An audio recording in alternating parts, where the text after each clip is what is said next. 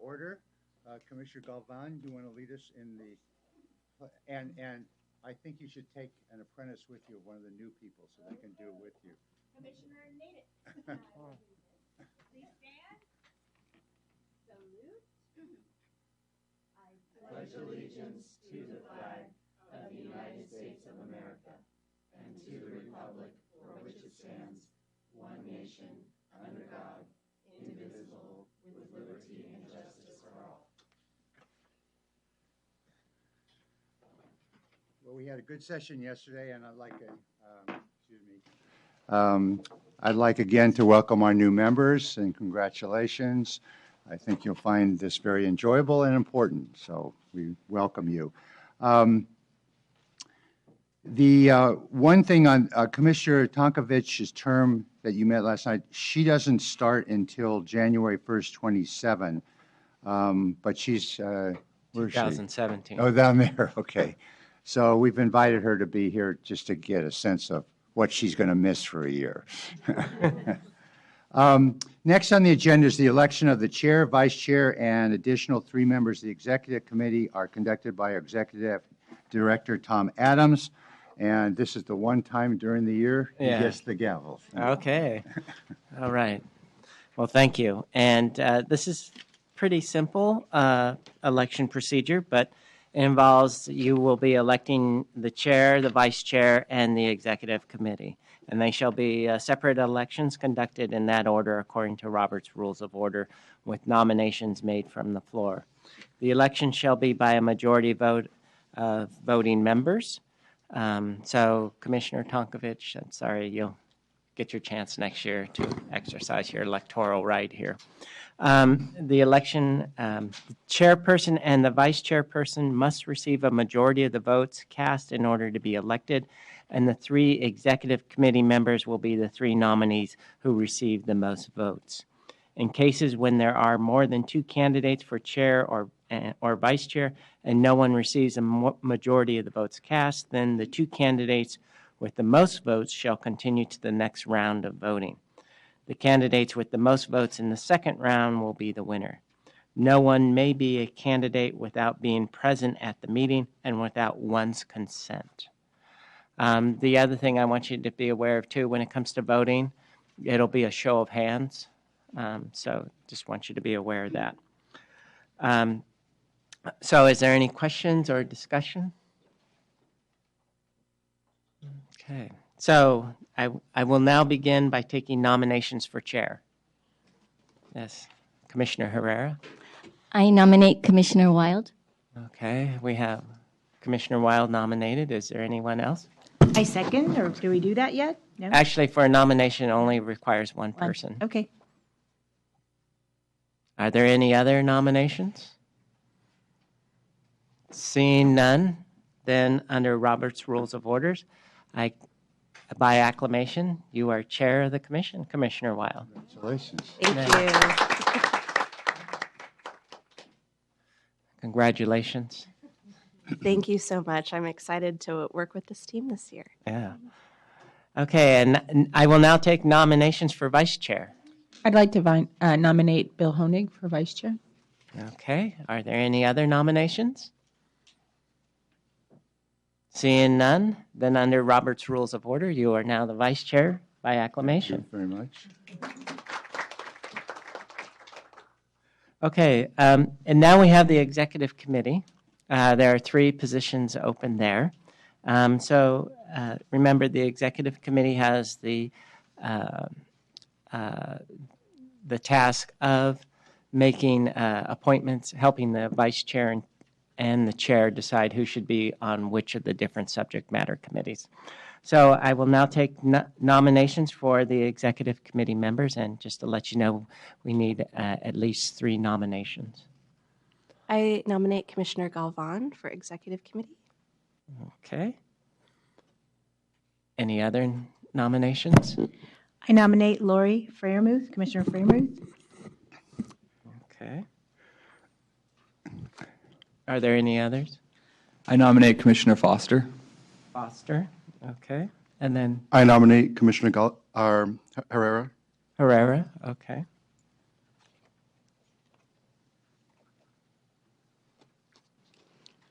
Okay, are there any other nominations? I nominate Commissioner Ulloa.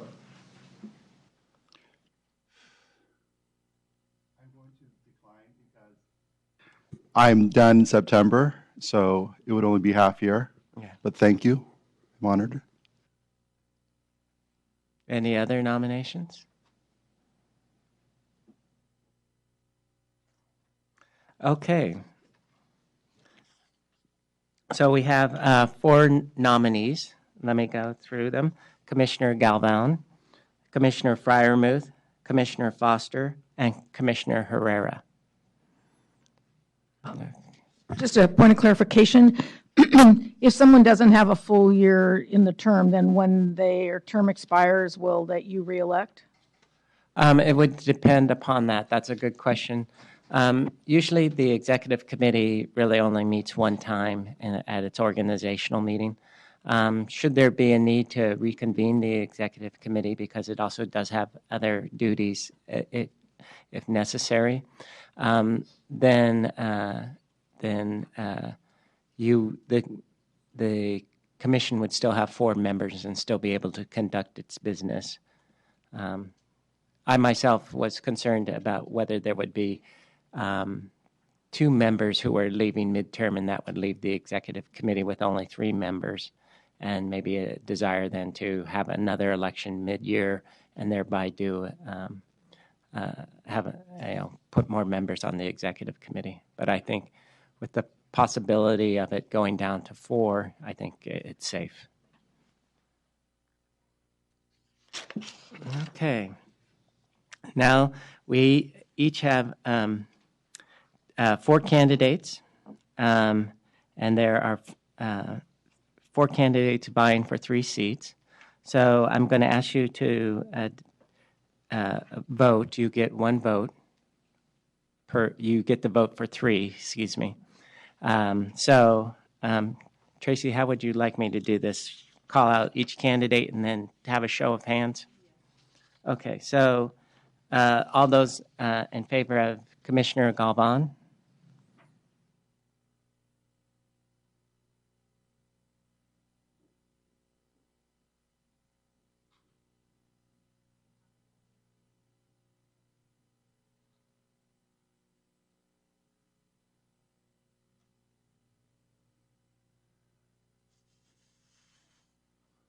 Okay, are those for Commissioner Fryermuth? Yeah, you can vote for yourself. She asked if she could vote for herself. Yes, you can.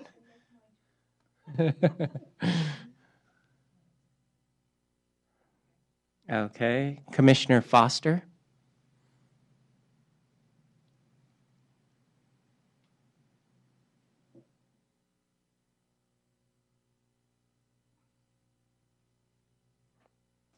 Commissioner Herrera?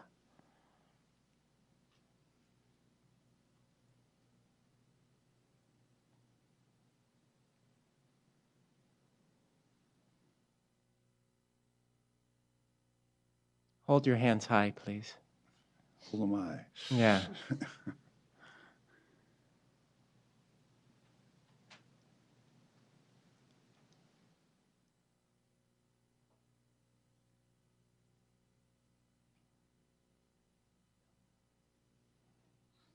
Could you read us your totals?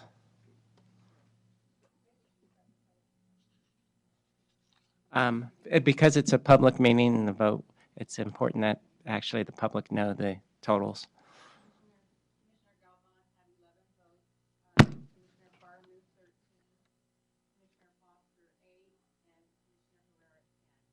Okay.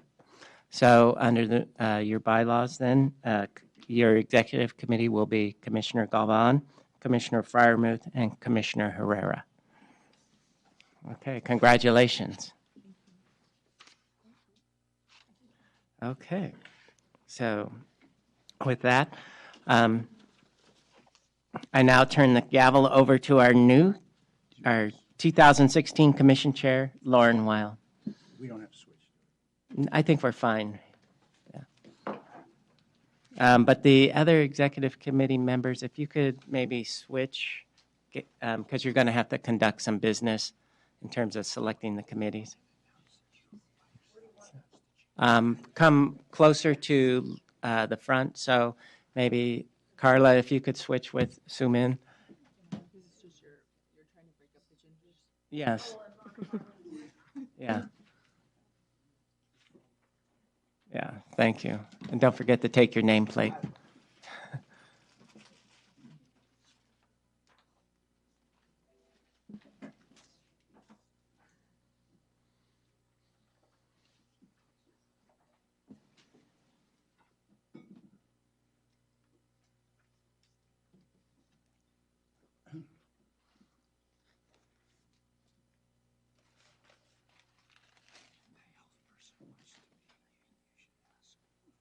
And we will cover the moving expenses.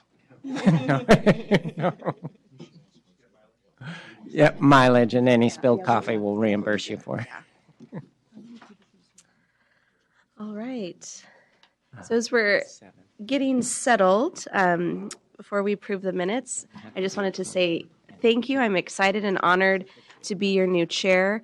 I actually had the opportunity to connect with our Commissioner Emeritus Iskin the other evening, and she just had wonderful words of encouragement and wisdom. And of course, with Commissioner Honig, I'm excited to support the work of the Commission with the year of the frameworks.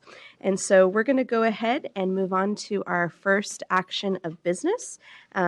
Before you are the minutes for November 19 through 20 at our last year's 2015 Commission meeting, and also the December 11 Commission telephone conference.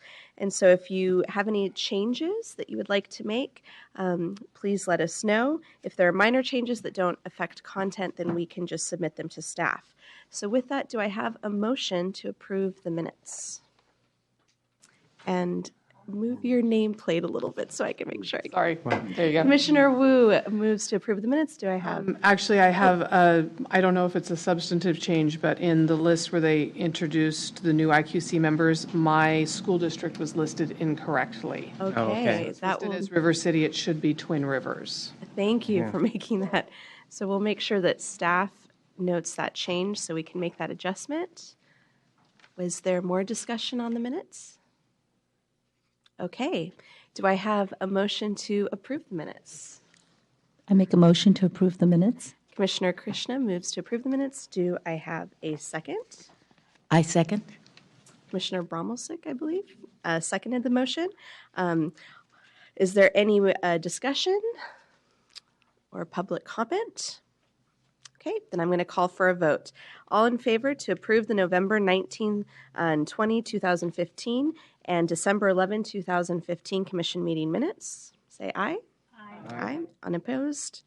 All right, the motion passes. So now we're going to move on to some of the reports. Can I Yes. just take it as a moment to explain to the new members about how the minutes come about and what they really are? First of all, since these meetings are recorded, we don't feel a need to take down every point of discussion or every conversation, so we record their action minutes. Second of all, when staff drafts them, they first go to, depending upon the subject matter committee, to the committee chair. And so staff works with the chair, gets an initial review from that chair before it then gets into the full agenda minutes. So I just wanted you to be aware if you become chair of a committee and you haven't been chair before, that's one of your duties is to review the meeting minutes as pertaining to your committee. And then, so that's why by the time it comes up here, it's pretty well baked. And so usually we catch mistakes like that, but I just wanted you all to be aware that's how we come up with the minutes and why they look the way they do. Okay. Great. And yes, and again, CDE staff is excellent at making sure that we get those minutes and it's timely and it really clarifies the process.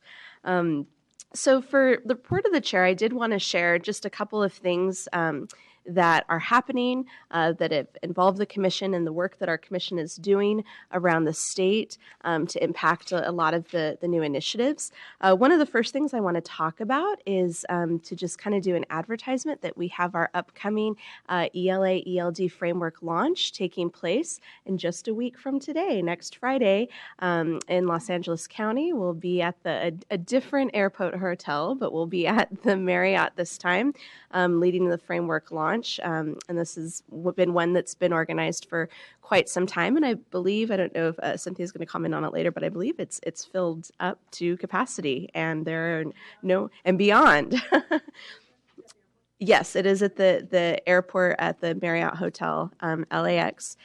So we're excited about that. Again, every time we're connecting with the field, it seems like the frameworks are just becoming, more and more accessible. People are digging into them. We're seeing them spotlighted and used in a lot of different ways. One of the ways that we were able to see the frameworks become front and center this week, and I know that Tom will probably mention this, but several of us had a chance to participate in the Educator Excellence Summit that took place this last Wednesday at the Sacramento Convention Center that was tied to the Greatness by Design framework. And so I had the opportunity to present some things that our district was doing, but we were able to kind of tie it back to the framework and help people understand, how we're using some of those resources. And then I attended a second session on integrated and designated ELD that was also tying things back to our framework. And so it was exciting to see other districts and other groups around the state, how they're taking ownership and really using these frameworks as a core part of their professional development and instruction for teachers. We have some upcoming professional development opportunities that we'll be involved with the CTA Good Teaching Conference. I know Lori is going to be presenting along with some CDE staff and myself. And so again, it's all about exposing the math frameworks and helping people understand how to dig into a lot of those resources and with some math literacy pieces as well, along with overviews of the ELA ELD framework. So we'll be both in Southern California coming up in February in Garden Grove area, and also the Northern California one in San Jose. So a lot of exciting opportunities for us to get involved and spread the word. I'm sure that many of you are starting to go through local adoptions at your own districts with some of the ELA materials and ELD materials. I know that this last Monday night kicked off our first, steering committee meetings within my own district, and it just felt like home again, revisiting that chapter 12 and starting to, train locally and help our teachers really understand what to look for and to see that work continue on. And so we just, I just want to encourage all of you to continue to be a resource, to reach out as districts are really in the season now of taking those materials that we approve to their local levels and being able to be that connection to the field is really important. So with that, I'd like to turn it over to Tom Adams for his Executive Director report. Okay, thank you. One thing I do want to mention on the Educator Excellence, we're well represented there, not only with your presentation, but Bill was in attendance. And the point being is that we're in a new era of education policy where we have consensus between the board, the superintendent, and the governor's office, and that also professional development and professional growth for teachers, it's not something done to them, but something done with them. Kind of a big shift in policy, a lot of great presentations throughout the day, but it's kicked off well by Superintendent Tom Torlakson, as well as Linda Darling Hammond. So, and a fellow named Tom Adams. Yeah, Tom. Yeah, yeah. So, the other thing I wanted to mention is in your red folder you'll find some important things. One is the thank you, Deborah, for printing out these pages from the CDE website that show where not only the frameworks are, but their executive summaries. And also, this will be important for you, maybe later this spring when you have some parent-teacher conferences or any engagement with parents on the issues, is these nice trifolds on the math and English language arts, English language development frameworks. The one thing you want to know too is we're hoping by the end of February that we will have a Spanish translation of these. Yeah, so it's really a great job. We've had created a great partnership with Sacramento County Office of Education and the diligent work of Deborah over there, making sure everything gets done and looks good. Definitely, it's an important outreach in terms of parents. It's something the board had been encouraging us to do, and to actually have it there and ready is really important. One of the things I think that happens is many people will hear the label Common Core, and they won't understand really what it is, and these succinctly explain what would be changing in terms of the curriculum. And with the realistic expectation that outside of a few parents up here on the dais, most parents don't read the standards documents or the curriculum framework, so a good succinct explanation. Also, I want to report on the fact that both Bill and I were at the concurrence committee for the California Subject Matter Project at the end of Wednesday. Just to let you know that as part of my new duties, I represent the superintendent on that committee. Bill represents the commission. I'd like you to be aware that they are all are joining us in the partnership of developing curriculum frameworks, and we did some brainstorming with them on how to really bring their work even closer to it. The other thing is, as the new Deputy Superintendent for Instruction and Learning Support, is my goal to actually get more and more of your work integrated into the branch's work. We already have some very receptive people that you've already worked with, say like Carrie Roberts in the Professional Learning Support Division, as well as Veronica Aguila of the English Learner Support Division. We will get periodic updates from them on their activities, as well as from Deborah McManus of the Early Education Support Division, as well as Russ Weichel from the Career and College Readiness Division. So look for a little broader discussion in terms of some other things, getting informed of departments' activities and things that you can take back to your district. The other thing is we are now starting to do some work around computer science standards. AB 1539 by Assemblymember Hagman requires the Instructional Quality Instructional Quality Commission to advise the board on computer science standards. There are some national efforts that are just starting in terms of trying to define what is the core content around computer science, what does that really look like in an elementary and middle school setting, and what should be some appropriate electives in a high school setting. I'm working closely with Trish Williams on that. We will be going to a national meeting in April. I'll come back with a better understanding of what some of these national efforts are. And I'm hoping that the executive committee later today appoints a liaison for this so we can begin work, and then probably, depending on how fast things develop, we may have to create a working committee within the commission on that. One other thing I want to mention is the STEM conference. As you know, CDE conducts an annual STEM conference, and this year it will be October 9th, 10th, and 11th in Southern California. The one thing I do want to mention is this year, while we often know that STEM stands for science, technology, engineering, and math, this year we're also going to give it an alternative meeting. We're actually going to stress the theme of equity, and so STEM will, at this conference, will stand for students, teachers, equity, and mentors. Yeah, so, and we already have some really good speakers lined up. One of them is one I saw in Washington, D.C., Wes Moore. He's written a book called The Other Wes Moore, a tale of two boys named Wes Moore and what happens to them in terms of their careers. So that's the good news. The other news is a little more serious, but we do have friends with us who are helping us. And when the governor released his budget, he did not include funding for the Instructional Quality Commission. And once I immediately pointed this out to Karen Staff Walters of the State Board office, she said, well, definitely we will get moving on that and set up a meeting with Department of Finance and remedy the situation. So that's my late winter, early spring project.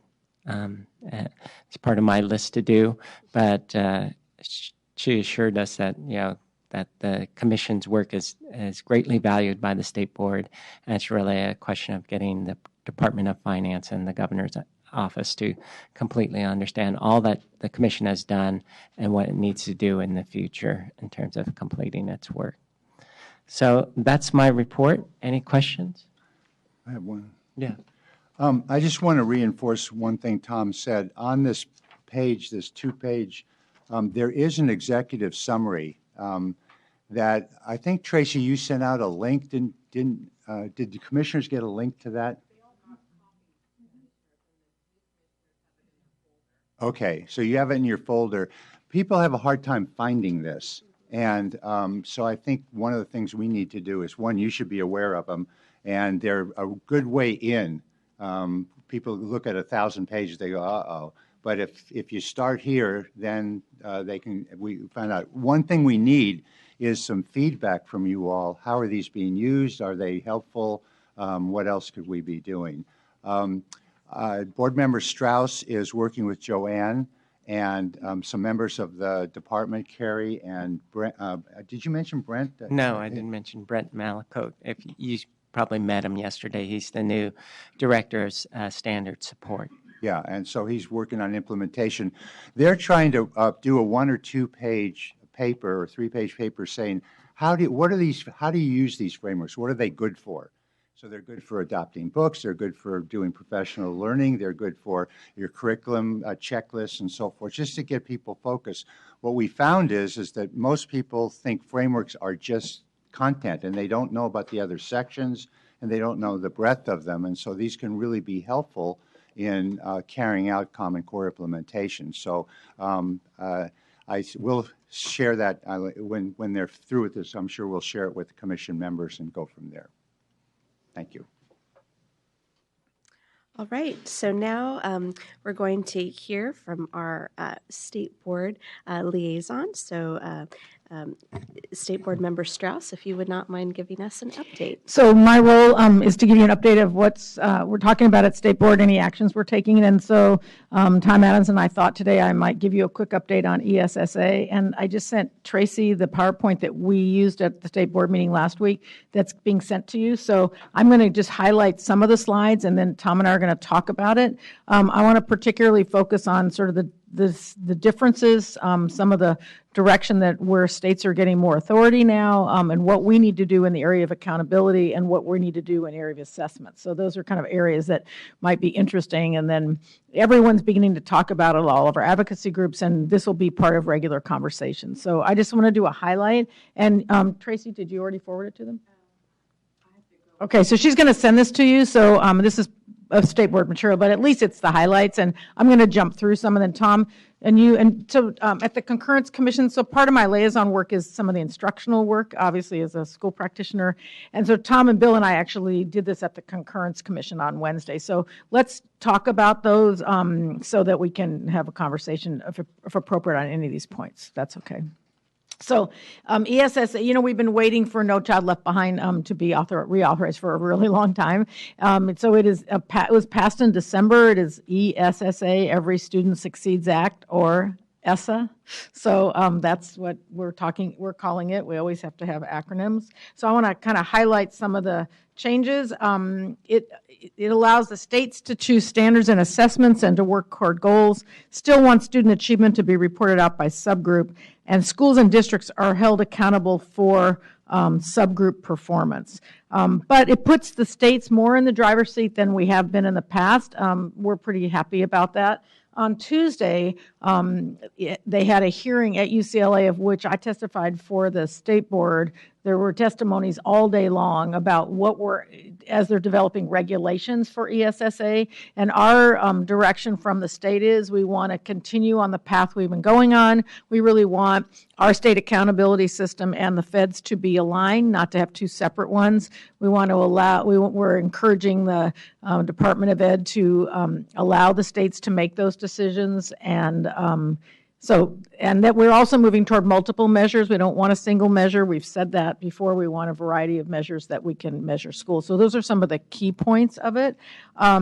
So there won't be any more AYP, adequate yearly progress. There will not be any more HQT, highly qualified teacher, and there won't be SES. So for districts that are Title I and are in program improvement, you always had to set aside Title I money for supplemental service providers. It's a big business of tutoring and after school. And so for example, the core districts in California got a waiver. So they were able to take that money and invest it in areas they saw as important, often teacher professional development, those kind of things. We've asked the feds again for a waiver on that. They haven't given it to us in the past, but we're a year from full implementation of ESSA, and we really believe that would be better for us to have the authority rather than having a set aside. So that's going on. We didn't get an answer yet. There are 8 states that don't have waivers, so majority do. The interesting thing also is that ESSA limits the Secretary of Education's authority, so it's come from one side to the other. So I'll tell you some of the things that the Secretary of Education cannot do now that may have been done in the past. I think it's kind of interesting. So the timeline is the waivers that all the states have, including the core districts, end in August of 2016. But this doesn't go into effect for another year. But school districts are saying if the state is going to set accountability, we want to know before the 16-17 school year so we can get ready so when accountability goes into effect, we've been paying attention to the right things. So our timeline for state accountability is by October, so it would be summer and then our July and then our September meeting. We're working on it, and I'll tell you a bit about what we're doing. But people really do want to know in advance of what schools are going to be measured on. So let's see. So the transition will happen, and people are wanting to know what happens in the year in transition. Do we keep identifying schools?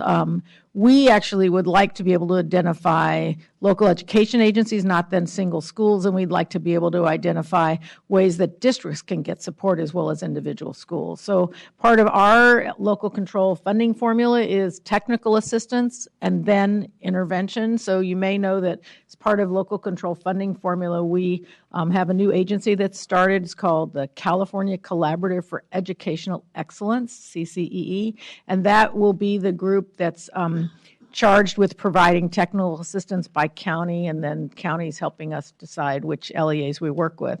So Sandy Thorstensen, who's superintendent in Whittier Union High School District, is the chair. Sue Burr from the state board and former executive director of state board is the vice chair. It's a board of 5. And Carl Cohn, who was superintendent in Long Beach and San Diego and was on the state board, he's the executive director of the California Collaborative. And then he's just hired a small but mighty team, including Socorro Shields, who used to be on instructional quality. She's the director of education, and Aida Molina, who was on state board, who resigned to take other director of education for California Collaborative. So I give Dr. Cohn and his team a lot of credit for putting together. And they have a couple more people on the team, but these are people that you all would know because Aida worked with the LAELD framework a lot, and a specialist from Bakersfield in instruction, and then Socorro was assistant sup and then superintendent in Santa Rosa. And so these are big changes starting in February that are moving to help direct a whole collaborative that will be providing both technical assistance and intervention. So just important for you to know that you now know some of the people that are working on this, and we'll hear more about it as it's developing. It's only it's coming together in their process. So Title I funding remains the same.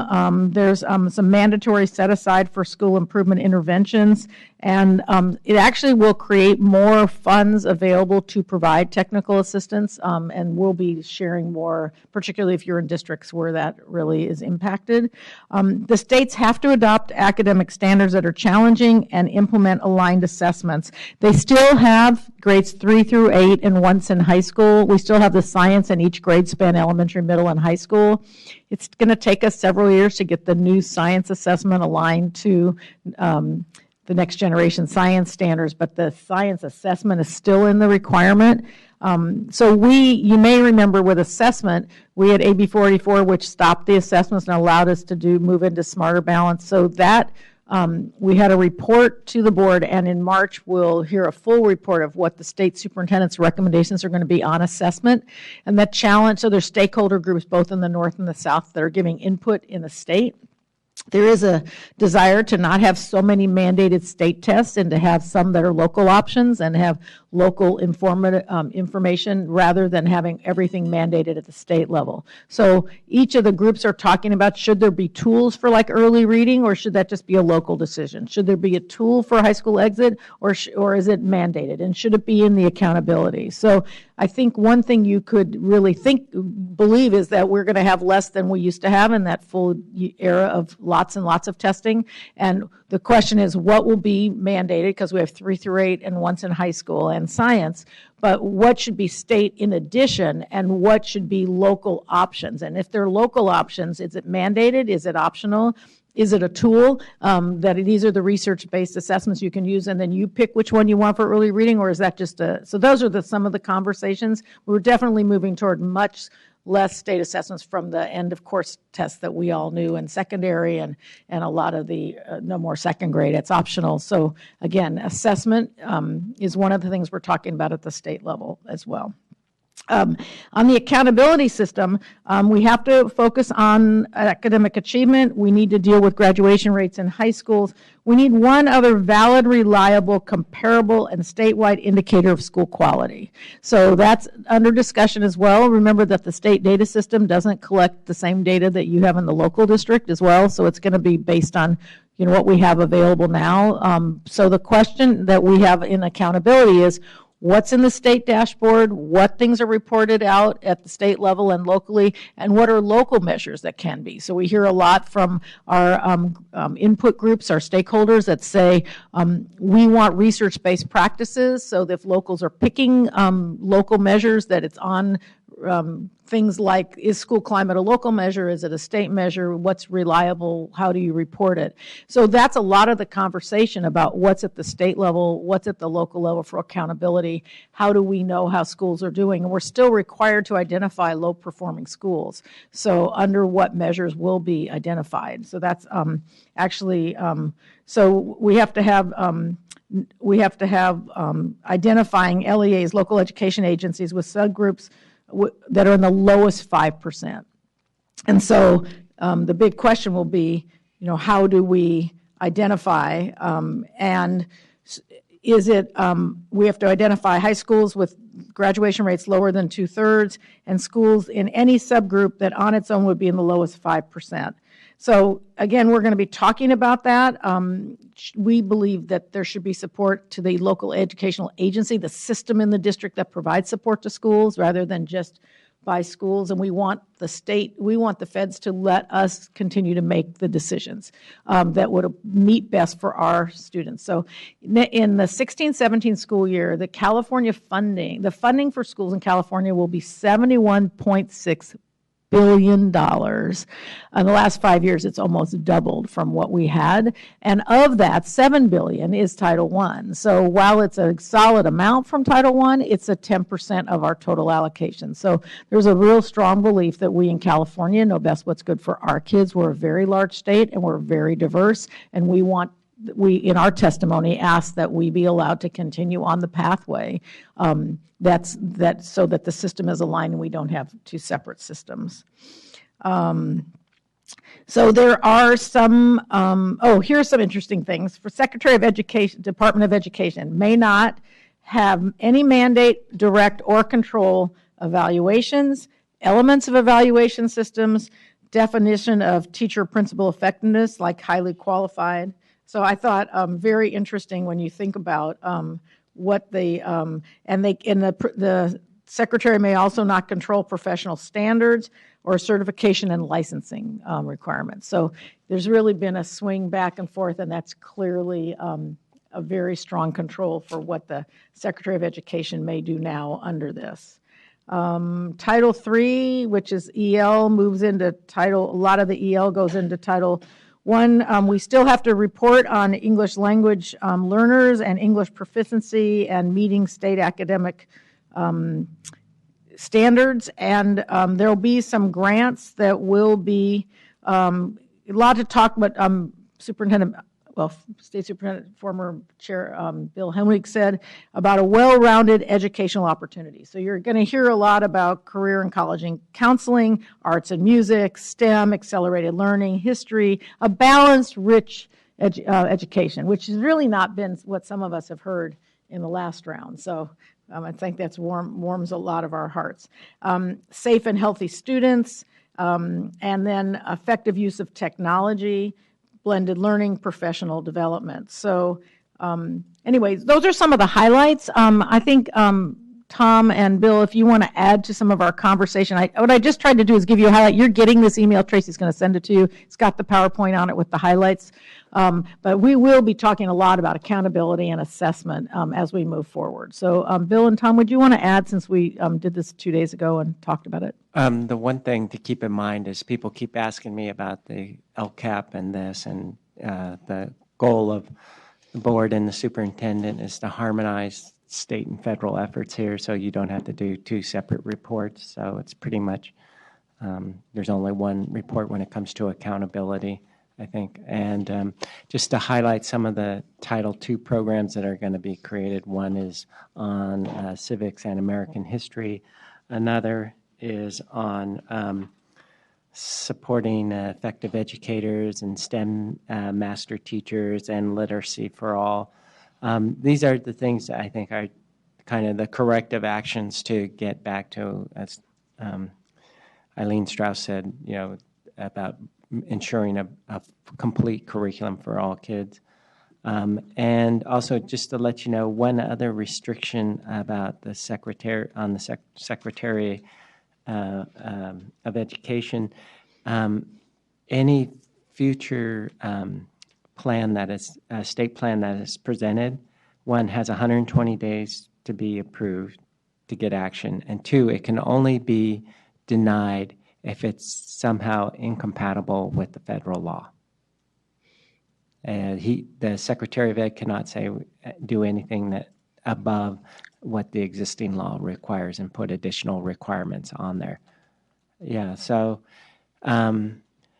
like I said, it leaves a lot of things open for states to define, but it also, at the federal level, sharply defines what the Secretary of Education can do. So it's kind of a flip.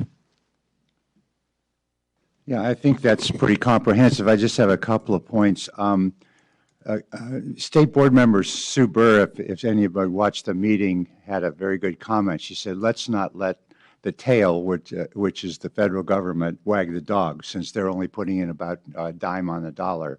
And the law is consistent with us moving ahead in the direction we've already been going. So I think it's nice to know all these details, but it doesn't detract from our mission of figuring out what it needs to be taught and how best to implement Common Core. That's the first point. Secondly, we'll talk, Brian and I will talk more about it if we get appointed, but when we get to the implementation issue. But the board is going to ask us for some, to weigh in on and give some advice on some of these specifics as they start to develop. Board Member Strauss raised the issue, what is a broad liberal arts curriculum? What is a broad curriculum? How do you measure that? How do you know? We could give tests in those areas, that there's some problems with that because of testing. So if you're not going to do that, and maybe you do it every 3 or 4 years with matrix, but how does a district ask the question, are we delivering a broad curriculum at our school, especially elementary? We need some advice on that and how to help them measure that, because what I found is you can have the best intention, but you put in a measure that's technically flawed, has unintended consequences, and it pushes you in the wrong way. So we want to look at some of the specifics and get some practitioner input on these, and the board will ask us to do that if when the time comes, when they get more specific.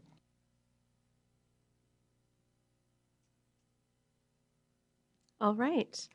So now we're going to go and open it up to if there are any commissioner reports or any other matters that we feel we need to address or any public, and then after that we'll go to public comments. So are there any things the commissioners wanted to report on individually? All right. Are there any, is there any public comment on non-agenda items? Okay, so now we're going to move on to convene the executive committee, where we will be electing our chairs for our subject matter committee meetings. So if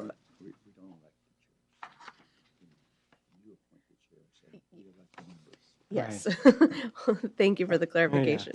Yeah. So we're going to go ahead and convene the executive committee to order. So if you're on the executive committee, if you could have your nameplate up, and if you're not, if you could put your nameplate down, please. Thank you. I call the executive committee meeting to order. And so the first item of business is the appointment of subject matter chairs.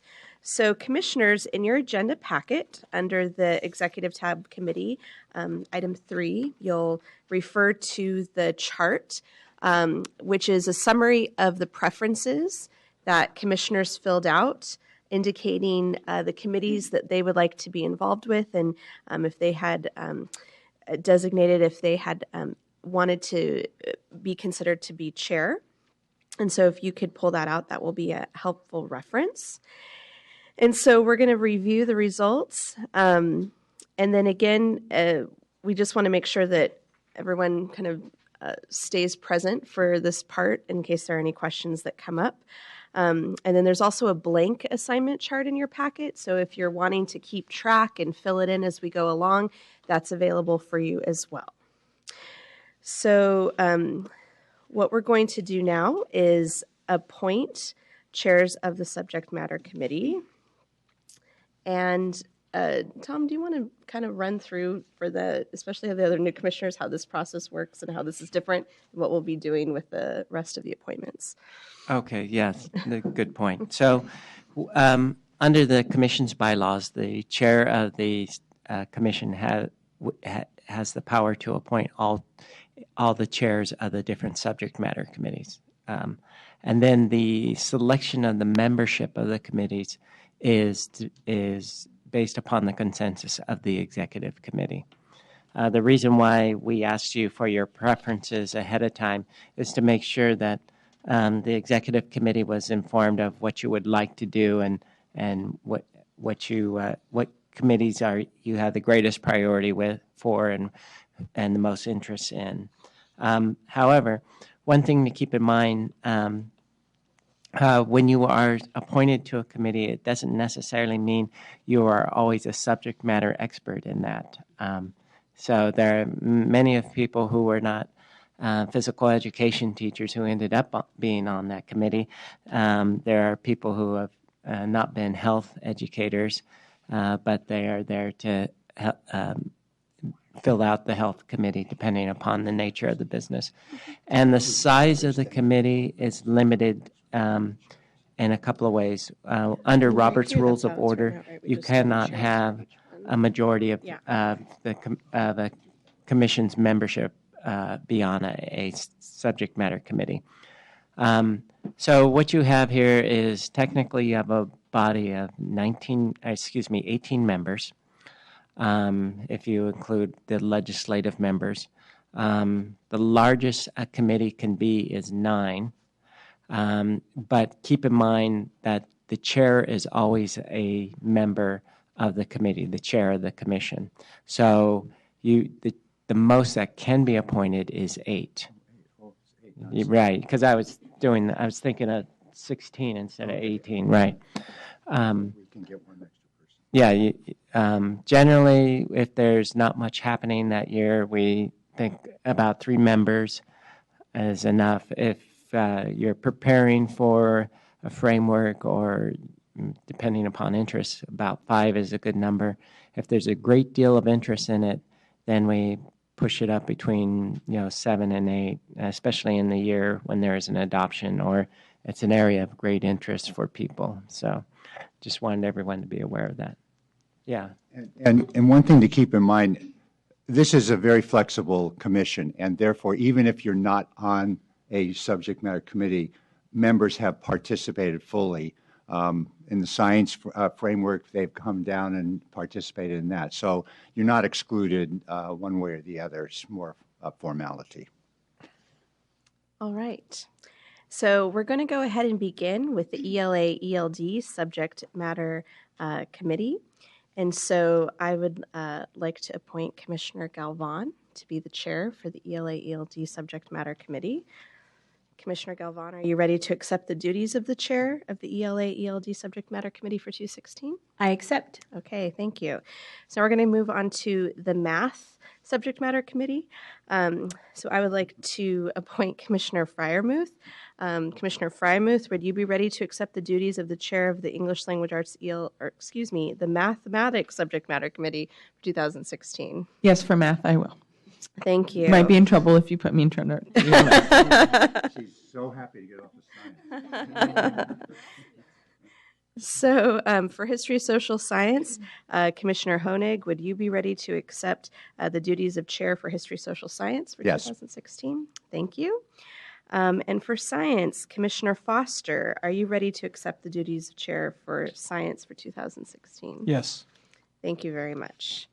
Okay, so for Health, this is exciting because we have a new commissioner that's going to step right in and take on the chair. So Commissioner Wu, are you ready to accept the duties of chair for the Health Subject Matter Committee for 2016?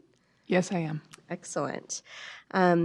And for PE, as you can see from the list, since we had just one individual highly interested, we're going to go ahead and extend that also to Commissioner Wu. So Commissioner Wu, would you be ready to accept the duties for Physical Education Subject Matter Committee for 2016? Yes, I will. Excellent. Way to step up. 2 chairs right at your first meeting. We love that active enthusiasm. And then for VAPA, Visual Performing Arts, Commissioner Mueller, are you ready to accept the duties of chair of the Visual Performing Arts Subject Matter Committee for 2016? I am. Excellent. And then moving on to World Languages, Commissioner Herrera, would you be willing and ready to accept the duties of the chair of the World Language Subject Matter Committee for 2016? Thank you. Yes, I would be honored. Excellent. And then for Educational Technology, you can see that while many individuals indicated that they wanted to participate, we didn't have someone that had stepped out and indicated they would be chair. But I would like to extend Commissioner Reese, if you would be willing and ready to accept chair of the Committee of Educational Technology for 2016. Yes, I would. Thank you.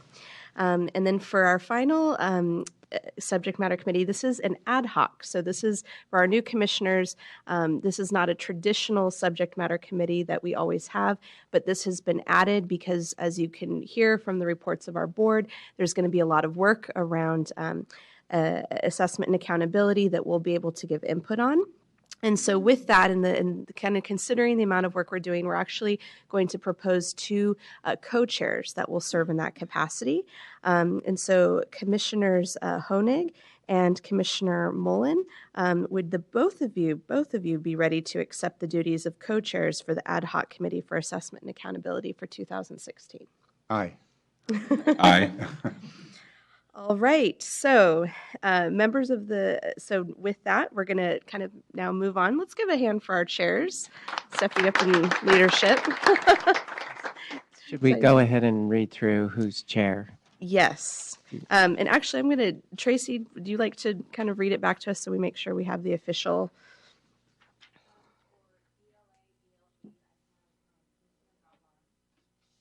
Tracy, I don't think your microphone's working.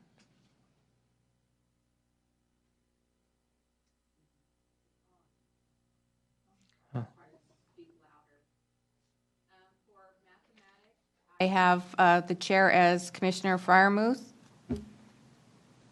For History, Social Science, Commissioner Honig. Science, Commissioner Foster. Health, Commissioner Wu. Physical Education, Commissioner Wu. Visual and Performing Arts, Commissioner Mueller. World Languages, Commissioner Herrera. Education Technology, Commissioner Reese. And for the ad hoc on assessment and accountability, co-chair is Honig and also co-chair Mueller. Excellent. So now we're going to, members of the executive committee, we're going to look at the survey results again. And now we're going to determine the work of who are going to be the additional members on those committees. So what we're going to do is we're going to kind of, again, start with English, ELA, ELD, and move across. The other thing that I'd want to just, again, kind of reiterate is that during this process, you'll notice, especially where we have a lot of people signed up and we only have 7 spots, we also extend, other commissioners to make recommendations and say, you know what, for example, PE is looking really slim, so, I have an interest in that, I would rather be considered for that one or move me here. And so it does, become an opportunity for those of you that aren't in the executive committee to help kind of guide us and let us know what your thoughts and feelings are. Again, I just want to reiterate, we've said it several times, but this is a very open and friendly group. So even if you're not appointed to a subject matter committee that you still wanted to participate in, it's open. So if we have business, for example, we had a history, social science meeting this last fall, and several members of the commission that weren't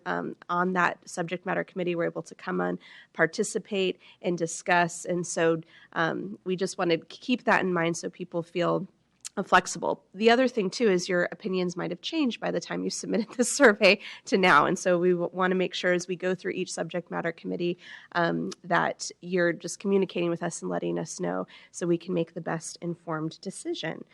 So we're going to go ahead and start with the English Language Arts, English Language Development Committee. And it looks like we had enough members there. Let me make sure. Oh, and I can take myself off. Yes, Commissioner Herrera. Thank you. Well, I know you will continue as member of chair. I would like to take my name off, and I just want to say thank you. I've enjoyed being vice chair up to now. My interest will continue, but I'd rather take my name off to be in support of those that will be able to continue with the work. So just I don't think, can't everybody fit on here? Aren't there too many? Huh? Is there? I think there's one too many. Are there? 6. 9, there's 9, and if you take yours off, there's 8. And then Commissioner Herrera is withdrawing, so then that would. No, I'm just saying, I don't know if she has to withdraw. Oh, well, I thought. When we say, let me just clarify. Yeah, when we say 8, is that including the chair or not including the chair? Not including the So chair. there can be a total of 9. So you can have 9, and so you can stay on there if you Oh, want. okay, well, then I'd love to stay on. Right. Thank you. And so, yeah, so then my suggestion would be that we go ahead and add everybody on the list. So just for clarification, Tom, do we need to go through and have everybody individually accept, or can we move it and take it as a group and then read the names to Tracy and appoint that way? I think Tracy and everyone else has the list in front of them. So just for the sake of the public, you should probably, at the end of it, just say who's on there. So Okay. for those in the audience. Commissioner Wild, Yes. at this time, I want to go ahead and withdraw because I might be adding a little bit down the road. Okay. Thank you so much, Commissioner Flores. So we'll go ahead and withdraw your name from ELA, ELD Subject Matter Committee. And can I just one more point of clarification? When you sit as a member of a committee, you are an ex officio member. You cannot count towards the quorum, but you can participate as a committee member. Yeah. Thank you. All right, so I'm going to go ahead and read the names of the ELA-ELD Subject Matter Committee for 2016.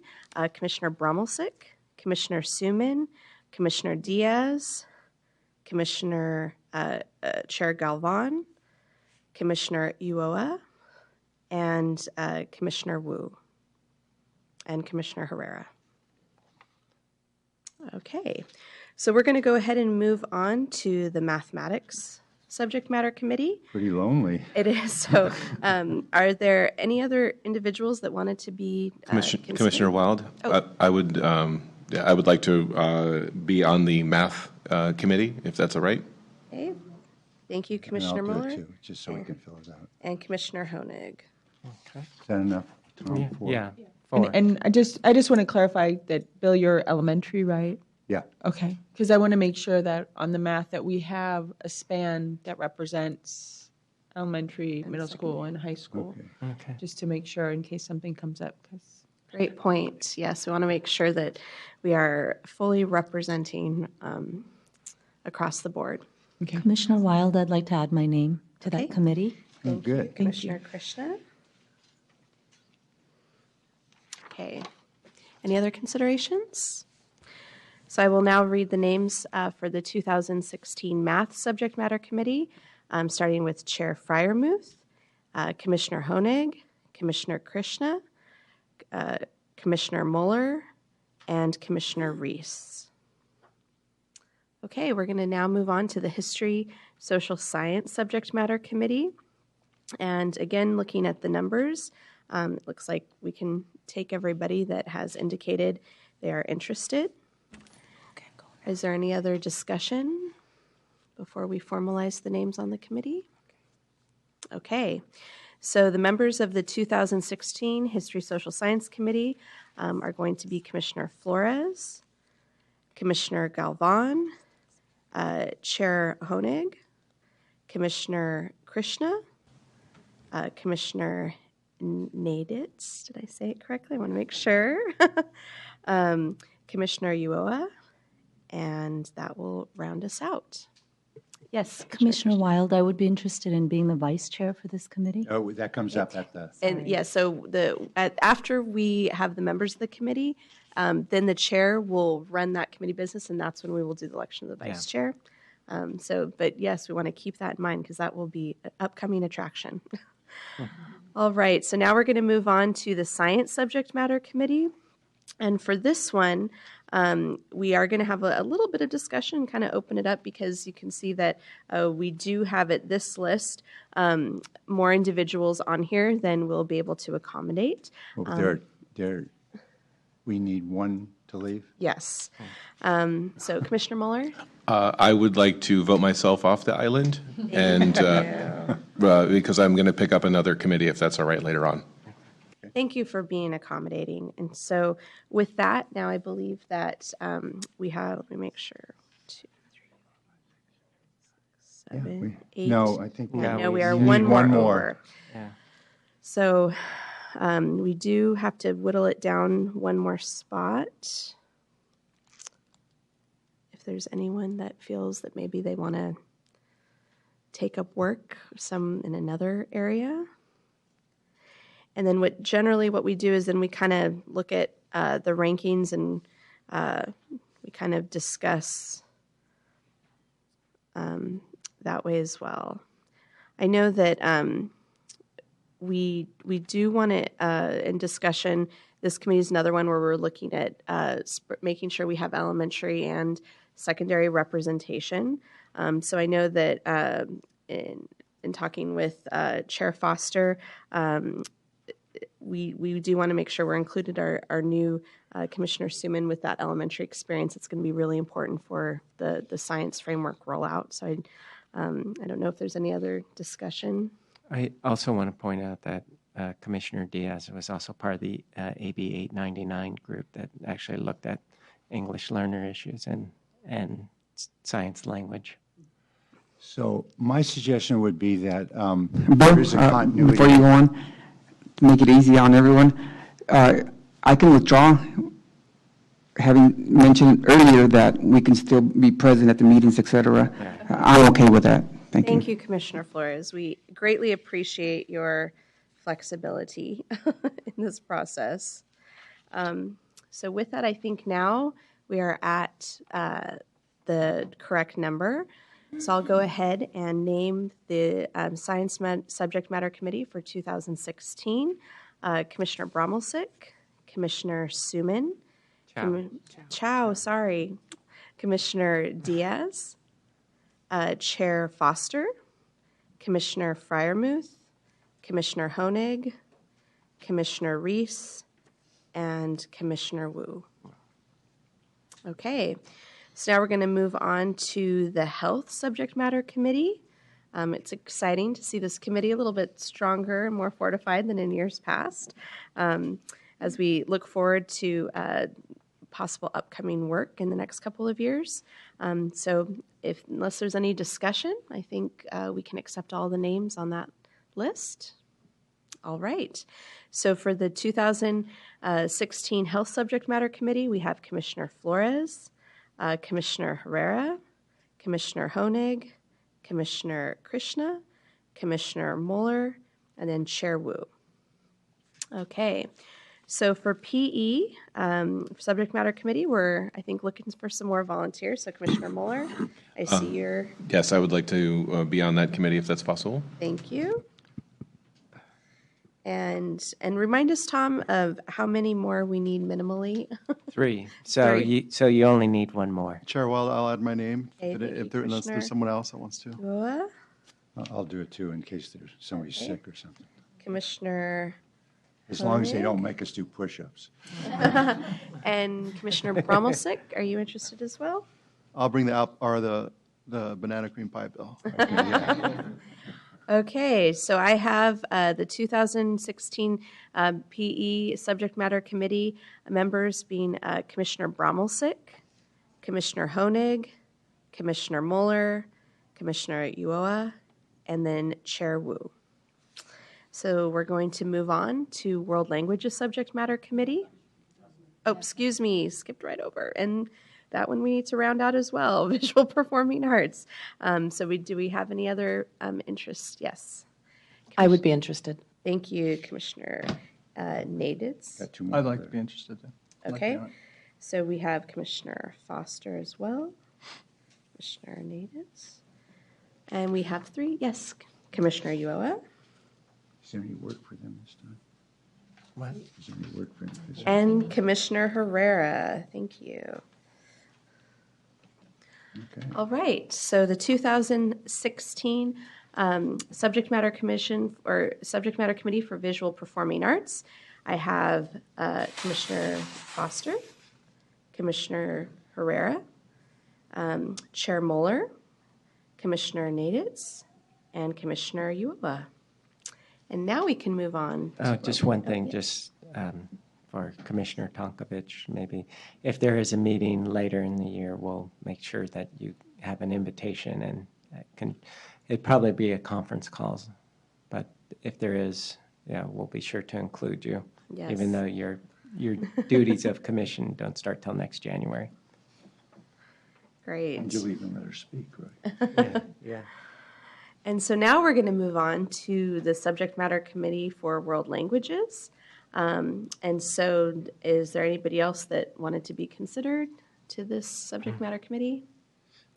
Okay, so we'll go ahead and accommodate everyone that indicated. So the 2016 Subject Matter Committee for World Languages is going to be Commissioner Galvan, Chair Herrera, Commissioner Naditz, and Commissioner Uoa.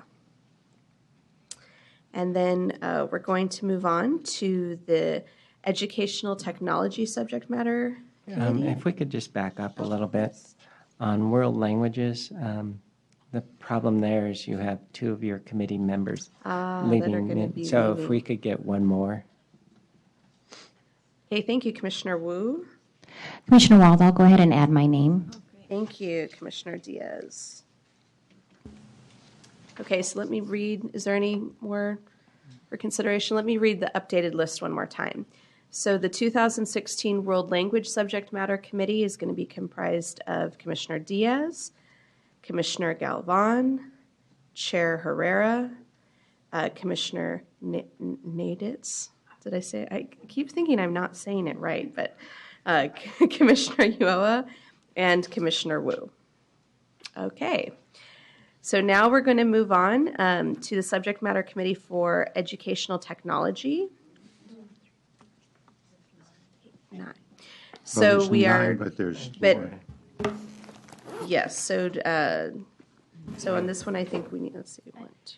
No, Yes. it's okay. I can come off since I. Oh, wait. Yeah, no, because you're not counting Huh? the I'm not counting. You're not, Lauren's. But she's always on a committee, so that But well, that's one. Oh, that's right. She's Yeah. not. She didn't. I She, wasn't yeah, on yeah, the yeah, count. yeah. So we do have one person that we Sorry. need to open it up. So I can come off of it. okay, That's fine. Commissioner Galvan. We'll remove her name. Thank you for being accommodating. Okay, so then everybody else will be able to remain. So the subject matter committee for educational technology for 2016 will be Commissioner Brommelsick, Commissioner Chow, Commissioner Diaz, Commissioner Foster, Commissioner Herrera, Commissioner Naditz, and then Chair Reese, and then Commissioner Wu. Okay, so now the last subject matter committee, the ad hoc for assessment and accountability. And again, we know that this is a popular one, but we want to ensure that everyone will still have a chance to participate because we know that this is a subject that is going to be important for all of us moving forward. So are there any individuals? Yes, please remove my name. Okay, thank you, Commissioner Herrera. So then, Since I can still listen, I'll go ahead and formally remove my name.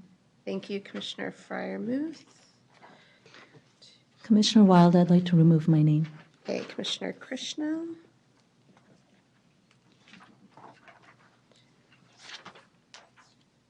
How many is that? 11. I think we still need 2 spots to open it. Chair Wild, I'll remove my name. Okay, thank you, Commissioner Reese. And I will also remove my name. Thank you, Commissioner Naditz. That doesn't. Okay, so now we are at our correct allotment. Now read us what it is. So I'm going to go ahead and read the 2016 Ad Hoc Committee for Assessment and Accountability. Commissioner Brommelsick, Commissioner Chow, Commissioner Diaz, Commissioner Foster, Commissioner, was it? Galvan, okay. That's what I thought I might have crossed out the wrong one. Commissioner Galvan, Commissioner Honig, Commissioner, Co-Chair Honig, Co-Chair Mueller, Commissioner Uoa, and then that is it, because I did not count. So let me make sure. How many individuals? 2, 3. Okay, so we can add one person on. no, that's you. Okay, then I rounded out. yeah. Okay, so that is correct. Do you need me to read the list again, Tracy? No, I got it. You got it. Okay, thank you. So with that, we are now going to look at our liaison appointments. And so again, the liaisons, Tom, I don't know if you maybe want to just kind of give us an overview of some of the liaisons and just kind of briefly what those individuals do and what they're involved with before we conduct the appointments. So the commission does, depending upon certain things, have official official liaisons.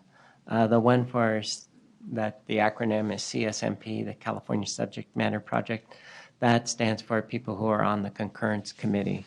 And the commission has one person and usually then an alternate. Right now, Bill Honig is your representative, and I would also recommend an alternate as well. The Education and the Environment Initiative, we could maybe get, let me see, did Brian Ellers leave? Yeah.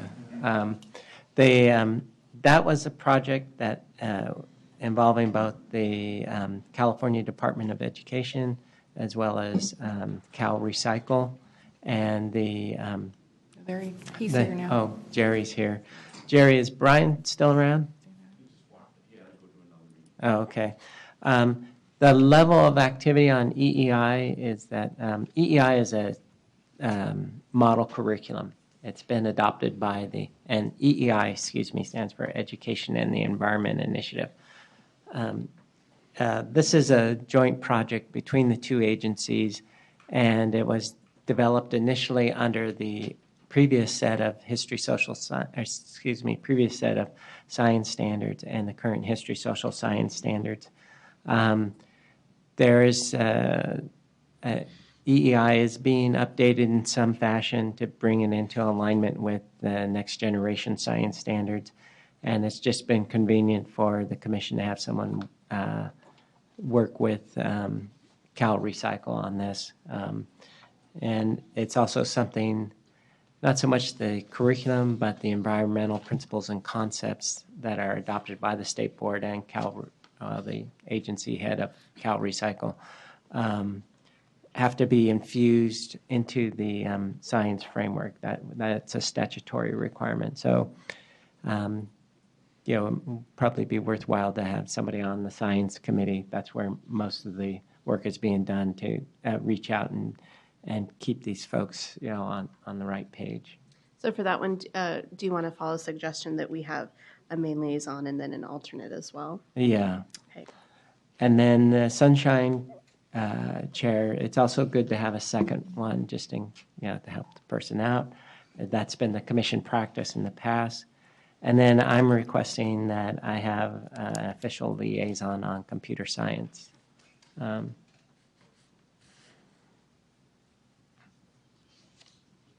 Okay.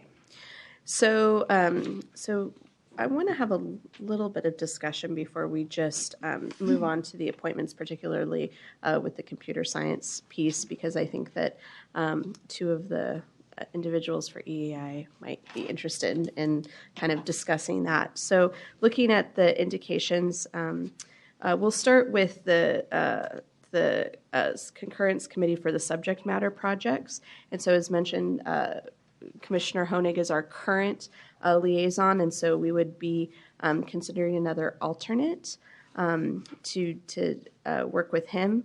And so Commissioner Brommelsick and Commissioner Naditz have indicated that they are both interested. So is there any discussion? Because we'll just kind of look at having one alternate.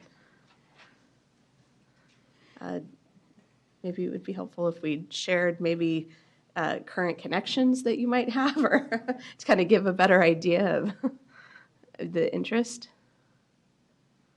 Commissioner Brommelsick? This is just an area that I'm interested in moving towards. Okay. Yeah. I'm currently a leadership team member of the Capital World Language Project, which is part of the California World Language Project, and I've worked closely along those lines. So I have a lot of familiarity with the subject matter projects, particularly on this end. Okay. So maybe Commissioner Brommelsick, if this is something that you're just interested in. You can remove my name. Okay. Yes. So, and then the other thing I would suggest, since this is an area of interest, that maybe, you can be able to kind of connect with Bill and learn about some of the other California Because subjects. there's next year in it. Exactly. So we can maybe have an alternate and an apprentice. Okay. Thank you for that. So with that discussion, Commissioner Honig, are you ready to accept the duties of the liaison for the concurrence committee for the California subject matter projects for 2016? Yes.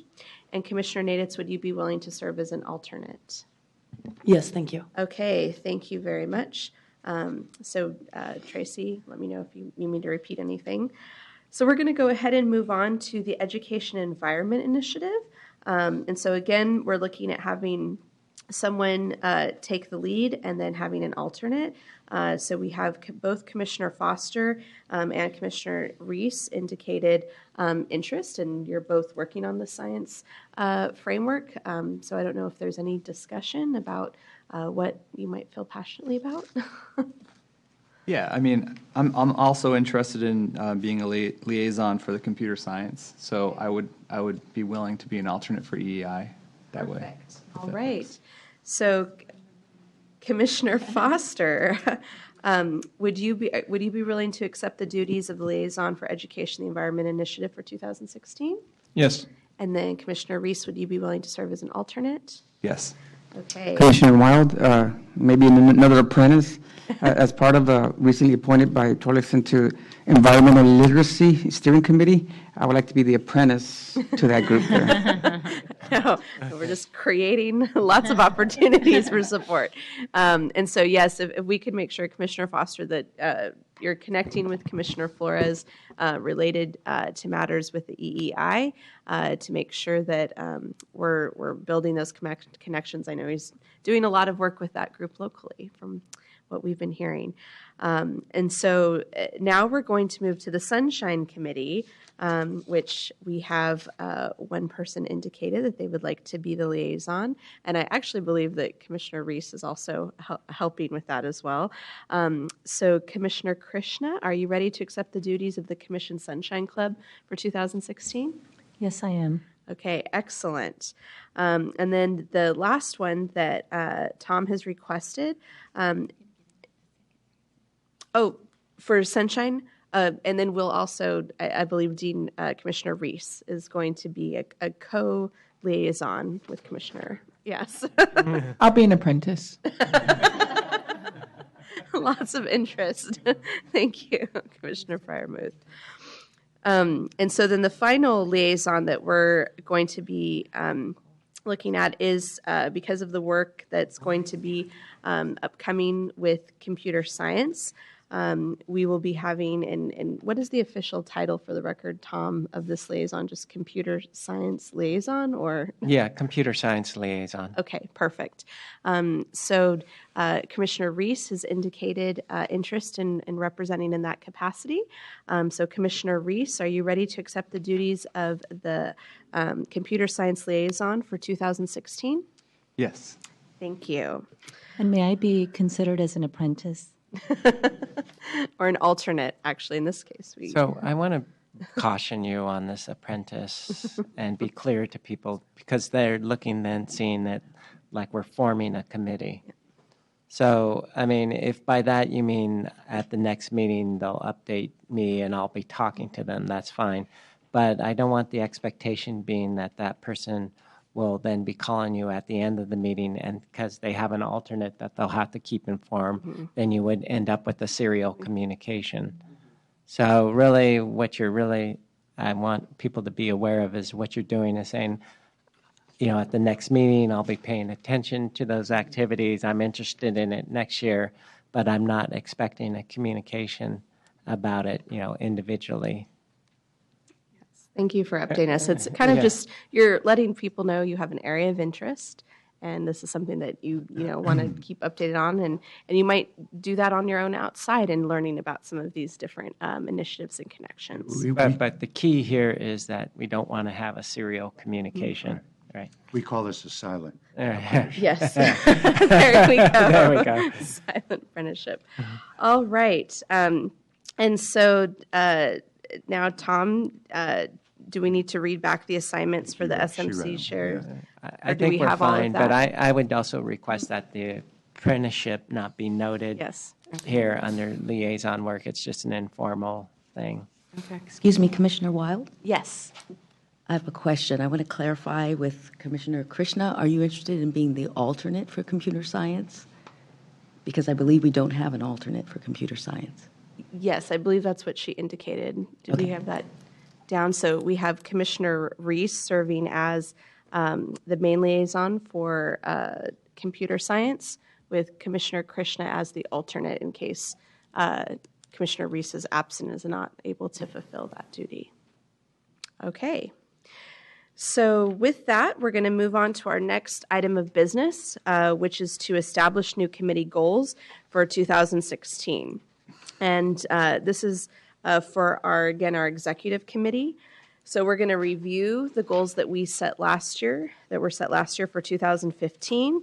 The first one being to ensure that every member of the commission follows Bagley-King Open Meeting Act. Tom just gave us a great reminder of the importance of this and serial meetings and making sure we're conducting all of our business in open and in the public. The second one was around providing support for the development and implementation of curriculum frameworks, because this is the year of the frameworks, focusing on history or science framework and then the history social science framework. And then again, our ongoing goals included with that of supporting the implementation of the Common Core state standards and the next generation science standards, and then K through 12. Our third goal is continuing to provide support for the rollout of the ELA-ELD framework and the professional learning activities around the mathematics framework, and providing support for the 2015 ELA-ELD adoption of K-8 instructional materials. And then also the fifth goal of ensuring that the Commission's organization reflects the advisory needs of the State Board of Education. So now looking at the goals for 2016, they are identical with the addition of a fifth goal. Actually, they are not identical. So I will make sure I go through. The first one, ensure every member of the commission that follows the Bagley-King Open Meeting Act. The second one, providing support for the revision and implementation of the curriculum frameworks in science and history, social science, and the support of the implementation of Common Core standards, the next generation science standards, K-12. Providing support for the launch events and the rollout plan of the ELA-ELD framework and professional learning activities around the math framework. Ensuring that the Commission's organization reflects the advisory needs of the State Board of Education. And then the final goal, number 5, if funded, provide support for the 2017 History Social Science adoption of K-8 instructional materials and then the development of the health framework. So are there any discussions, questions, or comments around these proposed goals for 2016 or any other goals that we feel should be added? Can we make a motion? Yep, if we don't have any discussion, okay. So I move we accept the Okay. goals as they are. Actually, I had a little bit of discussion on number 3, if we could, taking a look at the supporting the launch events and rollout plan of the English Language Arts English Language Development Framework and Professional Learning Activities. Okay, so point of order, Chair. You have a motion Yes. on the floor, and so is there a second? Is there a second on the motion? Do you want to hear the Well, change first or We the need to, addition? because Well, we need it's to just discuss once the a motion. motion- I'll there withdraw, you have- I'll withdraw the motion so you can make your Oh, point. sorry. Okay, so as we read it, we understand that it's an English Language Arts, English Language Development Framework.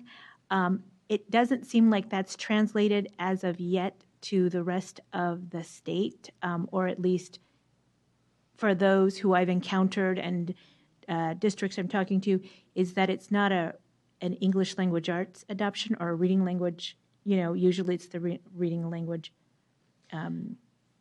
So piece. what I hear you saying is maybe you would like to add specificity in that we want to also ensure that as we're rolling out, we're articulating that it is an ELA and ELD framework. Adoption. Thank you. So could we maybe just revise the goal to say provide support for the launch events and rollout plan of the English Language Arts / English Language Development Framework, Emphasizing that it is a dual Integrated, or yeah. integrated So framework. Can we not? Can I just say Can I make a point here? Is that this is maybe something that you want, since you're the chair Sure. of the subject matter committee, why don't you do that in your In my goal? goals? Yeah. Okay, that's what I was wondering. Yeah, Okay. because I think That's fine. it's stated here that it's dual. Sure, you but know. not, and doesn't have This to is be. not an implementation in this committee. I This is understand just that. general. I just wanted to emphasize that, and I can. Thank you. Okay, that's a Okay. perfect So I suggestion. want to move that we accept the Okay. goals. Is there, I second the motion. okay, excellent. Commissioner Honig has moved to approve the 2016 goals as presented and forward them to the full commission, and Commissioner Galvan has seconded. Is there any further discussion on the motion? Or is there any public comment on the motion? Okay, all in favor, please say aye. Aye. Okay, the motion passes. So now we're going to move on to public comment. So is there any public comment on today's committee agenda? Okay, seeing none, I close the meeting of the executive committee. Okay. And can we take a break? Yes, so we are going to take a break. We're ahead of schedule because this is where we would have had our lunch break. And so my recommendation is that we take a 15-minute break. Would that be 15. reasonable? Okay, so we'll reconvene at 10:45. Okay. Good job. I think we would move through. She's like a pro, huh? Who would know this was the first day on the job? Yeah, that's like.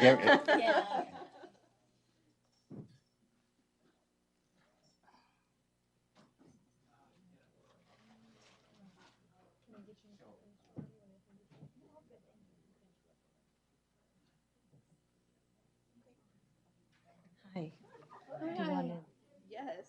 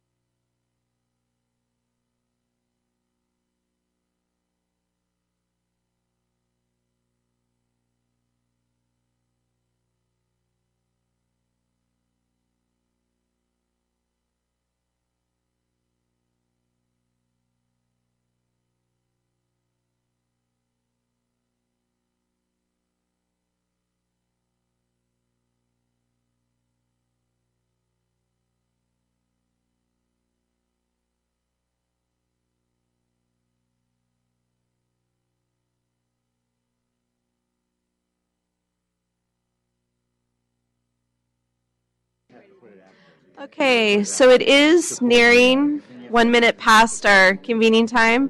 So we'll just say you can kind of wrap up, and then we'll aim to begin promptly in just a couple minutes.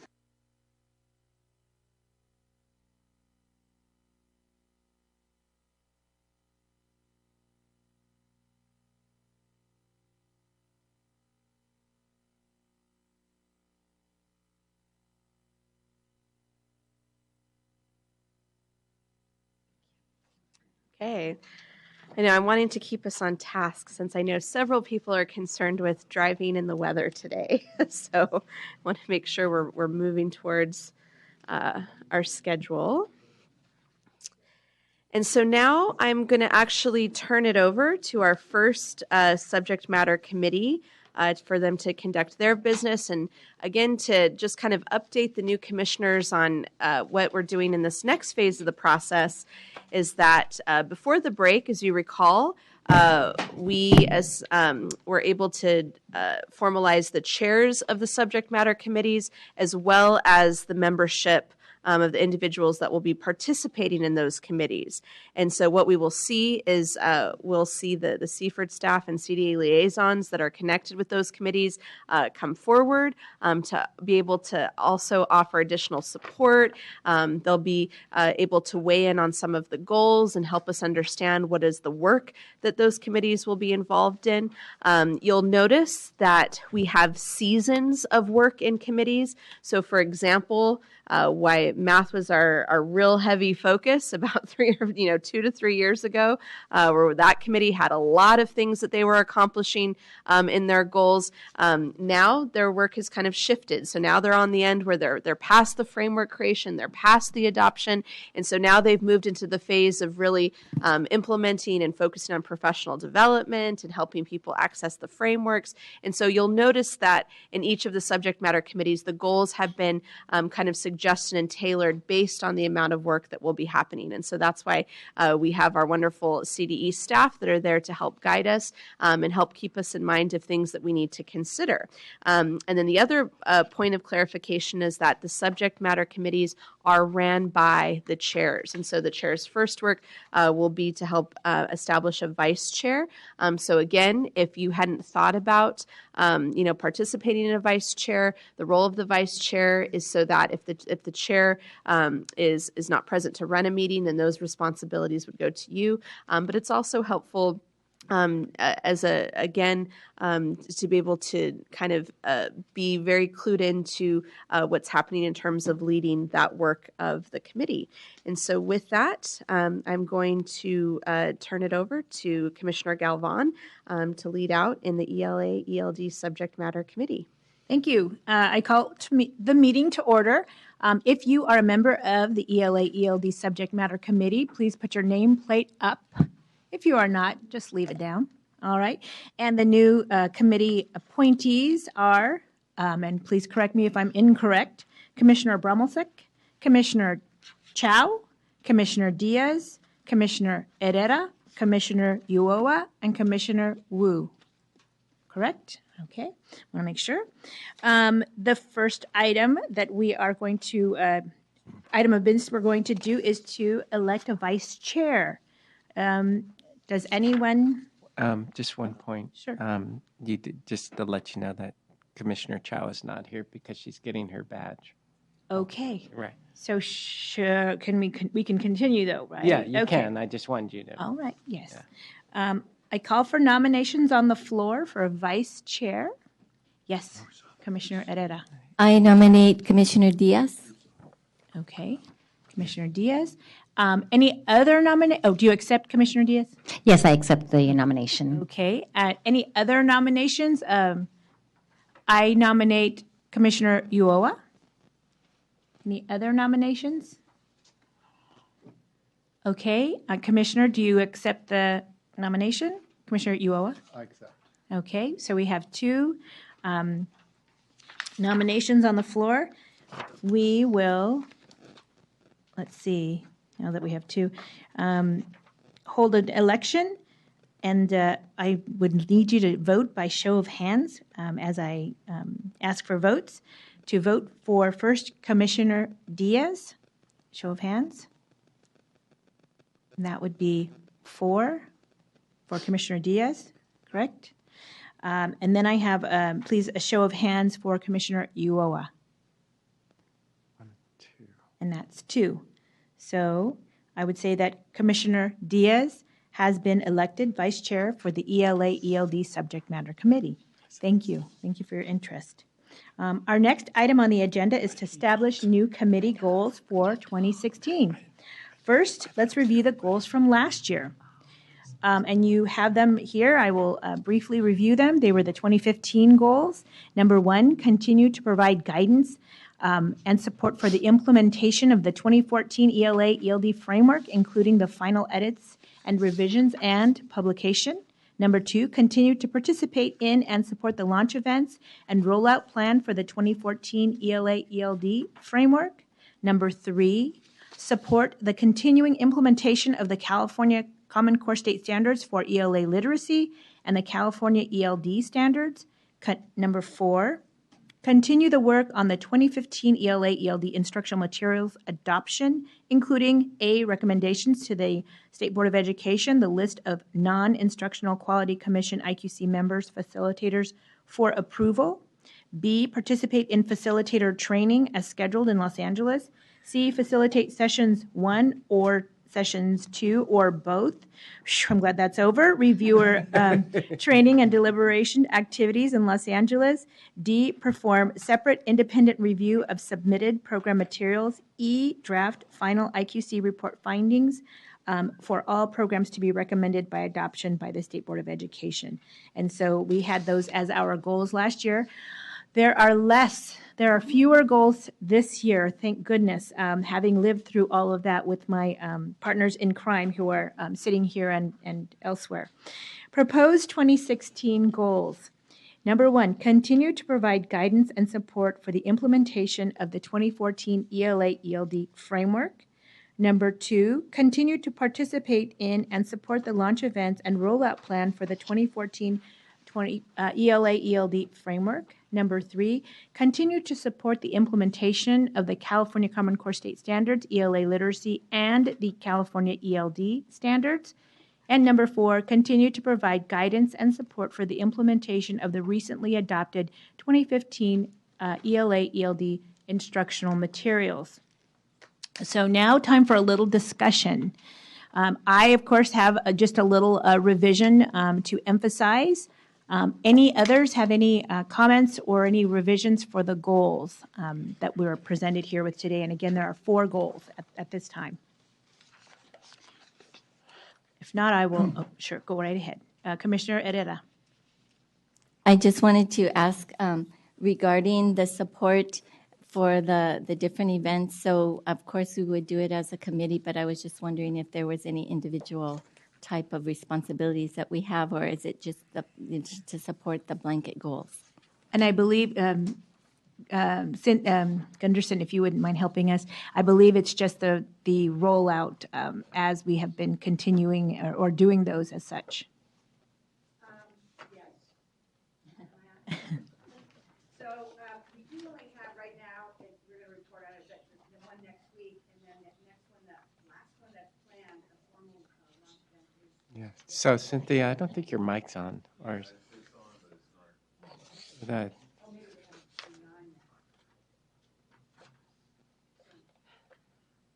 Is it working?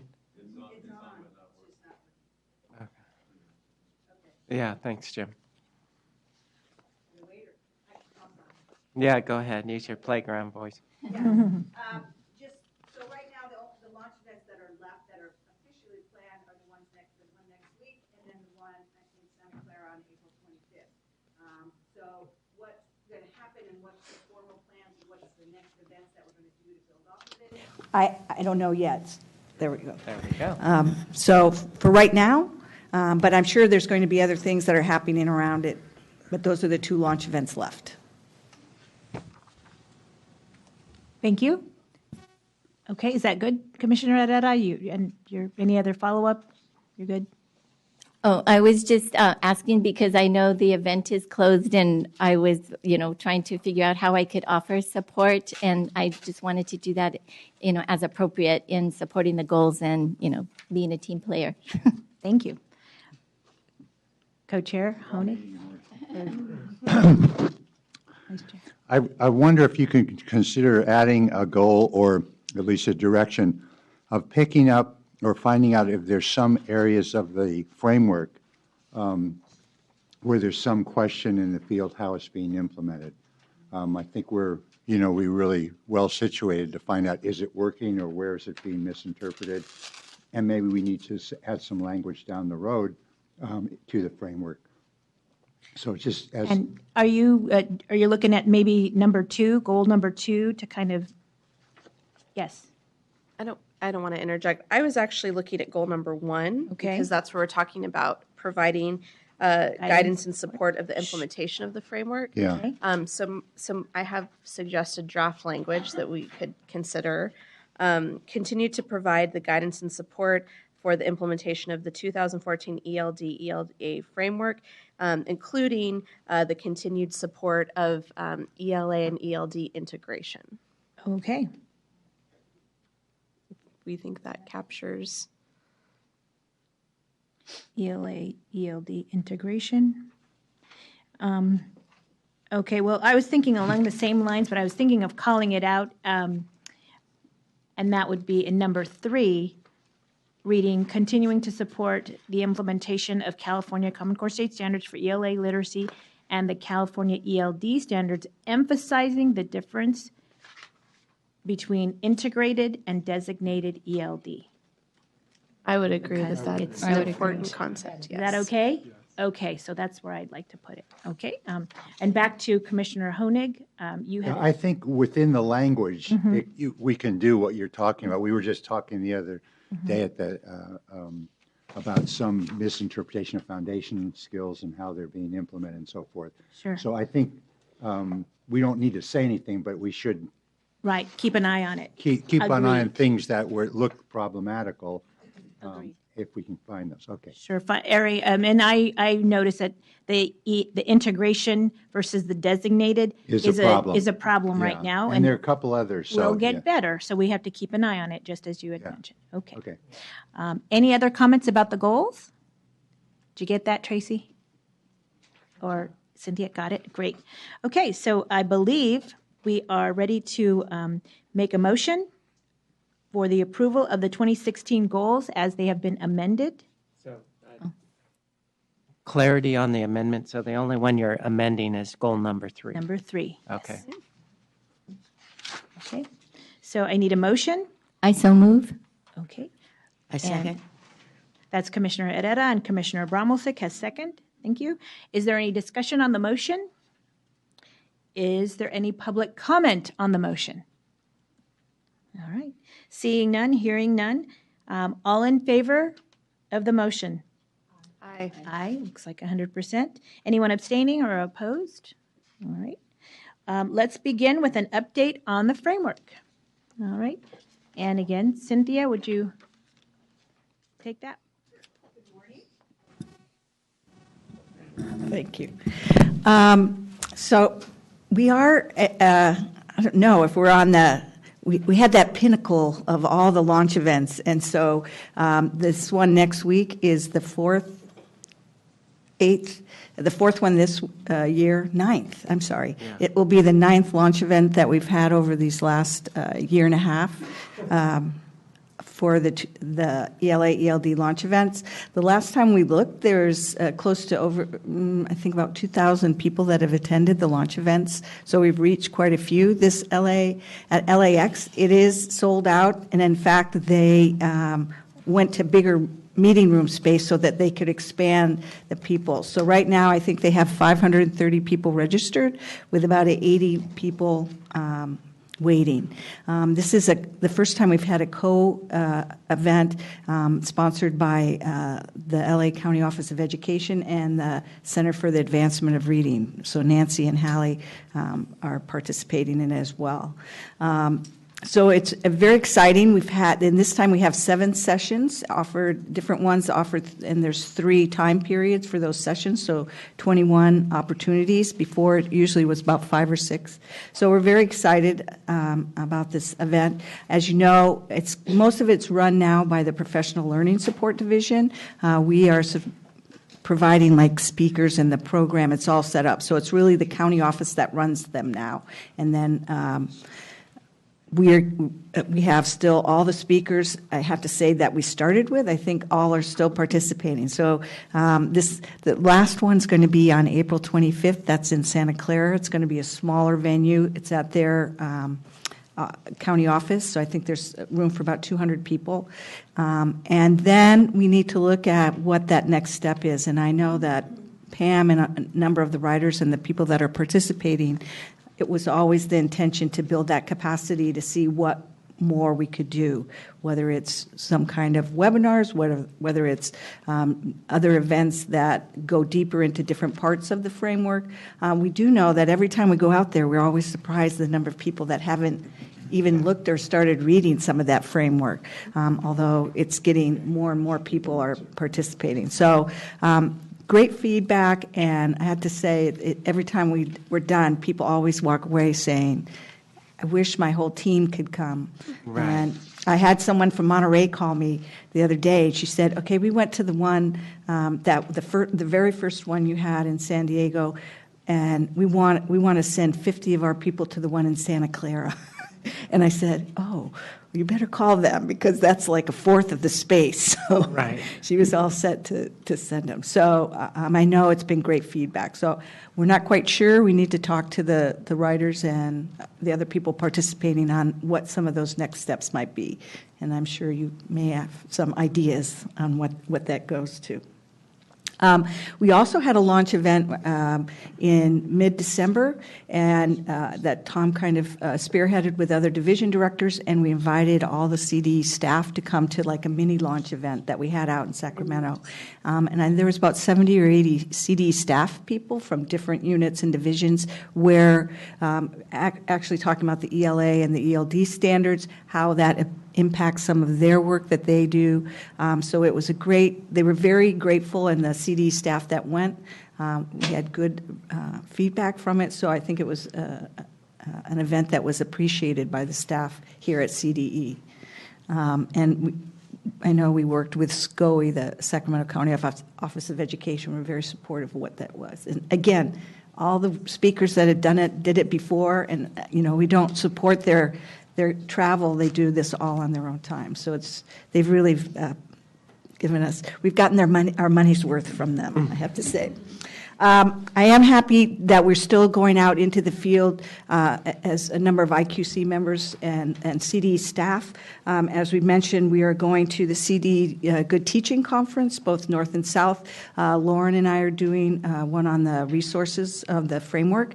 There's 2 sessions that are going to be offered on math that Lori Fryermuth is doing with Lisa Grant. And we also have Alejandro Hernandez here from CD staff that's also participating in that. We're going to the Title I conference. That's going to be with the 3 writers are going, and Tom and myself, but the 3 writers will be presenting on the resources. For that, we also have, in March, Deborah and Alejandro are going to the Migrate Education Conference and giving a presentation around the parent brochures and the ones in Spanish. So we're really excited.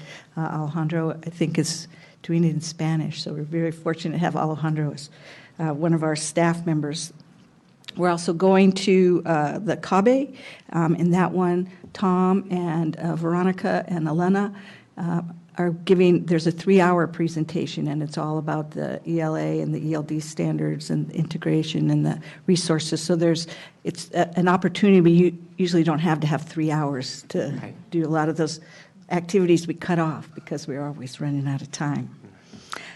In addition, the key, as you know, Deborah and Tom had talked about the parent brochures. They are being done in Spanish as we speak, so we hope to have those in time for the Migrant Education Conference, so that will be done sometime in the next few weeks. In talking about we're hoping to take some of those resources and make them more accessible.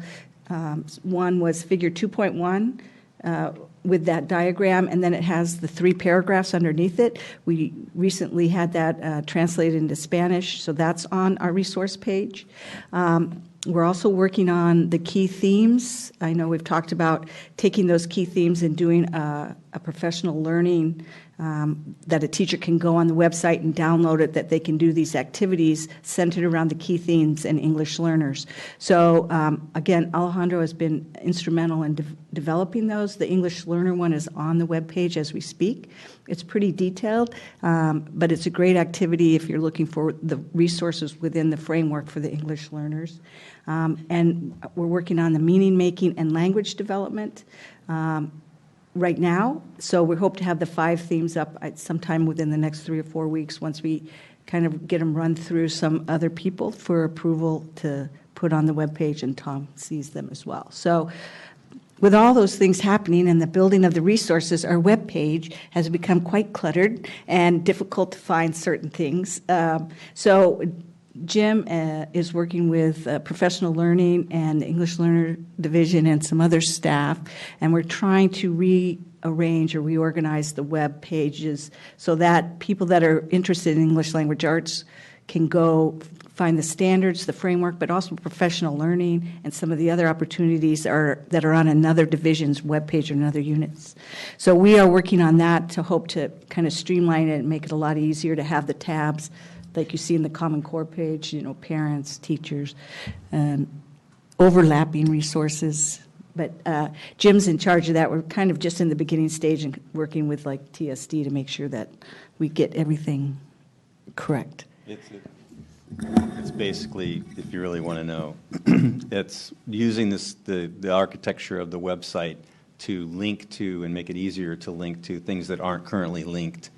We're not really changing the website, but they're introducing new web page templates that'll help us make it more consolidated and compressed. But there will be new features in these templates that we can use to give people a flag on, oh yeah, I'm on this web page, but I can just click here and go to that other place and find related information or links that are directly related to the content I'm looking at.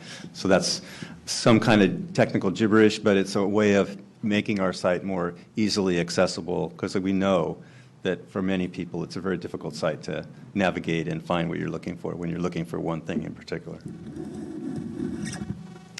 So that's where we're working right now. I'm sure we'll have more things we can talk about, the next steps that we can do for more resources and events to get out into the field, which was the intention all along when we planned for that one launch event, and now has gone to 10. So, and without any funding. So we've really been very fortunate that we've had the support of so many county offices and other staff, people.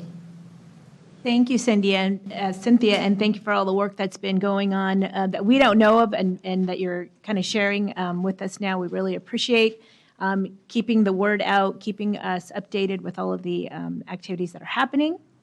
And now we'll hand it over to Jim to talk a little bit about the adoption, the ELA adoption, and what's happening. What is? I have a question as well.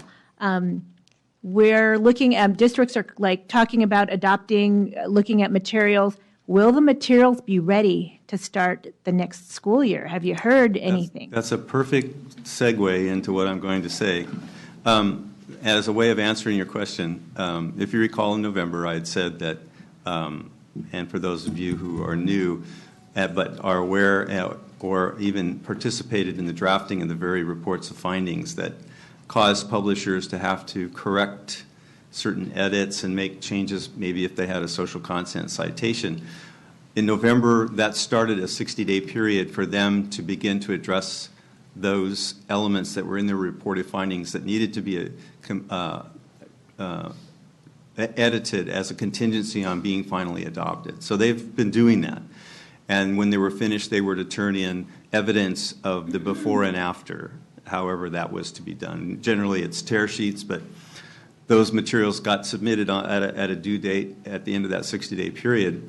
So now, and David Almquist is leading this point up, in verifying that all of those changes that were outlined in their reports of findings have been done and done correctly. That process is going to be ongoing through late or almost at the end of January, but into February.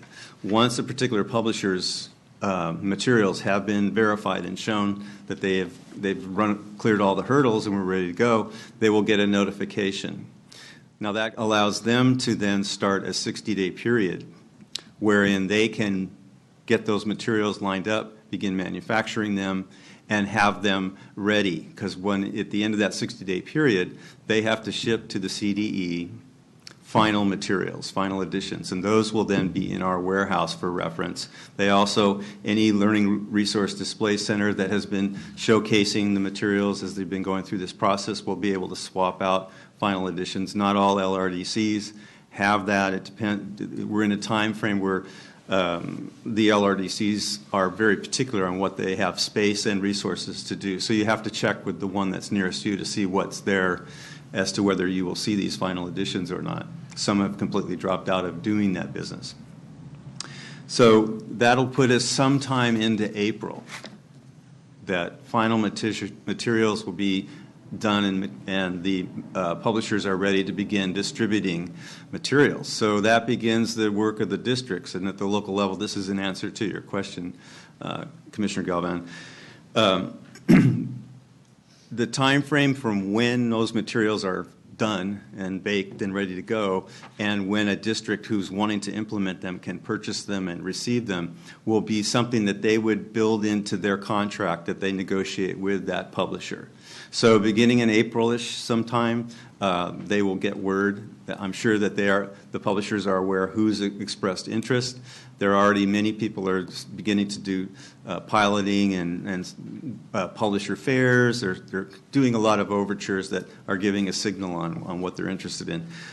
But that time frame is built into the contract. There is no other outside time frame. It's what a district builds in. So that's really the last word on it. So as you're getting pestered for, when are we going to get it? When are these going to be ready? Just know that window is sometime in April before a publisher would be even ready to start distributing. That's our end game. And so for them, some can be if it's digital, they can be more quickly to the end and be ready to start talking business. If it's printed materials, it's a longer process. But that's generally the target we're getting and have set up for having those materials ready to get back to us. And if they get back to us in April-ish, then that's when they should be ready to start delivering. And with that said, that's the end of the update I have on the adoption. Okay, thank you. That's just a little music to finish off your conversation. All right. So with that, thank you. And I'm going to open up to the commissioners. Anyone have a question or comment for staff? I have a question. I Commissioner know Yoa. that Carla and I will be attending CABE. It's just one of those big conference for English learners in the state. Is there any opportunity for us to participate in that, or if there's a need? I don't know if there's even, if you guys, I know it's 3 hours. I know you guys probably want to take. I was going to do 2.5 hours. I'll take 5 minutes. Well, I don't know. we'll be there to support you. I know. Yeah. We'll give you the date and time, and and Lizette. Yes, I will. I will also be attending CABE. Okay. So we do, if I can say, because I know when we were talking about it, there are going to be a number of activities, and so it'll be great to have people that are knowledgeable about the snapshots and the figures and the things that we're going to be talking about. And so I know Tom was talking that 3 hours is a long time just for the three of them. So there's a great opportunity to kind of rotate some of those slides, and we hope to spend half of that time in activities and then conversation as opposed to the PowerPoint. Well, and also people do like to meet the commissioners who were Yes. part of the process, and whether it be the standards, the framework, or both, and you were part of the adoption as well. So it'd be good to have you there. And Thank you. Commissioner Wild? Thank you. Yes. So I had two things that I wanted to add. The first to Cynthia's call for ideas on how we could maybe take the framework launch to the next level. One of the things that I've noticed is that it's wonderful for each launch that we house all of the materials on our digital chalkboard. But one of the things I've noticed and I've gotten feedback about is that they're housed within that particular launch. And so if someone is just wanting to go on the digital chalkboard and find out, like, do we have resources for content knowledge, for example? Perhaps one of the things that we could do now that we've kind of had some generations of some of these presentations is even just maybe on the digital chalkboard, capture and organize maybe lists of resources and presentation by topic area, so that if I was a general person just going on the digital chalkboard thinking about professional development for my district, then it could just be kind of contained in one place. Because I know one of the things about the launch is that we do some presentations at some launches, some at other. We do have a general core, but even I'm thinking some of the presentations we're doing for like the Good Teaching Conference and things like that, if we could, organize them in a way where we started to kind of house our own best PD. So, and I'll need to talk with Joy, and mainly because we being CDE, does not organize and run that digital chalkboard. And so there are some ways, because we've had those conversations, it's very hard for me to find information on the digital chalkboard the way that it is. And so there have been many conversations about how can we, not just our events, but the professional learning modules, and there's a bunch of others. So I'll bring it up with Joy again. The way we may be able to do it is perhaps do a link to the specific place in the digital chalkboard from our website or something, because we have very limited ways on how they organize that digital chalkboard. And that might just be, as Jim mentioned, we're kind of updating the website. Maybe that could be a great consideration to kind of have that link to the PD if that's the best way to do it, because that is feedback that we've been getting is, even for myself, I've had to figure out, okay, which launch was that, which, session. And so I know if I'm struggling with it, it's not, these are great resources out there that other district individuals might not be able to get to or in the field. And then my second area is more of a question, and this is either to you or even to Tom.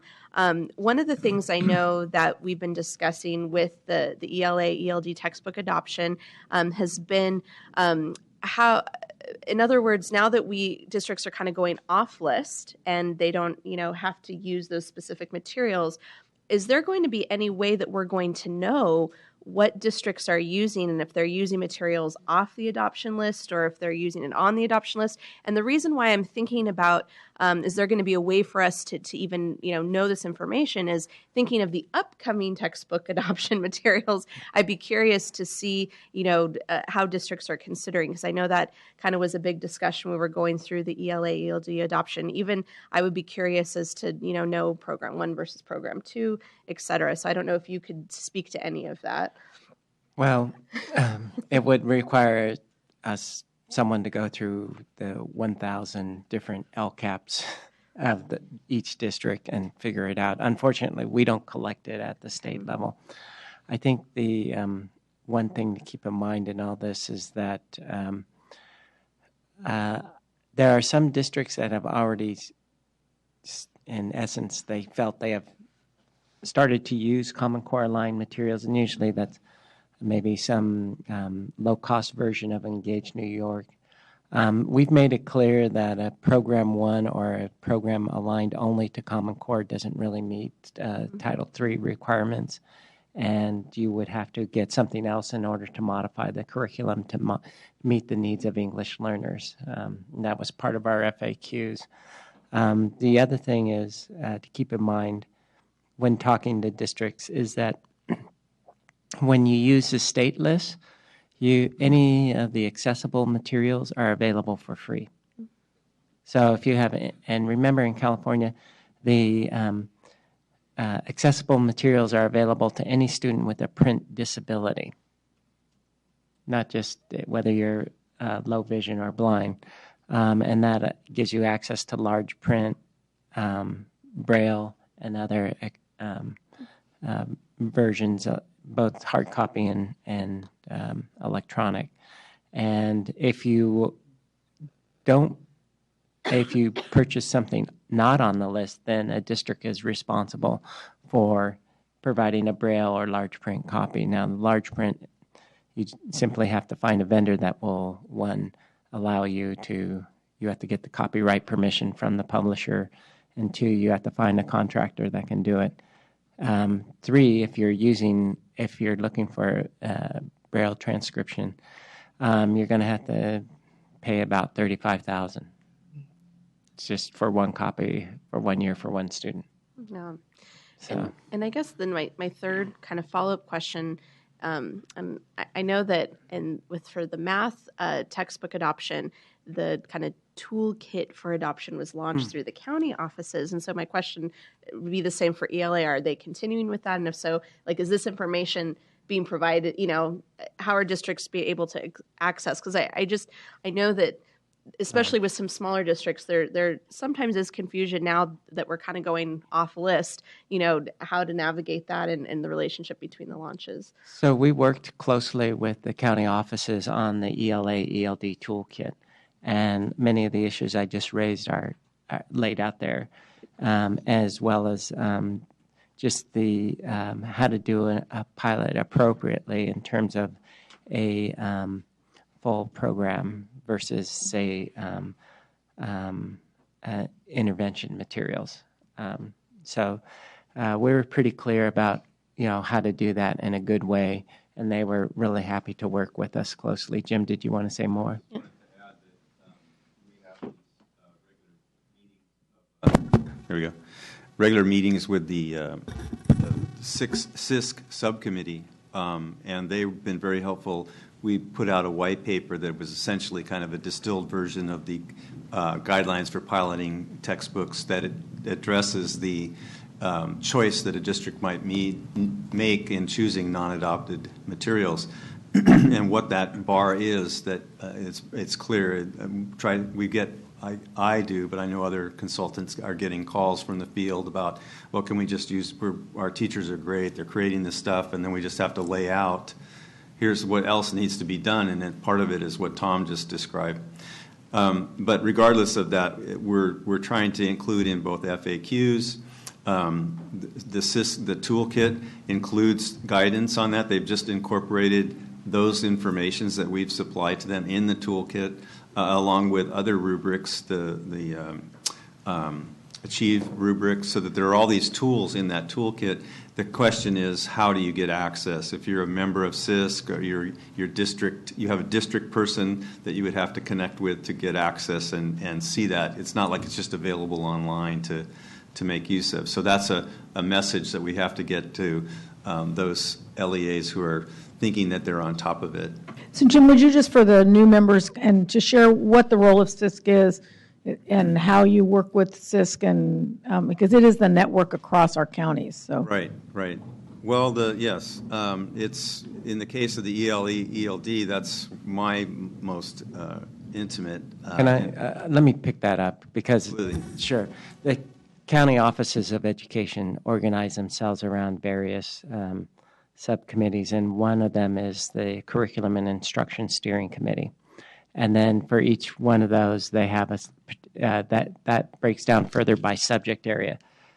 So they are responsible for providing technical assistance to the school districts, and they've often helped us recruit people for curriculum frameworks for our instructional materials adoptions. They provide a space for focus groups, sometimes space for curriculum framework groups. But they're kind of an important linkage to the field for us. The one thing I think we'll do is resend that letter from Superintendent Torlakson to the districts about the ELA, ELD adoption. That tells them, about some of the particular issues we've talked about today. Mm-hmm. It's not that you don't know it, but it's often persuasive when talking to other people in your district or other districts you talk to, just to provide them that letter. It highlights all the issues that are there and where to go for more information. So we'll resend that letter. Right. We'll make sure that it gets forward to you, then it gives you a way to forward it to others as well. Thank you. Commissioner Mueller? So I know I'm not on this subject matter committee, but I definitely would like to reemphasize the importance of keeping abreast of issues that are at the classroom level. I've already seen the process where feedback is being provided and that we're being attentive to those needs, and that's great. That's a shift away from practice previous, and that's and not for necessarily this commission, but that's the way a lot of teachers have felt in the classroom, is that they haven't been responded to. That we're making sure that that doesn't happen, and it's just a matter of keeping fingers on the pulse to make sure that we're able to provide all of those supports that are necessary and that it trickles all the way down. I think we heard that from a couple of public presenters in the past, that they want to make sure that it gets all the way down, and so far we are definitely on that right path. Okay, thank you. And I would add that as far as the adoption process, usually teachers are the majority, or it's been my experience that participation in the adoption process is really the key piece. And so we get to bring in the ELA and ELD framework and have a really nice, rich discussion. So thank you for that reminder. Any other comments? Nope. Okay, so it seems like we've come to a close. I'm going to invite the public to make any comments today, and I don't see any. Great, and this will close the meeting of the ELA ELD subcommittee. Thank you. So for those of you kind of listening to your stomachs and looking at the clock, I'm going to propose that we're going to go ahead with the next subject matter committee of science. We'll kind of see how long that takes, then we'll make the decision if we're going to continue on to health, or at that point if that's the right time to take a lunch break, because we are anticipating that hopefully we'll be rolling through the rest of our meetings. And I know that science and ELA and history have a little bit more of the reports, and the other ones will just be approving goals and setting vice chairs. So I'm going to now turn it over to Commissioner Foster for the Science Subject Matter Committee. Thank you. So I call the Science Subject Matter Committee to order. The members are Commissioner Bromelchek, Commissioner Chow, Commissioner Diaz, myself, Commissioner Fryermuth, Commissioner Honig, Commissioner Reese, Commissioner Wu. If you are a member, please put your nameplate up. If you are not, please turn it down. It looks like our first bit of work to do is the election of a vice chair. So I call for nominations from the floor. I would like to nominate Commissioner Reese. Commissioner Reese is nominated by Commissioner Fryermuth. Are there any other nominations?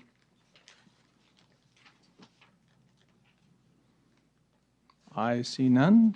So because there is more, we only have the one.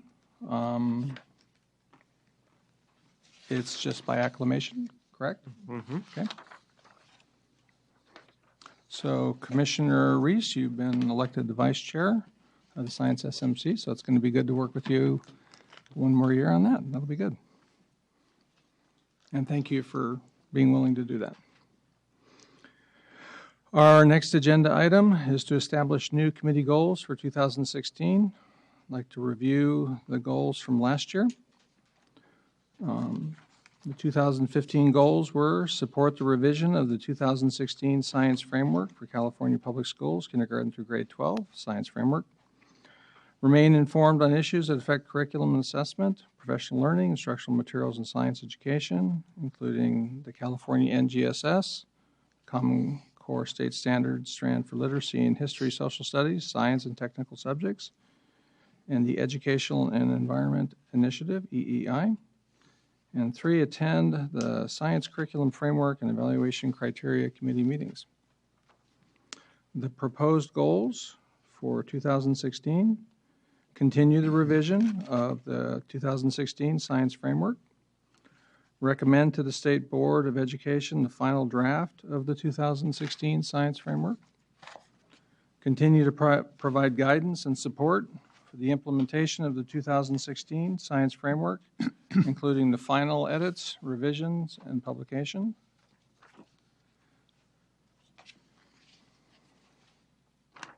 Find out where I'm at.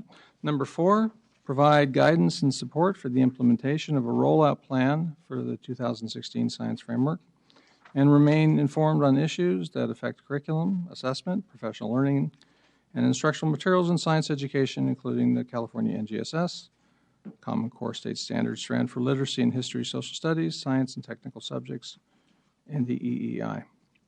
Are there any questions or comments about the proposed goals for 2016?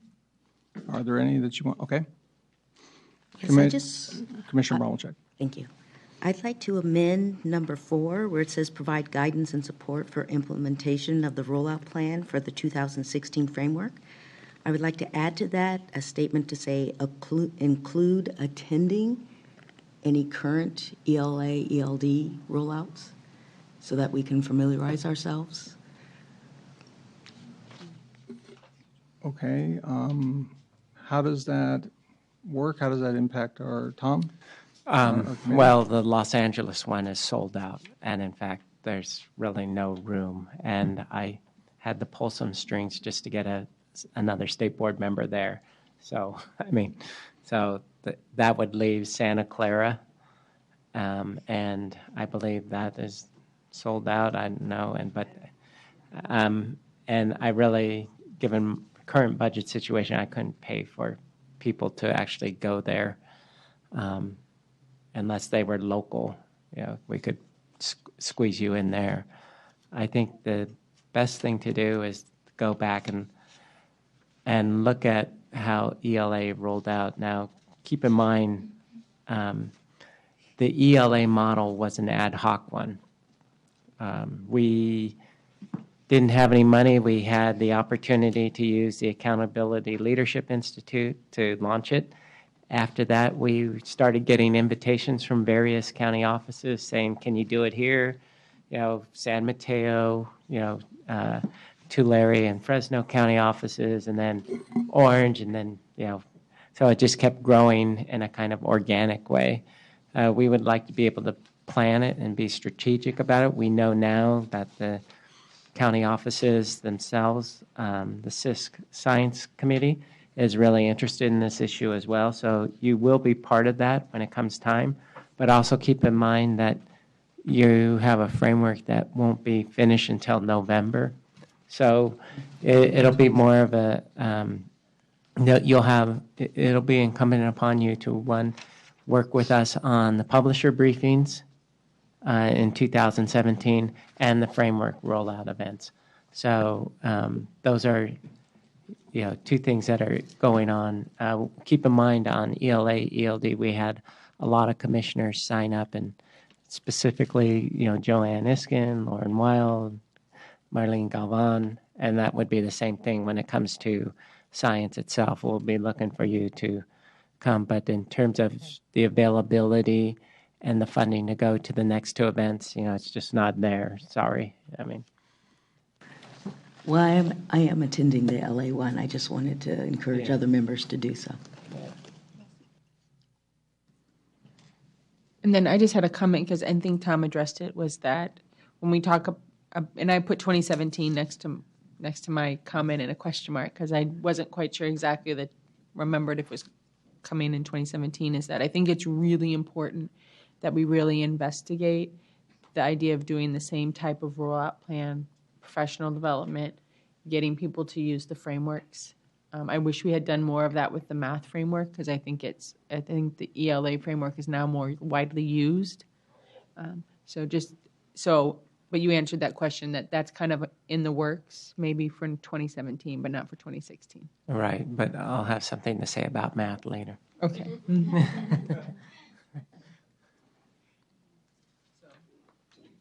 Are there any other additions or?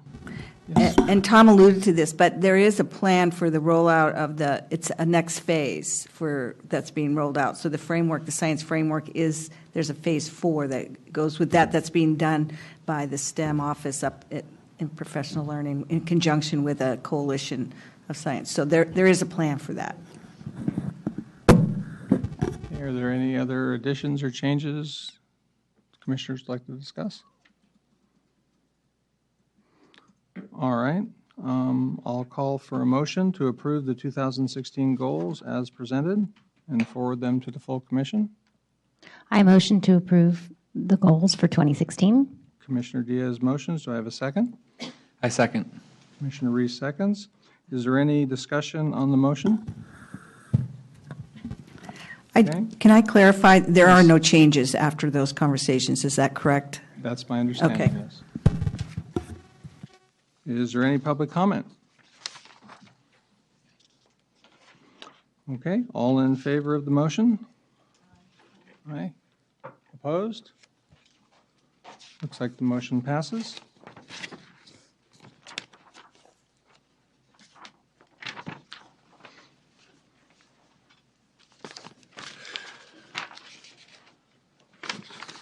All right, item C. So 3 days ago, on the 19th of January, 2016, we completed our first 60-day public review period of the draft science framework. The Seaford staff is currently gathering the public comments into one document and conducting a data analysis from the information received on the online survey tool, input from CDE division staff, emails received regarding the science framework. The Science SMC will analyze the public review results and the staff recommendations for edits to the draft science framework on February 19th, 2016, and March 18th, 2016. And then the IQC will recommend the draft science framework to the SBE on May 19th to 20th, 2016. And I just want to say I got an opportunity to attend 2 working groups, one with Commissioner Weil with her school district in San Bernardino, and one with Riverside and San Bernardino County Offices of Education. It was really great to see the educators. I mean, some of them came from quite far away because we're a pretty big county, to participate and give their input and participate. So it was really good, and we've had a lot of that happen throughout the states. Would staff like to add any additional comments or updates on the public review period? Yes, I would. Good afternoon. My name is Brian Boyd. I'm the lead science consultant for the science framework. And I know that I gave you some data yesterday, but since this is being live broadcast, I know some people are watching. My family's watching right now. So I just want to highlight some important items for you today. First of all, at the very end of this survey that you approved, it gives a Likert scale, and it is out of 4, and it was poor, fair, good, and excellent. So we had some questions, and I would just like to highlight that 70% of the respondents of the science framework, the overall rating was excellent and good. So that's a really great feedback. So that's 70%, and I know that I have a lot of extra data. I don't want to go over all the data from that, and I'll provide that for you with a report. It's going to be a science framework report that will give all the graphs and everything. To reiterate from yesterday, the survey respondents, there's 248. We received over 89 emails. And you may think, okay, 89 emails, but within those emails, it was representative of 22 different counties and 30 review sessions and over 550 participants. So the 89 emails, it provides a lot of input from a lot of different people and educators across California. Now, from yesterday, we've received over 1,500 edits, and that's still growing. And I'm going to be working on it this weekend to go over the data and starting to compile them, so it's usable data for you at the next meeting. And there's over 275 edits from the internal review that the California Department of Education did. Different divisions from all over, from their expertise, provided feedback and items to support the science framework and make sure that we are in line with statute. Also, as I said before yesterday, the science framework is 2,162 pages. And so if you do see areas as we're going through the edits to cut areas, that's good to reduce or clarify. Because as I'm going through the data, that's been some people say, thank you very much, it's very concise, and other ones say that they prefer pictures over words or graphics. So if you can find areas to maybe clarify, that would be really good. Overall, I would like to say that as I was looking over the data, there's been a lot of feedback in regards to just their opinion. Thank you very much. We enjoyed the framework. Thank you so much. And then other ones were, please stick with the old standards, et cetera. So you do get a lot of that. You'll see that in the one document, but on the document that you'll review that will help our discussions, there'll be line edits and items of discussion, and we'll just to help clarify what we're going to be to focus on our discussions. Another idea that's been coming out a lot is expanding on the three-dimensional learning, and that's been a discussion all the way back from the science CFCC meetings. And so we'd like to, they've been providing input and clarifying where they'd like to see that specifics. And I would also like to applaud those who reviewed the science framework, although there were a lot of general comments, but there were a lot of line-specific edits, and they also provided a lot of clear language. So I think that really helps when you're trying to edit a document, and just saying, hey, do this or do that, and there's general comments. What's really helped us is there's a lot of clarifying line edits, and they provided language to replace the language. Also, another idea that's been very common is modeling. The word modeling comes up a lot. I remember people saying, show us what modeling is, don't tell us what modeling is. And I think that I went through a planning, we were just discussing it a couple seconds ago, but it was a planning meeting for the phase 3 rollouts of this NGSS, and I sat in one planning meeting, and it was about modeling. And it's for NGSS, it's not about building a physical model as you would think of a model, but it's kind of the process of developing a model. And I think that was the session that I attended was really powerful. So I think that the rollouts that they're doing right now are really, really powerful in regards to clarifying modeling and what modeling looks like in the NGSS, because if you know with the NGSS, that modeling comes up a lot. So therefore, in our science document for the framework, if we're saying modeling, we'd really like to maybe clarify it more instead of just stating it, but actually showing what that looks like. And I know that's in there right now, but we'd like to expand on that. And as I stated before, I'm going to be doing a qualitative analysis on all of the comments, and I'm going to be looking for common themes and blending them together in overall generalizations of the framework and help guide the second or the next revision of the draft. So, thank you. Can I add one thing before you go on? If you went through the ELA, ELD framework or the math framework revisions, you know how important it is to read and be prepared when you come. So what our job is to take those 1,400 edits and try and make sure and organize and present them to you so that it's clear to you where to spend your time as far as having to make decisions, as opposed to some of those that are just syntactical or some that are just rearrangement. We can handle, and the writer will make sure that it maintains the content. So our job is to make sure we present to you how to go through it and where the feedback is needed when we present that chart. But it will take some time going through those numbers of edits and looking at them to make up, to get your opinion to bring so that you can have that conversation. Even if, for the ELA one, if you remember, we spent one day. At least we have 2 days to do some follow-up. But that preparation beforehand, we'll get it to you as soon as we can. We'll put it on electronically as well. You'll have a flash drive, and so that you can access. We'll try and get it to you as quick as we can, but we're still processing some of that. And just to add on to that, be prepared. It's a working meeting. We just sit down at the table and slog through all the different comments, yes, no, and staff does try and sort out and leave things that are really minor and technical, so you don't have to worry about that. There'll be shaded ones. We saw that yesterday. But also just come here in comfortable clothes and shoes and just be prepared, to be prepared to stay a long time. To stay a long time. And it not only requires a smart head, but a hard butt. So. Yep. All right. So, do any Science SMC or IQC members or SBA liaisons have any questions about next? Commissioner Reese. Yeah, I just have a quick question for CDE staff. So the edit review process is happening over the course of 2 days. And is there any thought to kind of, will we be looking at specific chapters on the first, in February, and then, is it split up or segmented or?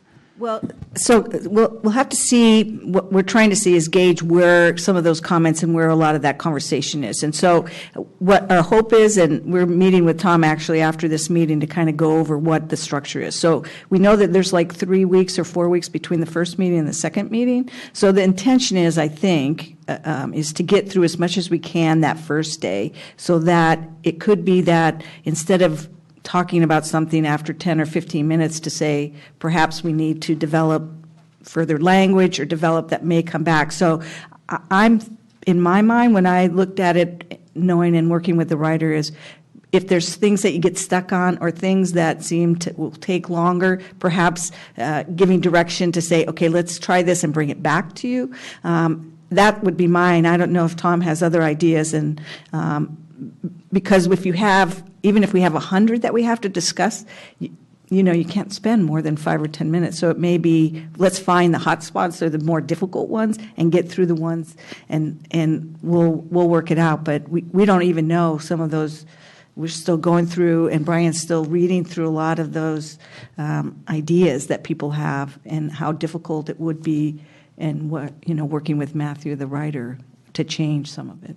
Right. So we this time around, because of the amount of comments we had on math and then language arts and history, social science, we knew it would just take 2 days for sure. And even then, we have to move at a pretty good clip, you know, through that. And it's key because what you are really doing with this field review, the first field review, is deciding any major content changes. You know, we may tinker with a lot of things in terms of clarity, format, and things like that, but this is the point where you're going to make any major decisions about changing the content of the framework.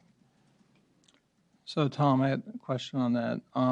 If as you're going through the comments, and it seems like three-dimensional learning is kind of a broad theme that needs some work, could we perhaps look at just the comments related to that on a day and then everything else on a different day? Well, that's one thing we're going to try and figure out, you know, what's going to be the best plan. Then we'll come back to you, the chair, and decide, okay, this is the agenda we think will work. Okay. This is how we're going to propose to get through it. It's, you know, that's just a huge issue, right? I mean, in so many ways, and it's going to affect not only the way instruction looks, but also assessment, both classroom and state level. And so we're going to have to come up, I mean, I'm not going to feel comfortable just us deciding what that looks like. We'll, when we get a more closer definition about it, we'll go to our friends in the assessment office and other people just to make sure we're not kind of creating certain unintended consequences, right, in the way we state things. So you're right. That's the big issue out there, as well as, you know, how do things all hang together in middle school integrated science? How do things work well in high school science? Is there, can we say that the middle school models are of equal rigor and expectation? You know, can we guarantee, you know, our students saying no matter which course path you take in middle school and high school that, you know, they're going to get the same expectation? I mean, they have the same set of expectations. Okay. Yes, Commissioner Firmuth. Yes, I attended one of the nights that the CTSA and the San Diego County office put together, and I have to say that the CTSA was very positive. They made they made the atmosphere very positive about the framework, which was nice because it set a positive tone. I heard lots of good feedback, and I shared my with Mr. Boyd, or Dr. Boyd. Sorry. The one concern I have to honestly say that I heard from the field was the focus on DCIs. That I never heard anyone talk about how they were going to teach the PEs. They were only talking about how they were going to teach the DCIs, and that concerned me because I'm like, but the PEs are what we want kids to know and be able to do. Can we clarify what those mean for people? Because they're thinking that you're talking about physical education in the middle of science. Okay, PEs are performance expectations, and DCIs and disciplinary core ideas. I know what they are. I just don't always know what the letters are.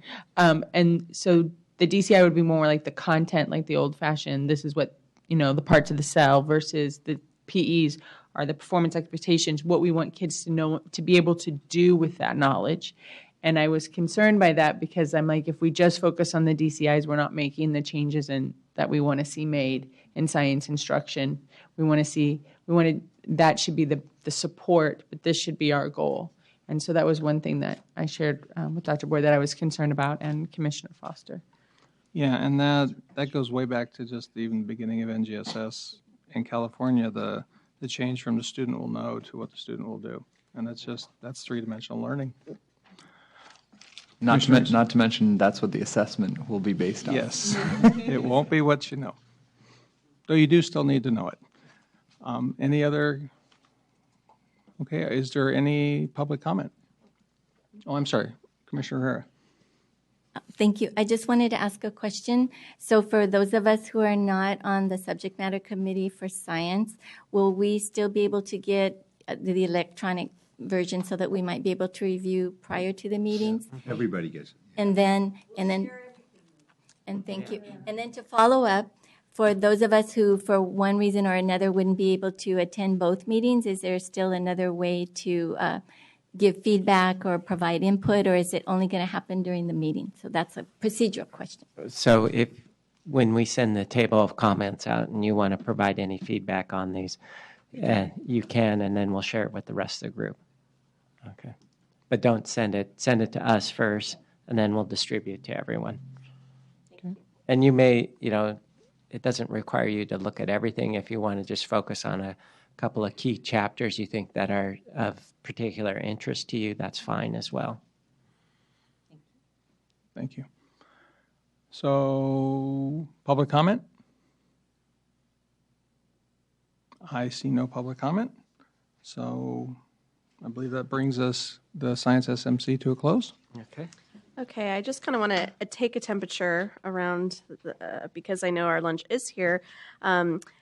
But we do, our next kind of large subject matter committee is health. So I wanted to see if what your preference was. Do we want to kind of push on with health? And then that means when we break for lunch, when we come back, we really just have the subject matter committees that are just kind of going through their elections and their goals, and there's not a lot of reporting and discussion? Or do we feel, no, we're done, we need a break, we need to have lunch, and then come back and do health and continue? It looks like we are going to be ahead of schedule either way. So is there, let me just see a raise of hands for those that would like to maybe continue on with health subject matter committee. Okay, it's looking like we want lunch then. Okay, so we'll go ahead and break for lunch, and I think if we come back right at 12:30, 12:25, do we want a 20-minute or a... Why don't we say 12:20? That way, if we're ready at 12:20, we can. But if we want to go a little later, we can do that. Okay, so we will reconvene at 12:20. Are the lunches here, Tom? Yeah, they're in that side room over there. Well, I won't take umbrage at the slight. You said all the detailed ones have been done, not history though. Well, I was saving because I know we are ending with history. I know. Why do we end with history? I want to get out of here. Actually, I think they did in case they had public comment or something. Yeah.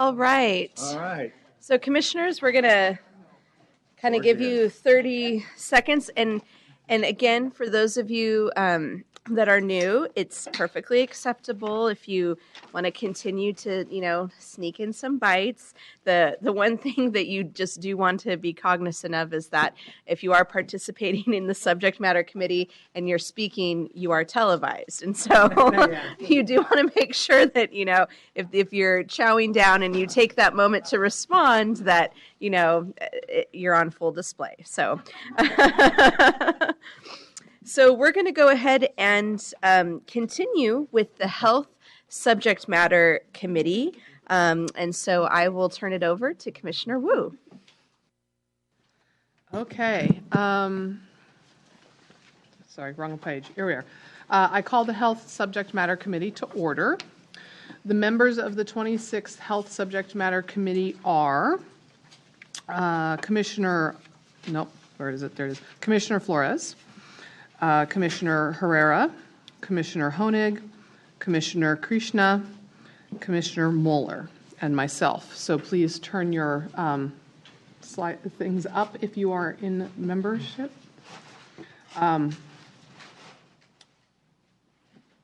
Okay. Our first item of business is the election of a vice chair. I call for nominations from the floor. I nominate Commissioner Flores. Okay. Commissioner Krishna has nominated Commissioner Flores. Are there any other nominations?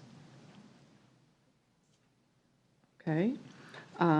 Does the subject matter committee approve the nomination of Commissioner Flores? I'll say aye. Okay. Looks like it's a yes on that one. So Commissioner Flores, thank you very much. Commissioner Flores is the vice chair of the Health Subject Matter Committee. Okay. Our next item on the agenda is to establish new committee goals for 2016. To review the goals from last year, we were to remain informed on issues that affect curriculum assessment, professional development, and instructional materials in health education, support the implementation of the Common Core State Standards for ELA and the Next Generation Science Standards and Education and Environment Initiative. We met last year's goals in a couple of ways. At the November meeting, we heard an update on recent laws that will impact the content of the framework and the adoption of instructional materials. Members of this SMC supported the rollout of the ELA-ELD framework, participated in the drafting and review of the science framework, and ensured that environmental education was included in the science framework. I recommend that the committee establish the following goals for 2016. Number 1, remain informed on issues that affect curriculum, assessment, professional learning, and instructional materials in health education. And then if, cross our fingers, funding is provided in the state budget for the framework revisions and development and the ongoing work of the Instructional Quality Commission, then we could, 2, provide guidance and support for the development of the 2019 Health Education Framework for California Public Schools, kindergarten through grade 12, the Health Education Framework, and recommend to the State Board of Education the timeline for the development of the 2019 Health Education Framework and the application for the Curriculum Framework and Evaluation Criteria Committee. You'll notice I switched that to 2019. Deborah told me to do that. We need to be prepared to undertake our work in the development of a new health framework when the funding is provided for that work, remaining informed about any legislative actions that will affect the framework development, and the instructional materials adoption will help prepare us for that work.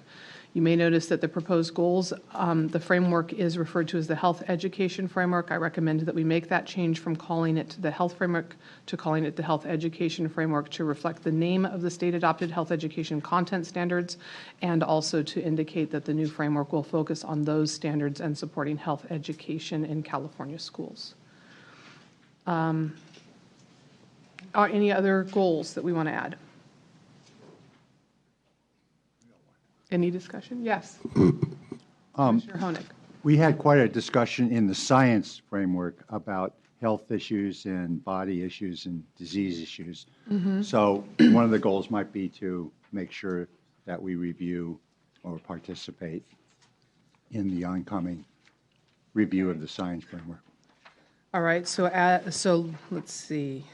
Yep, that would They would are, be a, do we want to do that? My inclination would be to do that as more of a 1A rather Yeah. than put it above the funding issues. So. I just wanted to make sure that we were public about it. The staff and contractors are doing some revisions to the science frameworks, which we'll be able to look at, but I think members of the committee should make sure they take a look at that and give the input. Okay, so I'm going to put in as a 1A, continue to support the science frameworks. Modifications in the health area, yeah. Regarding modifications in the health area.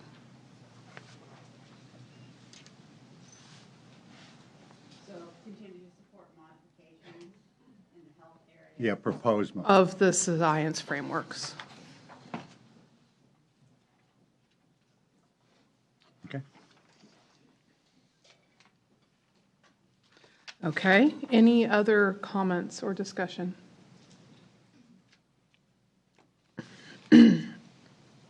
Okay, I call for a motion to approve the 2016 goals as amended and forward them to the full commission.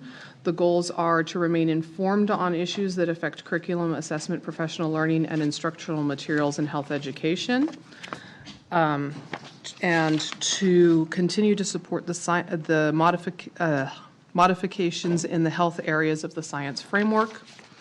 Also, if funding is provided, to provide guidance and support in the development of the 2019 Health Education Framework for California Public Schools, kindergarten through grade 12, and to recommend to the State Board of Education the timeline for the development of the 2019 Health Education Framework and the application for the Curriculum Framework and Evaluation Criteria Committee.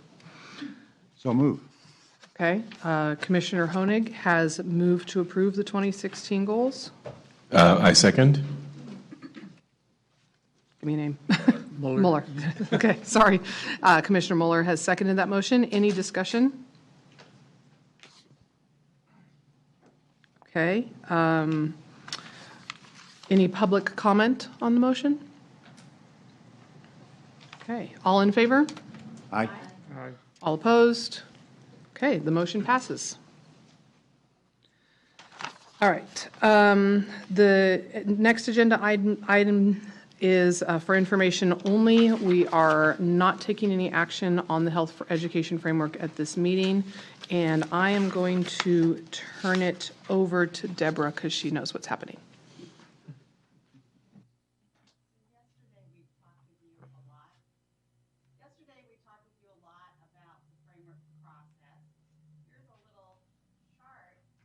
Could have given you, but it would have, but it would have answered that great strip, process we did, and it shows us the steps. We'll be learning a lot about that.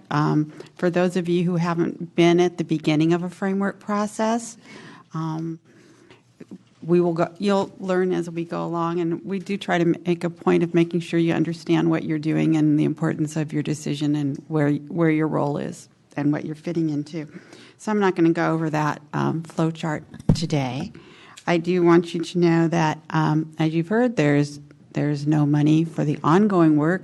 We expect that when we come back in May for your full commission meeting, that we'll be able to say that there is funding in the revision of the budget that comes in May when, and that there is work being done to ensure that there is ongoing funding.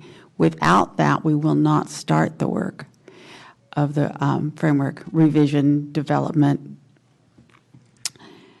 If we do start, your first big action will start in September, which would be what we talked about yesterday, which is you'll be looking at the application form and you'll be looking at the timeline. Timeline's going to be pretty much set. But the application form will be important, and we'll talk with you about some of the requirements for the people who have to be on that framework committee. And in addition to the Title V ones, there are some requirements in different statutes. So we'll start to go over those so you'll know, we have to have an expert in mental health. It's in state statutes. And since mental health is one of the 6 major topic areas of the health standards, we would definitely want somebody on that. So my question to you would be, what as a committee would you like as we begin this work? What will help you as a committee that staff can provide for you? Why don't we wait till we find out if it's Right. So it's not the question I expect. I'm sorry. It's not a question I expect you to answer today. It's the one I expect you to think about. So in May, if we can find have out, this discussion, we can find out what information will help each of you who is on this committee and the other commissioners as well. Okay, thank you. Great, thank you very much. So are there any questions?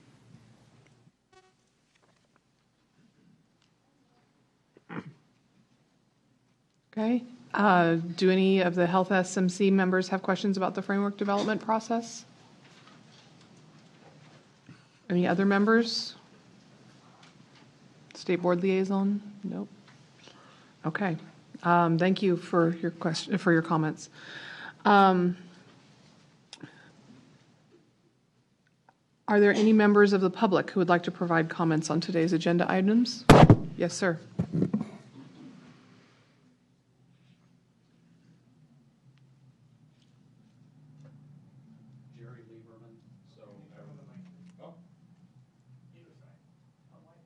White button. It's working.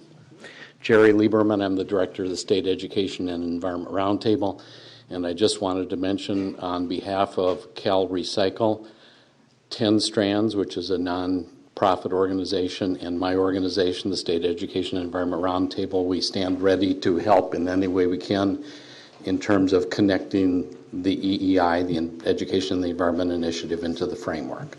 Okay. We are available. All right, thank you. Great, thank you very much.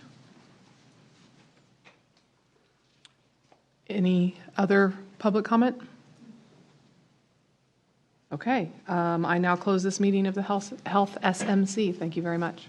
Thank you. Great job.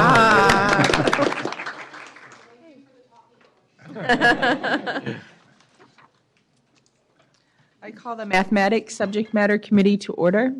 These members include myself, Commissioner Honig, Commissioner Krishna, Commissioner Mueller, and Commissioner Reese.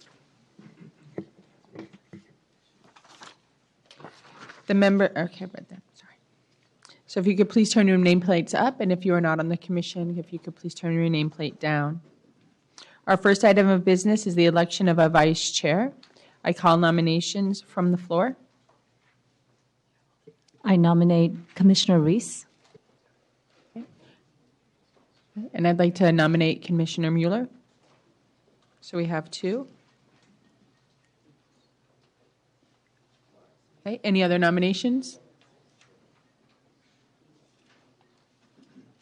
Okay, seeing none, I'll call for a vote. All voting for Commissioner Reese, please raise your hand. 1, 2. Okay, all those voting for Commissioner Mueller, please raise your hand. Okay, that's 4. Oh, wait. No. This is only math committee members, sorry. Okay, so just people from the math subject matter committee can vote. So let's try that. We'll just scratch it and start over to be fair. All those voting for Commissioner Reese, please raise your hand. 2. Okay. All those voting for Commissioner Mueller, please raise your hand. 1, 2, 3, 4. Okay. So Commissioner Mueller is now the vice chair. Thank you so much for the nominations. The vice chair has to figure out our bills when we have our lunch. As long as you pay whatever I tell you, I'm willing to do that. Okay, thank you very much. Our next agenda item is to establish new committee goals for 2016. So let's first review our goals from last year. So our goals from 2015, 1, remain informed on issues that affect curriculum, assessment, professional learning, and instructional materials in mathematics. 2, provide assistance during the editing process for the math framework as needed. 3, become informed as to the implications of of the status of high school students who do not take 3 years of mathematics and their performance on the 11th grade, which is currently our Smarter Balanced Assessment. 4, support professional learning activities related to the mathematics framework. I would like to propose the following goals for 2016. 1, remain informed on issues that affect curriculum assessment, professional learning, and instructional materials in mathematics.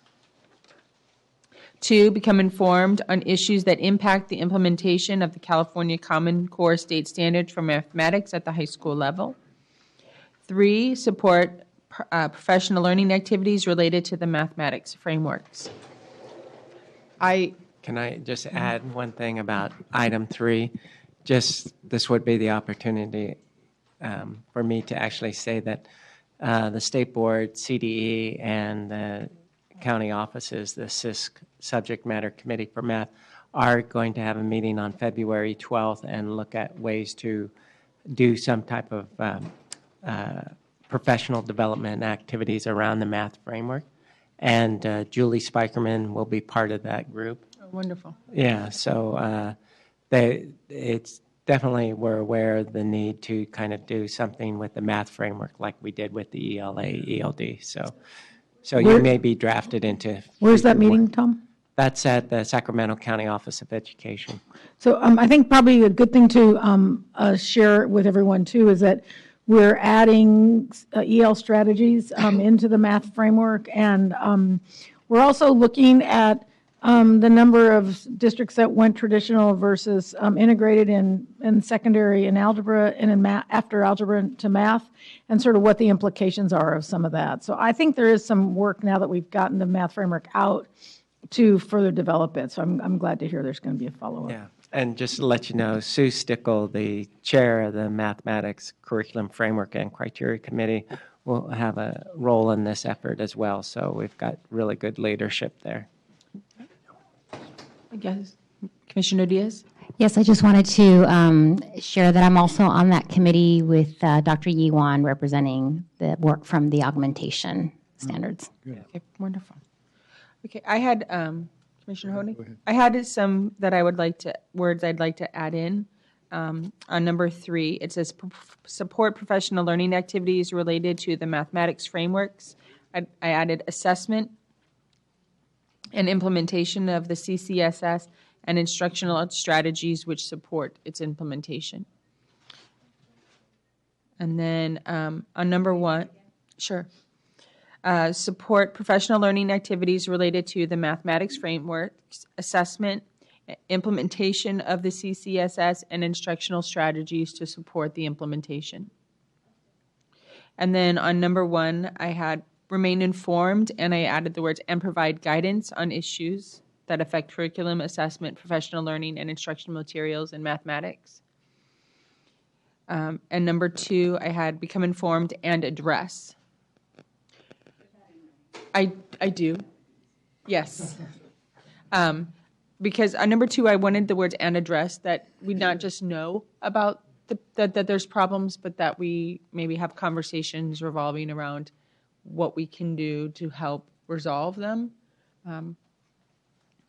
And because I think there still is a lot of work to be done. I'm really glad to hear that there's going to be some support out there for changing and for making it more accessible to ELs. I just know in my own classroom that I don't have a large number of ELs, but I have a large number of special ed students where accessing written material is still is an issue. So a lot of EL strategies I can use with my special education high need students who have reading difficulties, and so those kinds of things need to be addressed, because we are expecting in mathematics for our students to read much more on an independent level, and asking them to. It's a 5-letter word in my classroom. Think. We try to avoid it at all costs, but we put it out there, and we need them to be able to access that. So I'm glad to hear there's going to be some support coming down the pike. Does anyone else have anything else they'd like to add into the goals? Yeah, I'd like to propose in number 2 that after high school we put in middle grades and elementary, because I think some of the problems coming up are especially at the middle grade levels. Should we just should we just maybe change it? Implementation of the CCSS for mathematics. Yeah, K-12. you can just leave it like that, K-12. And take out high school and just put K-12. I would recommend leaving the high school there, but just say especially at the high school level to emphasize that that's our area of focus, but it doesn't constrain it only to those areas. Yeah, I just don't know enough yet, but what I've heard is that the Common Core is the most difficult at middle grades. And both access to teachers who know how to teach it, and it's just, the seventh grade is tough. So I don't know whether I want to emphasize one or the other. And then the issue at elementary, some of like New York just went to fifth grade specialists, so that's an issue. So I know that high school's got a lot of the attention with, do you do integrated, do you do the other ones, but these other issues I think are really important to address. So. Also, at the middle school level, with the progression and the choices that are available to students, it determines where they're in their high school level. So I know there's been a lot of parents involved in our district, particularly at the middle school level, voicing where their students. On the acceleration issue is a big issue at middle grade. So how do, I just need consensus on how we want to word it. K-12, high school, middle school, and elementary. I like high school, middle school, elementary. Or maybe elementary, middle school, and high school. Yeah. On that one. Sorry, math, it has to be sequential. I can see you're not the one that starts at the end of the book and then reads the last chapter first and then. No, I do read the last page first, but, okay. And I guess, maybe that's a goal as well, and maybe that'll come out with some frameworks that schools feel really tied into a certain acceleration piece, whereas I know in the frameworks, there are many options that the state provided guidance on in terms of where to accelerate, not just one place. And I think, maybe that's something that needs to be discussed. I know at my district, people feel very tied into where acceleration can only take place, and I use the word only, versus a myriad of places that can be discussed. And as far as I understand, that's a district and it's a local decision where those acceleration points occur. And so I know there's discussion at us, but maybe directing them to the chapter on acceleration might be of assistance. Okay, so I know that's off topic, but so these are the goals that I have right now. I'll read them back and then I'll ask for further comment or concern. So number 1, remain informed and provide guidance on issues that affect curriculum, assessment, professional learning, and instructional materials in mathematics. 2, become informed and address issues that impact the implementation of the California Common Core State Standards for Mathematics at the elementary, middle school, and high school levels. 3, support professional learning activities related to the mathematics framework, assessment, and implementation of the CCSS and instructional strategies which support the implementation. So move. Okay. So is there any other discussion? Who seconded? Okay, so Commissioner Honig moved. I second. Commissioner Mueller seconded. Any further discussion? Any public comment? Okay. All those in favor, say aye. Aye. Okay. All those opposed, say nay. Okay. The motion passes. Now I lost my spot. Okay. The members, okay. So if I invite the public to comment. Seeing none, I close the meeting of the Mathematics SMC.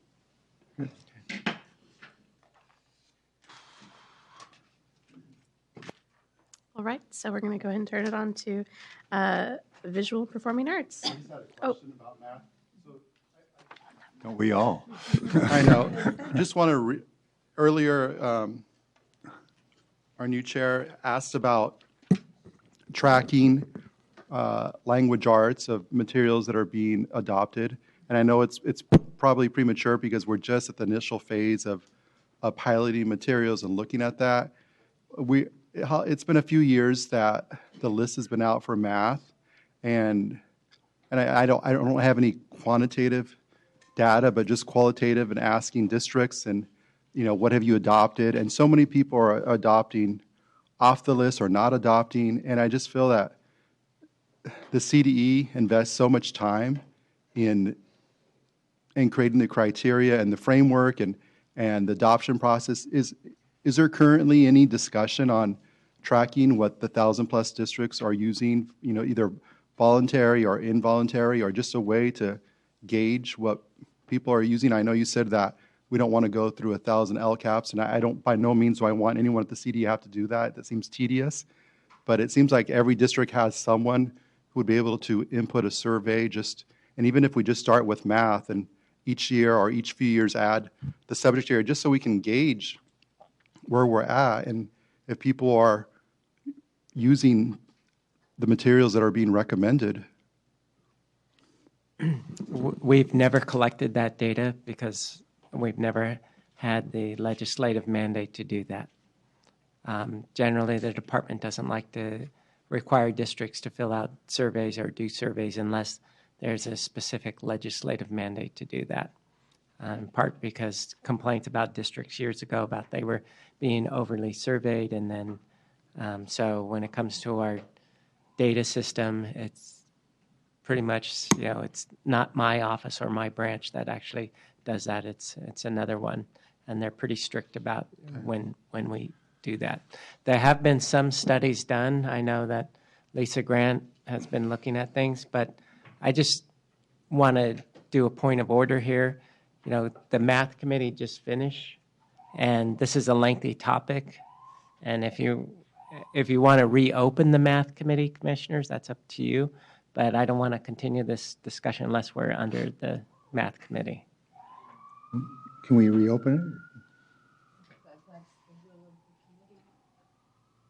My question would be, if we reopened it, I mean, is there anything that is going to be given or decided, or is that we raised the topic, we know that I think it's in the general consensus is that we just we want to be informed, and I think it comes from a good place, but I also think that, like Tom was saying, there's certain things that we're able to do and we're not to do, and so it might be something that as we even continue with the topics around supporting math implementation, I think that might be the appropriate place to continue that discussion in the spirit of support, and looking at how we're providing districts with support and what measures are we using would be my recommendation. Well, I think you can bring this up at the end of the meeting when people can make reports, because it really is more than math. It's also, do we do the same thing for ELA and find out in science books? And I think without going through the department, there are research people that could do this, so we could do it with the counties. But I think the information really is important. There's one area we've never done, but it's legally required. Somebody's supposed to validate these books and see how they've worked. That's in the law, but nobody's ever had the money or inclination to do that, but it sure would be powerful information. And there's some research people in the country that have done that with certain math books, and some really work and some really don't. So it's just something that we can talk about. So I think the better thing to do right now is just keep moving on with the agenda. Yeah. Okay. Okay, so Visual Performing Arts Subject Matter Committee. I call the Visual and Performing Arts SMC meeting to order. The members of the 2016 VPA SMC are Robert Foster, Carla Herrera, Nicole Naditz, and Carlos Ulloa. So if you could please turn your nameplates up if I read you off, and turn them down if I did not. Our first item of business is the election of a vice chair. So I am going to call for nominations from the floor.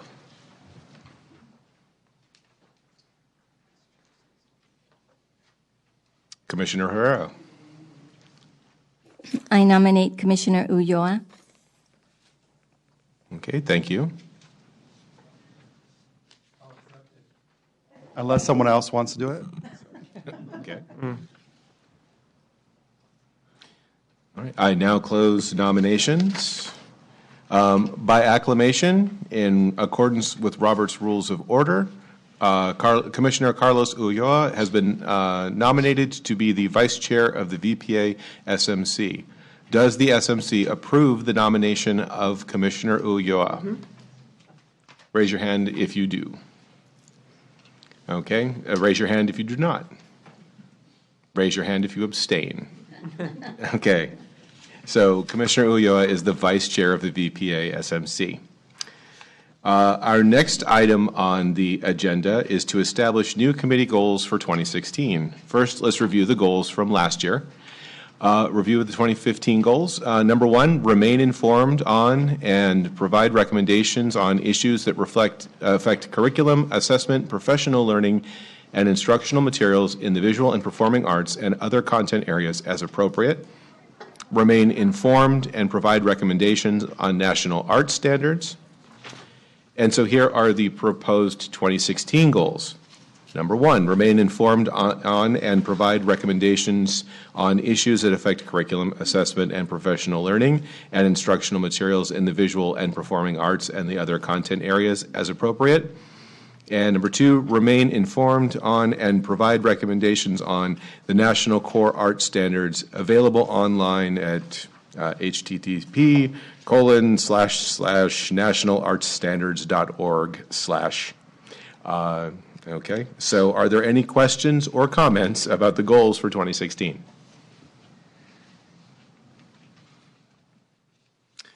Okay, are there any goals that any of the members would like to add?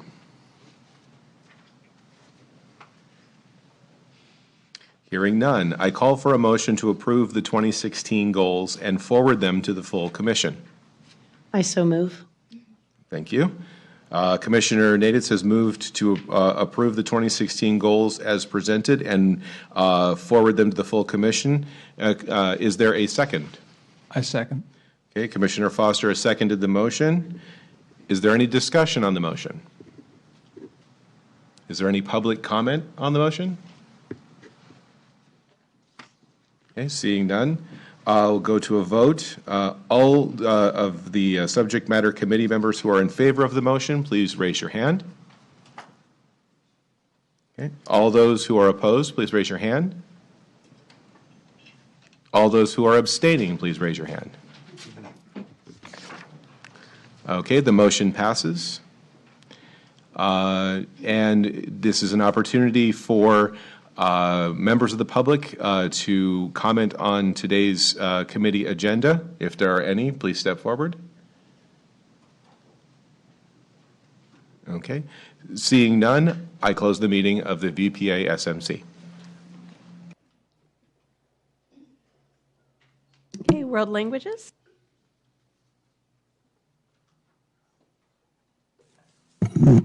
Thank you. I call the World Language SMC to order. The members of the 2016 World Language SMC are Lisette Diaz, Marlene Galvan, Nicole Naditz, Carlos Ulloa, Lauren, and Jennifer Wu.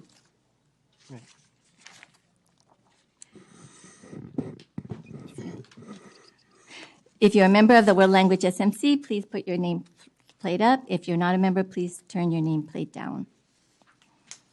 And to our notes to our staff or to our committee, just would like to mention that our staff support is Alejandro Hernandez and Cliff Rudnick, our interim director. Our first item of business is the election of a vice chair. And I call for nominations from the floor. Commissioner Galvan. I nominate Commissioner Naditz. Thank you. I nominate Commissioner Diaz. Thank you. Are there any other nominations? Okay, since we have more than one nomination, we will hold an election by vote. And the vote will be by a show of hands. And we have two, Commissioner Naditz and Commissioner Diaz. So to vote for Commissioner Naditz, raise your hand. And to vote 1, 2, 3, 4. 5. 1, 2, 3, 4, 5. And to vote for Commissioner Diaz, please raise your hand. You didn't want You to. didn't vote for yourself. We did not break the Roberts rule, just so you Great. guys know. I'm sitting next to her. What a wonderful team. Thank you. Commissioner Naditz has been elected Vice Chair of the World Language SMC. Congratulations.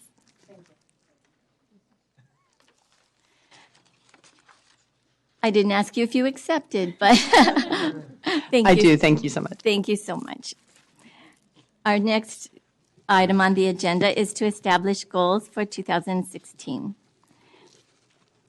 First, let's review the goal from last year. Remain informed on issues that affect curriculum, assessment, professional learning, and instructional materials in world language. I recommend that the committee continue the 2015 goal into 2016, and I would like to also propose additional. So I would like to add,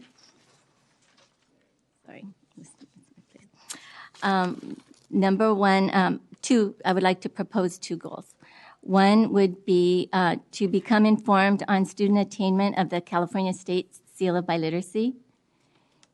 And a second goal would be to support programs that promote pathways to biliteracy through the implementation of the CCSS and ELA-ELD framework.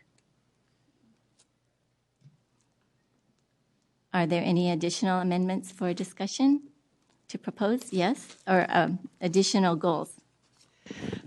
There's a lot of movement around the state with world language standards and updates because there's been a huge shift, actually, in best practices in the field. So I would like to propose, I guess it would be now goal 4, if all of them were to be approved, to remain informed and provide recommendations on any updates of the world language content standards that might occur. That could possibly be added into goal 1. Okay, I was following the model in the other talking points where it was separated I'm just out, thinking so it, since you might be right. 1 already lists several things, we could add that in as a 4th thing, updates to the standards. Can I just add on this that there was a bill last year on updating the world language standards, and it's more like there could be another bill like that again. So I think it actually is a good thing to have it separate. Yeah, because there's been legislative activity around it. So I wanted to make sure that I got both the goals, but would you mind repeating so that I have it complete?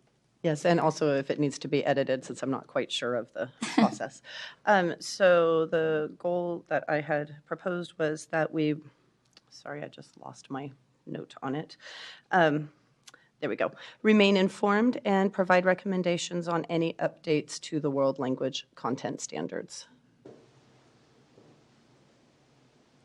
Updates to world language content standards. Content standards. And we mean that with a lowercase, right? Because we're not talking about the uppercase ones that were adopted by the board. So the key here is the ACFL standards have changed, right? And that's what's informed the previous ones. Yes. Right. So.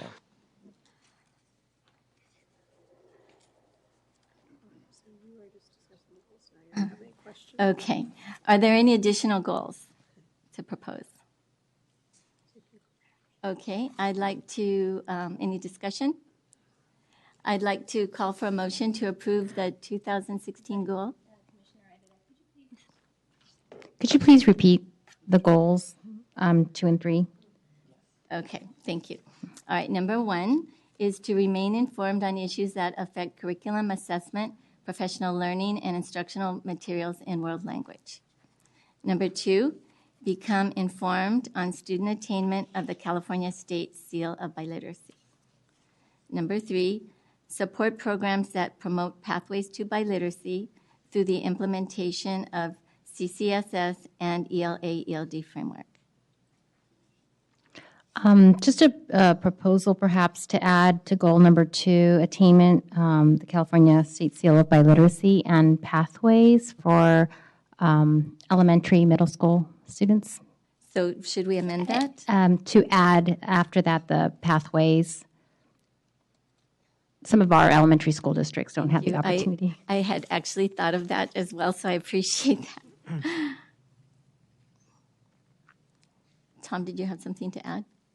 No, but staff will have to get all the wording from you when it comes time to write the notes. So, Okay, so I'm going to repeat that one as amended, as I understand it. For goal number 2, become informed on student attainment of the California State Seal of Biliteracy and pathways to biliteracy. Okay. Number 3, support programs that promote pathways to biliteracy through the implementation of CCSS and ELA/ELD framework. Okay. And let's see.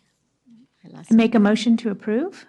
And then number 4. Oh, sorry. I'm waiting Okay. for To remain informed, number Okay. 4, to remain informed and provide recommendations on updates for any, to remain informed and provide recommendations on any updates of the World Language Content Standards.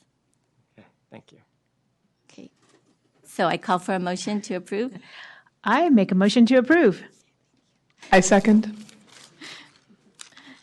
Okay, thank you. Is there any further discussion? Oh, wait a minute. Got it? Seconded. Okay, is there any discussion on the motion? Is there any public comment on the motion? I have a question. When's the opportunity for other people that are not on our committee to comment? Because I just looking at the talking points. Are there, I'm sorry. Are there any other comments from any other members of the commission or discussion? Thank you. Okay. So, motion to approve?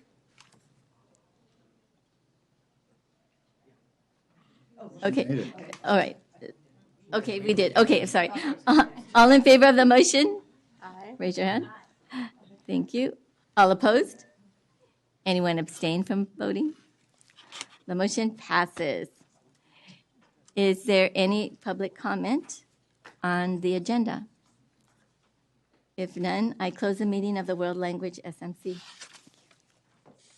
All right, so now we're going to move forward with the Education Technology Committee. Okay, I call the Education Technology Committee meeting to order.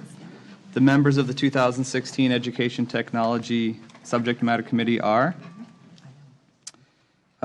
Commissioner Bromelsek, Commissioner Chow, Commissioner Diaz, Commissioner Foster, Commissioner Herrera,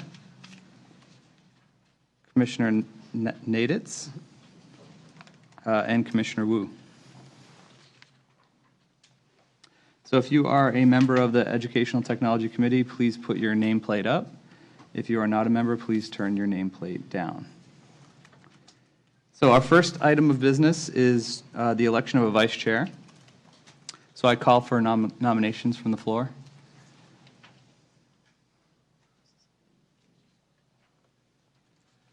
I nominate Commissioner Bromelsek.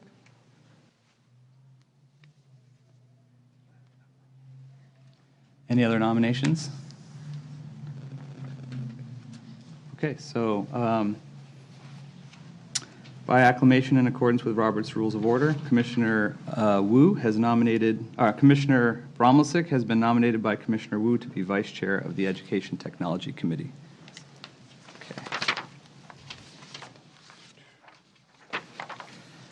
Okay. Our next item on the agenda is to establish new committee goals for 2016. First, let's review the goals from last year. Remain informed on issues that affect education technology as it relates to enhancing student achievement, and support the implementation of the Common Core State Standards, Next Generation Science Standards, and Smarter Balanced Assessment Consortium through effective use of education technology.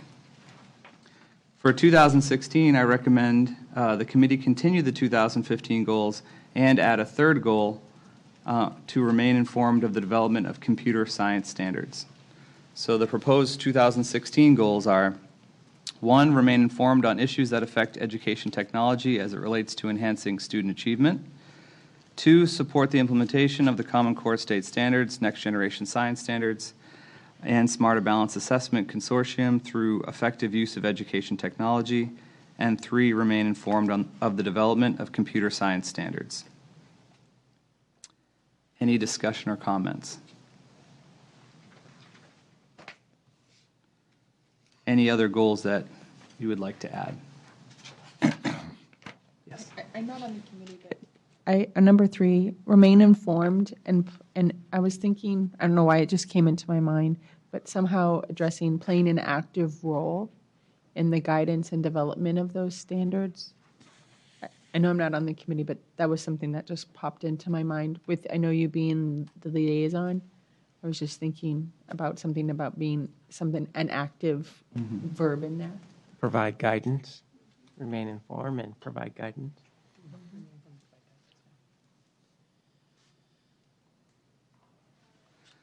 So the suggestion is remain informed and provide guidance of the development of computer science standards. Just a point for an English teacher over here, then it becomes on, not of. Oh. Yes. Let's see. Informed and provide guidance. On, okay. Thank you. Okay. Are there any other questions or comments about the goals for 2016? Commissioner Herrera? I'd like to propose a friendly amendment to goal number 2. And I would, before I propose it, I would like to explain. I would like to see the implementation of our Chapter 10 of our ELD framework highlighted. So in proposing, I would like to say support the implementation of the Common Core State Standards, Next Generation Science Standards, ELD framework, and Smarter Balance Assessment Consortium through effective use of education technology. Does that make sense? Mm-hmm. That spreads it to the other content areas as well.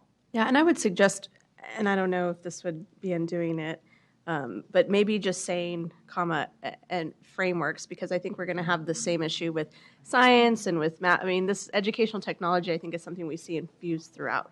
Okay. I would concur with both my colleagues. Perhaps suggest that instead of labeling it common, perhaps suggest restating Common Core to California state standards, since that seems to be the trending is how we're calling the cumulative group of standards. So it includes VAPA and other state standards. Say something in the way of all California standards and frameworks. California state standards and frameworks. So I'm hearing support for goal 2. I'm hearing support the implementation of all California The California standards content and state frameworks. standards. That's the shift in how California is referring to the standards as California content state standards. I don't know if other people have heard that, but that kind of broadens the VAPA and all the other standards beyond just Common Core. Okay, so I'm hearing support the implementation of of all California content state standards and frameworks. And Smarter Balance. And Smarter Balance Assessment Consortium through effective use of education technology. Yes, that's correct. You might as well just say statewide assessments because. Right. Yeah. And statewide assessments. Okay. Instead of Smarter Balance? Yes. Mm-hmm. Yeah, drop the Smarter Balance because it's called CASP. Yeah. Right. Yeah. You should have put the history Okay. Do we have any further discussion or comments for the goals for the Education Technology Subject Matter Committee for 2016? Yes. One more, please.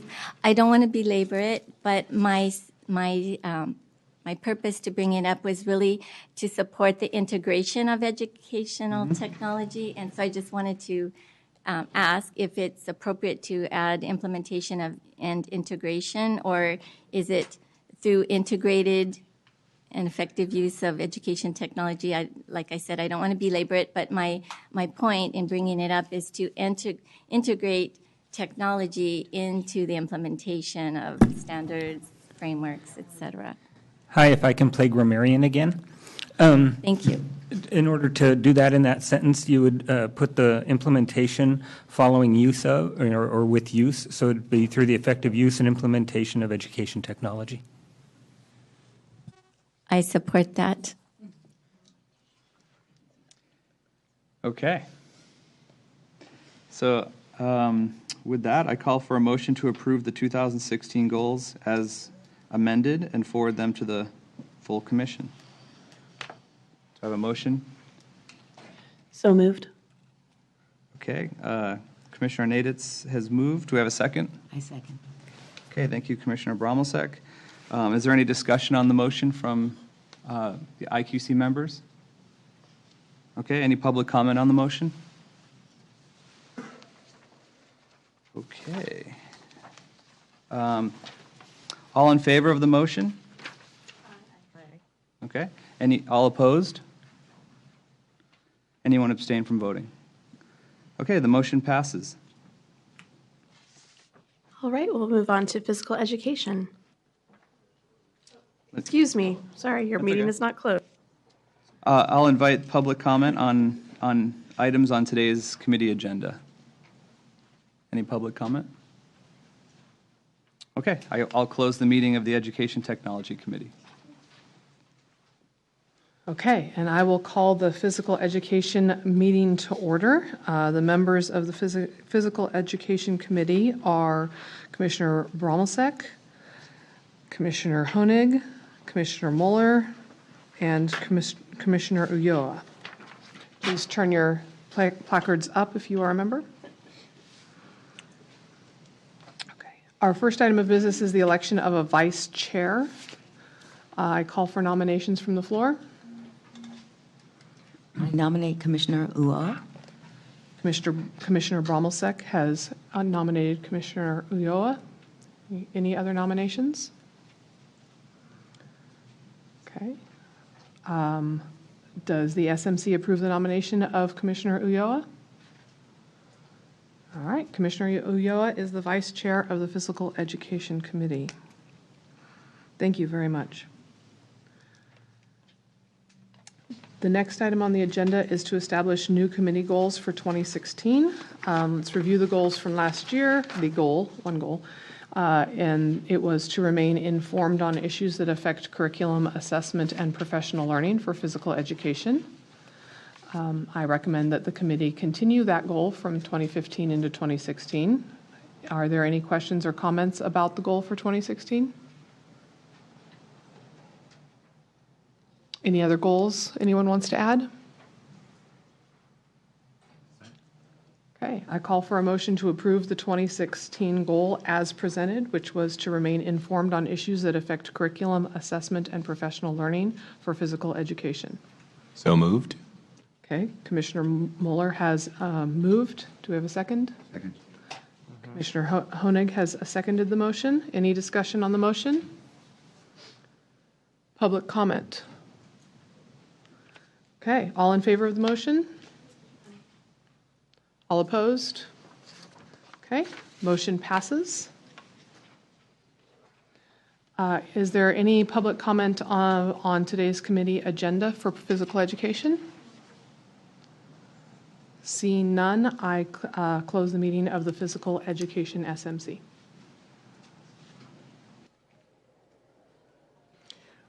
Okay, as one of the co-chairs of the Ad Hoc Committee on Assessment and Accountability, I call the meeting of that SMC to order.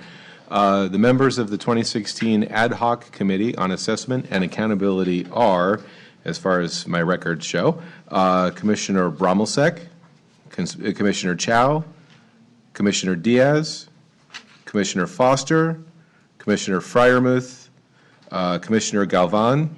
Wait. No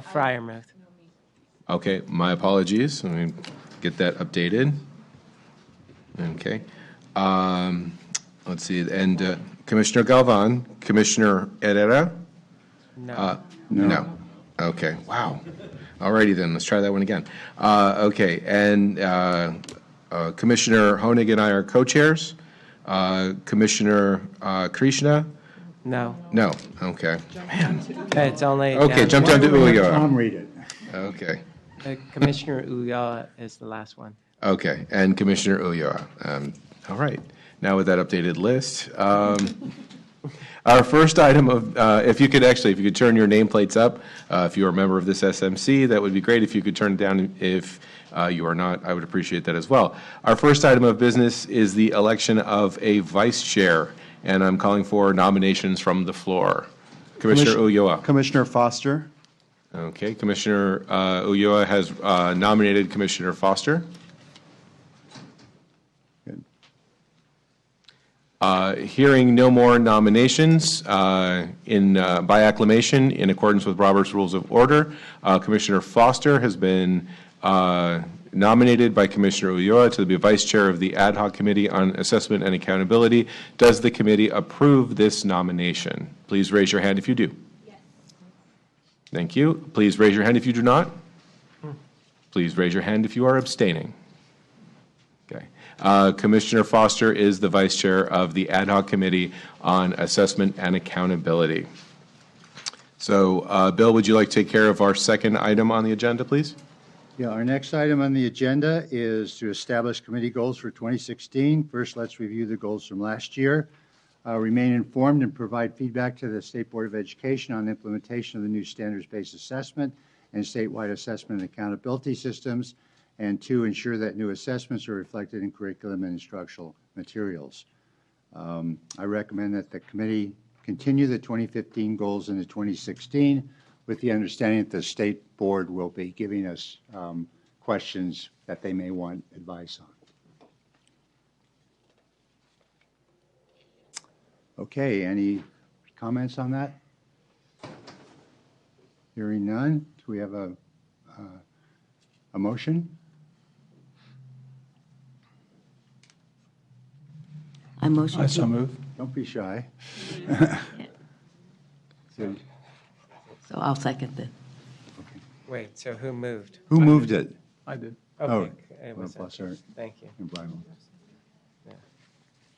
Okay, any discussion about the motion? Any public comment about the motion? All right, you heard the motion. Everybody in favor signify by saying aye. Aye. Opposed? Motion carries.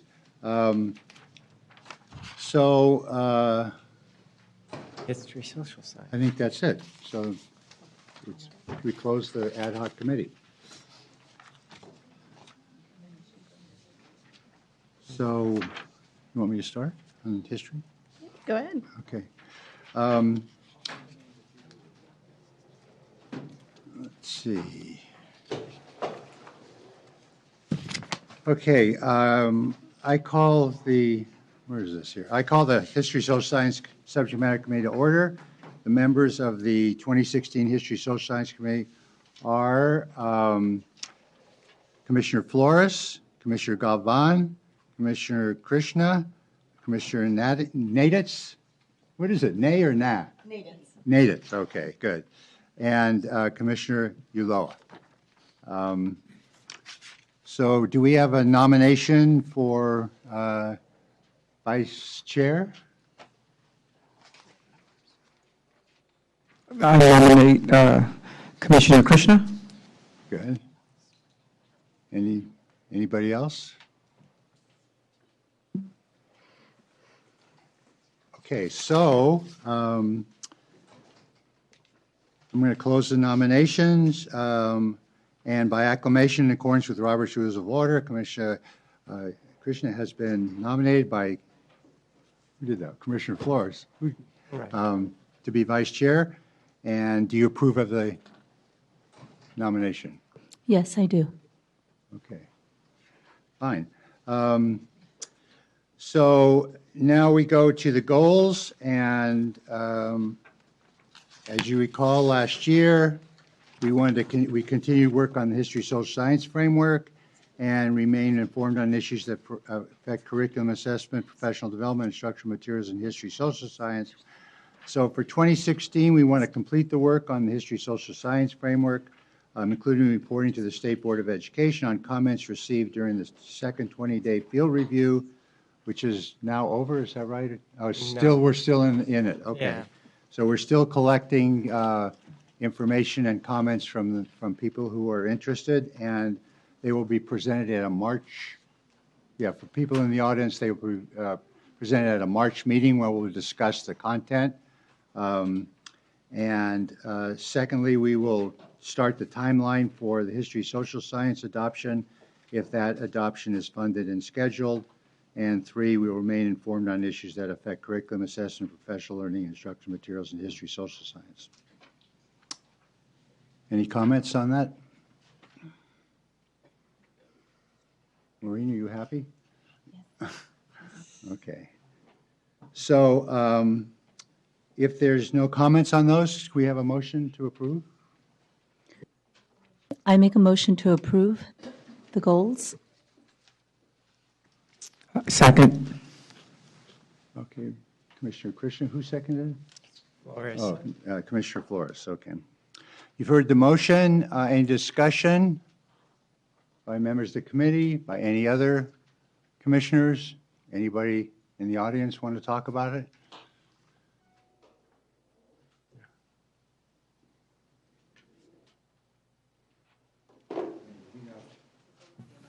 We have people signed up to speak, but not on the goals per se. Okay. Are you going to speak about the goals? Yes. Okay. You got 2 minutes. Okay. Good afternoon, commissioners. I want to welcome you, the new commissioners, to your new task before you. We have a monumental opportunity. I'm Riccardo Gaudino from Golden State History. Golden State History started with the sesquicentennial of California because we saw the need to expand our knowledge, and we did outreach to youth at risk in communities across California, sharing the identity of California with the bear.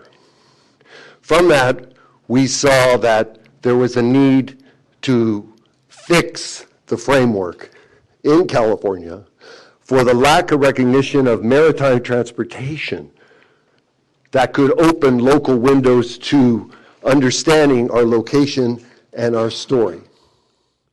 We face a great challenge now because of our reality across California, this is the conversation, of ignorance with youth at risk, who know nothing about how to understand the story of building their town and their country. So Common Core is a wonderful opportunity. It brings to us the moment to ask, who are we and how did we come to be? But more important, it shows systems that students in 8th grade can investigate to develop with Common Core the skills of push-pull analysis. Now, to have this right, we need to have the question in 8th grade, I want you to read the narrative, start with what is the meaning of history? Liberty and freedom does not bring to the table the student to open the window because they don't even know if they like history. So the framework needs to go a new direction.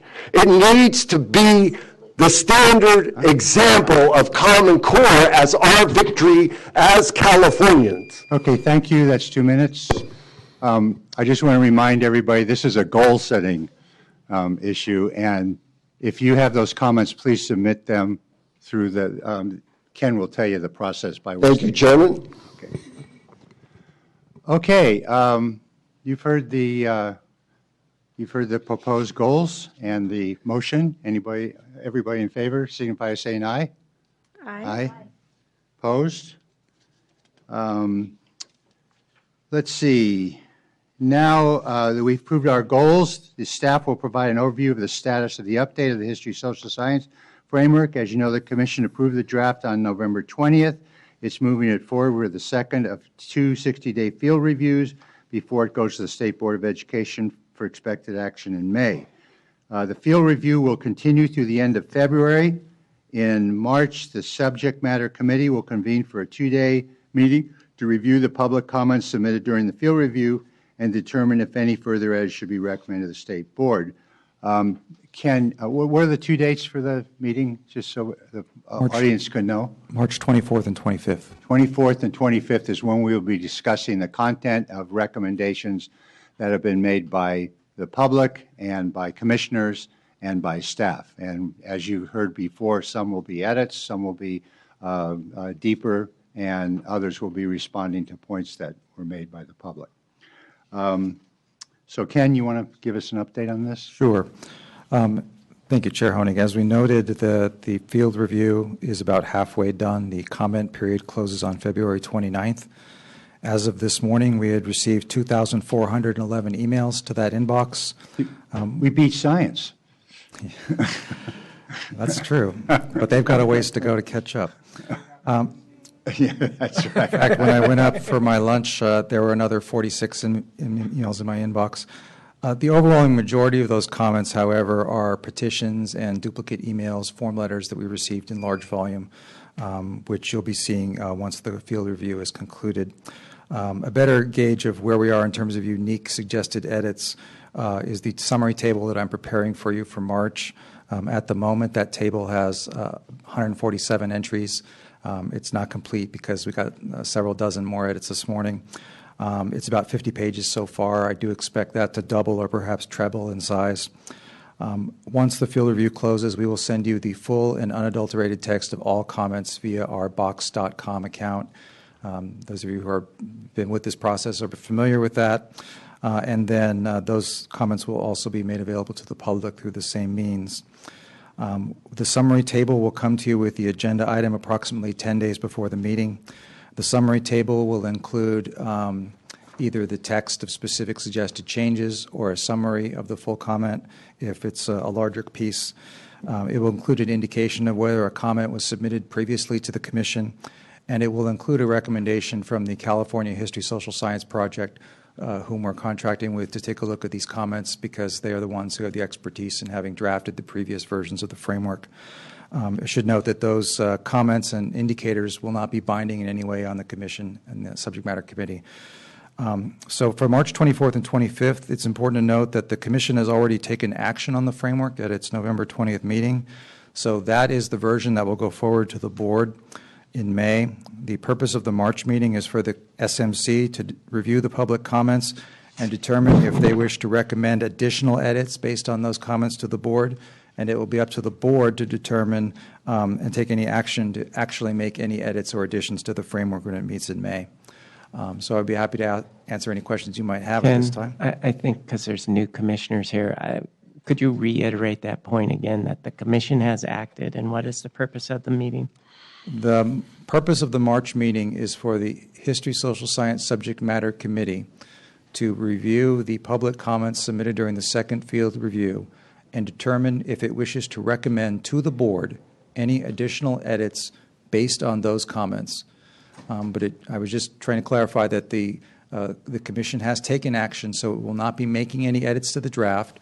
The Board will receive the November 20th draft that you approved, and they will be receiving, if you choose to make any recommendations, to make additional edits based on the public comment from the second field review. Right. So to reiterate, this is not the point where we're going to be rewriting chapters or putting in a new chapter. It is a refinement of the current draft. Yeah, this is the formal process. We've already voted. We've already acted as a commission. That's our role. But the Board has then asked us, since there is another review, they've asked for our input on the quality of some of these review comments, and do we agree or not agree, or are they just merely edits? So that's how we come in at a second time. So that's our, it's a narrowly focused function on the comments coming in. Everybody get that? Ken, are you? That's it? Okay. So you've heard the comments of the staff. Are there any questions of the staff on our role or what's going to happen? And you're all invited to this. It's fun. You should come. And so anybody from the public want to make a comment on our timeline? Yes. I have 14 speakers signed up to speak. Would you like me to go Okay, through are the these, groups? let me just ask you, members of the audience, are you going to speak on the timeline that we're talking about in the goals, or do you want to speak, later on there's a time that you can speak more generally. I'm not sure what you want to talk about. Yes, sir.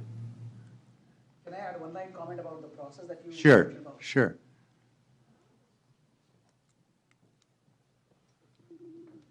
My name is Sandeep, and I work for Amazon. I am father of 3 kids.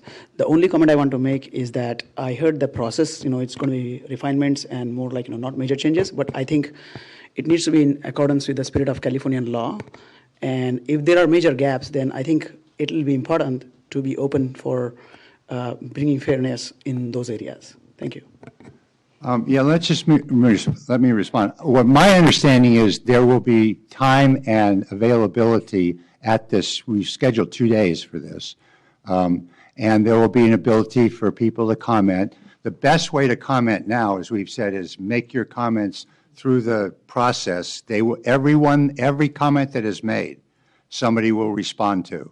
And so if they'll either say we've done that or it's there, we'll say we agree with it, we think you might recommend a change to the state board, or they'll say it's an edit and there's no problem. So you will see, you'll have availability of that material. You'll be able to see what the recommendations are coming from the staff, and then we have to deal with that, and then you will hear, then you can comment on that at that meeting is where we're going to get into the meat of it and the content of it, and then you will hear which recommendations we make to the state board. So the process will be open, it will be transparent. We're just not doing that today. We're just setting up the procedure for getting there.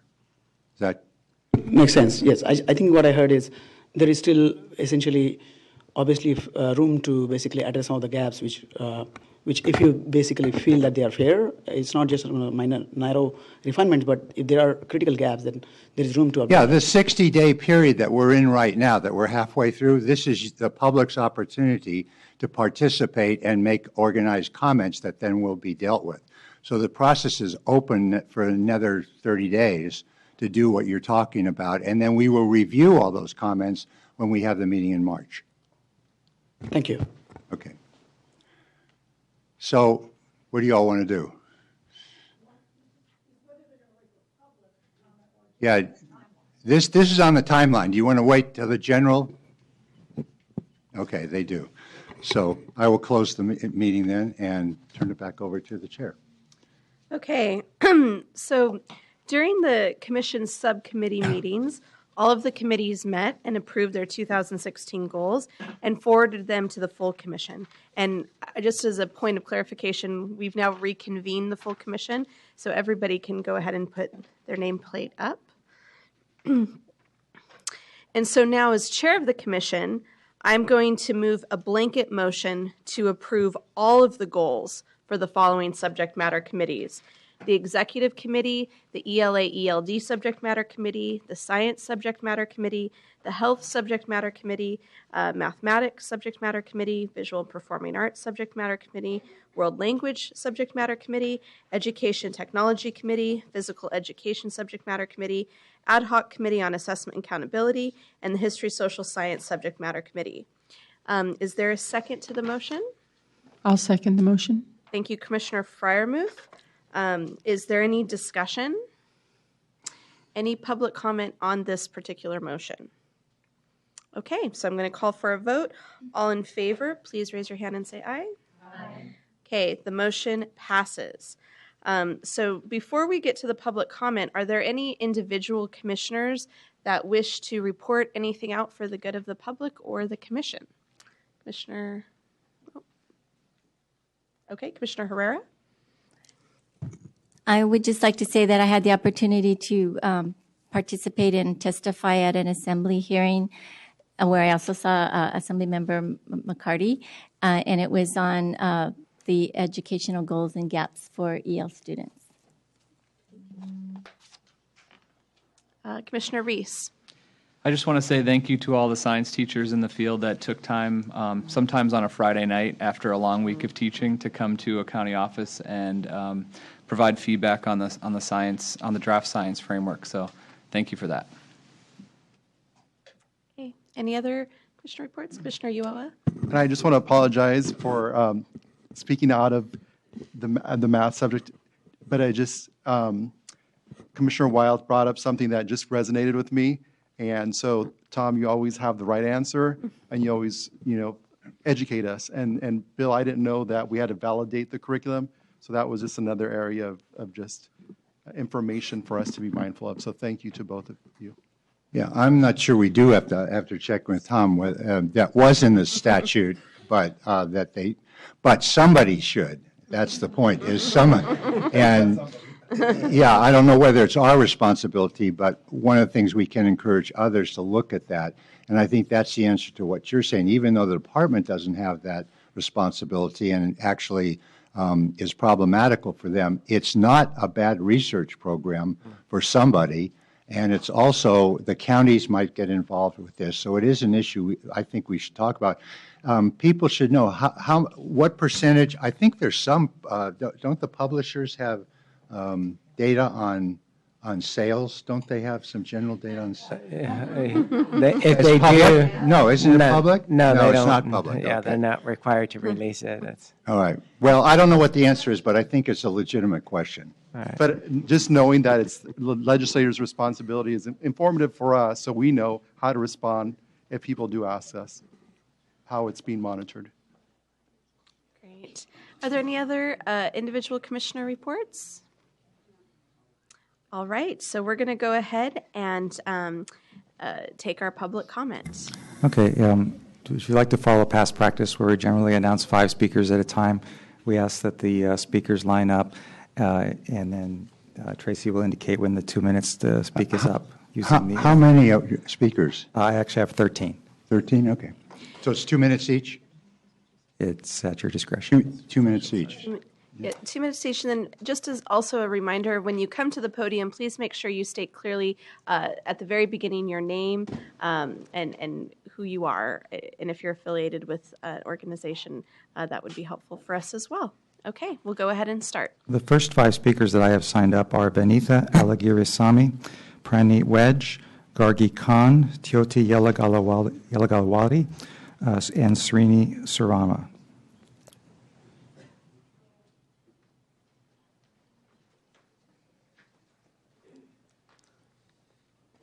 Good afternoon. Thank you very much for this opportunity today. I would like to give my 2 minutes to my next speaker so that he can talk and share the views on my behalf too. Thank you. Just for clarification, she gave you time, but you still only have 2 minutes. Okay. I see. Well, thank you very much, Commissioners. I'll be quick. So my name is Praneet. I'm part of an organization called Hindu Swam Sevak Sangh. And I've been a lifelong student of California ever since kindergarten all the way through my time in UC Berkeley. I'd like to discuss just 2 words, equality and legality. So as a Californian citizen and student, diversity is one of our state's greatest strengths. And in that spirit, I speak as a Hindu American that it is within my rights to demand equitable and legal representation of the gifts my culture has given to the world. So in textbooks used by 6th and 7th graders, sections on Hinduism in ancient India are twice as short as the writings on Judaism and 4 times as short as those in Christianity. The current framework directly references contributions from ancient Greece with references to Socrates and Plato. However, nowhere is it balanced with ancient Indian philosophers like Chanakya or the Sanskrit dramas done by poets like Kalidasa. Nor are there innovations in temple construction that happened before the time of antiquity. None of those are referenced in this framework. The framework also incorrectly emphasizes caste segregation within Hindu societies, but it fails to really discuss any of the forms of strength that Hindu society showed, such as when they resisted Alexander and when they spread their culture from a wide range of Afghanistan to Indonesia and all those areas. So where are the benefits of mathematics and Ayurveda that my ancestors actually brought about to the world? What about the contributions to city planning, metallurgy, art, and the spiritual teachings that influenced luminaries such as Steve Jobs and the Beatles? Where have they been shown in the framework? This I don't see. So I ask you, respected members, is it equal to showcase a photo of garbage and pigs to represent my society, as has been done in these textbooks, whereas for Europe, the Da Vinci's Last Supper is shown as an example of that culture? So my intent is not to state that Hinduism is better, but rather to stand up for one of its core tenets of equality, that all religions and cultures are valid and can contribute to society. So the CSBE is outlined in sections 6040 that the standards on proportionate portrayals, these state that materials must accurately portray their roles and contributions in a fair proportion. Thank you so much for your comments. And the zero. Contributions, the zero. Good afternoon. My name is Gargi Kand. I'm a 12th grader at Lindbergh High School. More than 2,000 years ago, there lived a woman sage in India named Gargi, who was well-versed in the Vedas, the oldest known Hindu scriptures. She debated the most renowned scholars of her time and was awarded the title Brahmavadini, the beholder of the highest knowledge. Gargi's debates were so sublime and powerful that they have been captured in the Vedas themselves. My parents named me after the great debater Gargi to belong to this culture of Rishikas, or women scholars. We Hindus have a tradition of female sages which is unparalleled in any other religion. Rig Veda, the oldest sacred text itself, mentions 30 Rishikas, or female sages, as composers of her sacred texts. But our textbooks not only ignore the contributions of Hindu women, but also present us Hindus as overtly patriarchal when compared to other religions, Christianity, Islam, and Judaism. One 6th grade textbook says, only men could go to school or become priests. The evidence of Rishikas like Gargi, Maitri, and Vaghambrini, and many others should at least help us correct this error. But I see that in the latest framework, Hinduism is singled out and labeled as patriarchal, which I consider completely unjust. Californian law states that the state board shall not adopt instructional materials that contain any matter reflecting adversely upon persons on the basis of race, ethnicity, gender, and religion. I urge you to include the contributions of Hindu women like Gargi and remove the word patriarchy from the framework. Thank you, and please make these necessary changes. Thank you.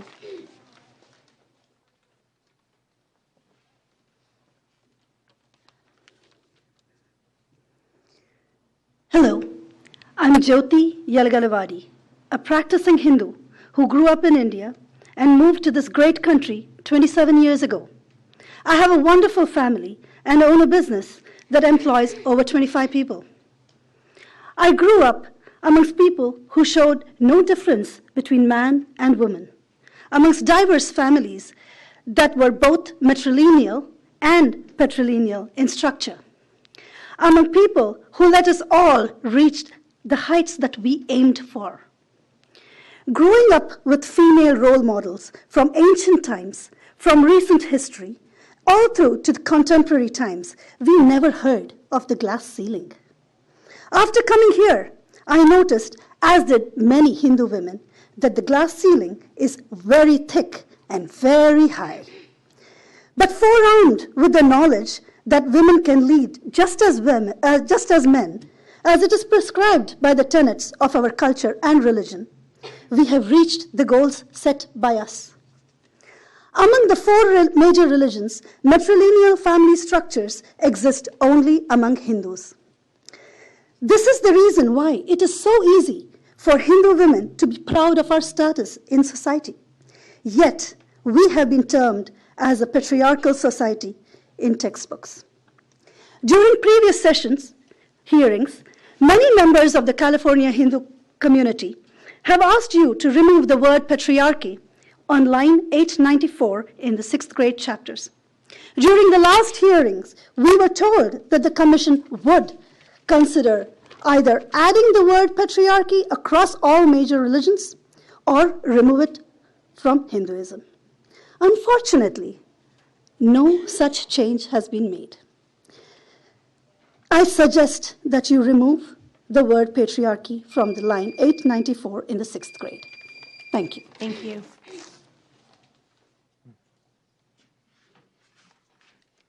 Hi, my name is Shrivani Suvarna, and today I will be talking about the bindi. Tradition is an important aspect in our lives that we tend not to interpret it well. As a Hindu, I wear a bindi or vermilion every day to school. Many of my friends have commented on the dot on my forehead, as they call it, asking me such questions as, what is that on your forehead? Did you get hurt? Is it a scab? Or even if they did know about it, they would ask me with such a tone saying, don't you feel embarrassed or weird wearing this every day to school? The answer is no. I do not feel embarrassed or weird about following my tradition. In fact, science had proven the significance of wearing a bindi.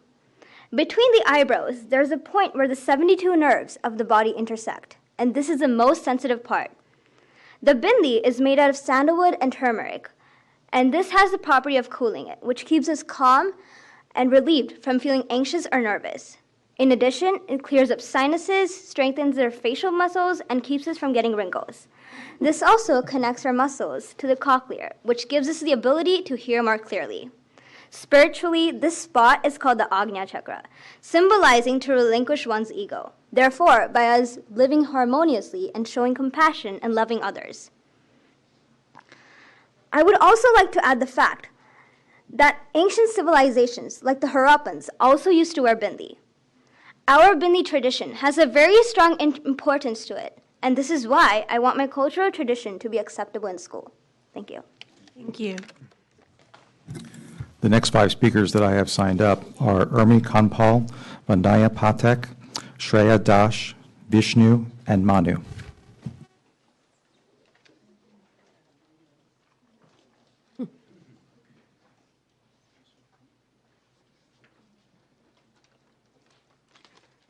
Hello, my name is Urmi Kanpal. I work as a yoga teacher in Cupertino, and I'm the mother of 2 girls, a high schooler and a 6th grader. My girls, like some others, wear a bindi to school. A bindi is a mark of vermilion on the forehead, just like what I have on. You can see that on my face.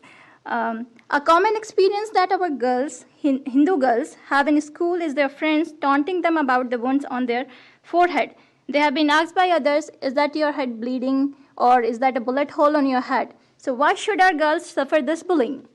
Many girls do not wear bindi just because of this reason, and that is so unfair. Bindi is an integral part of our Hindu life and has been worn for thousands of years. Sculptures and figurines from the Harappan civilizations also prove this. My question is there a way to fix and to add this in your recent framework? So all kids have protection of law to feel safe and secure in their own beliefs. And I want everyone to know why we Hindus do and follow certain things, and I want them to accept our traditions and culture. So I would like to request you to add the reference of bindi and vermilion on line number 809 on your recent 6th grade framework. Thank you. Thank you. Thank you. You're submitting all these comments to the staff? Okay. Well, there's a procedure which people will talk about, and just to make sure that they can react to them in a systematic way. Thank you.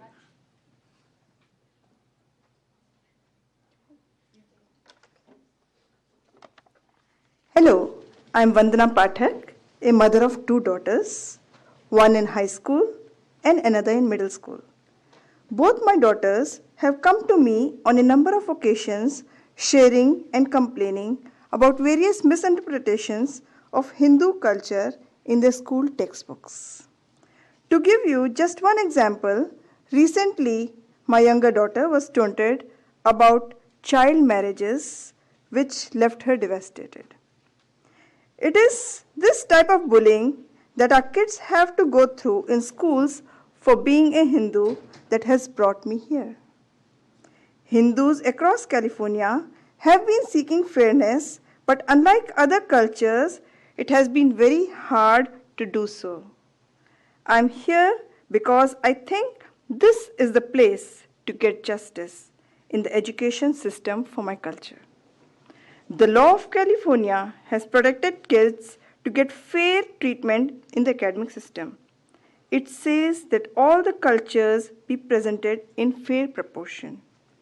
If we go by that, a culture of 1 billion followers should be presented in proportionate quantity and as well as quality. Kids of all major religions benefit from this fairness.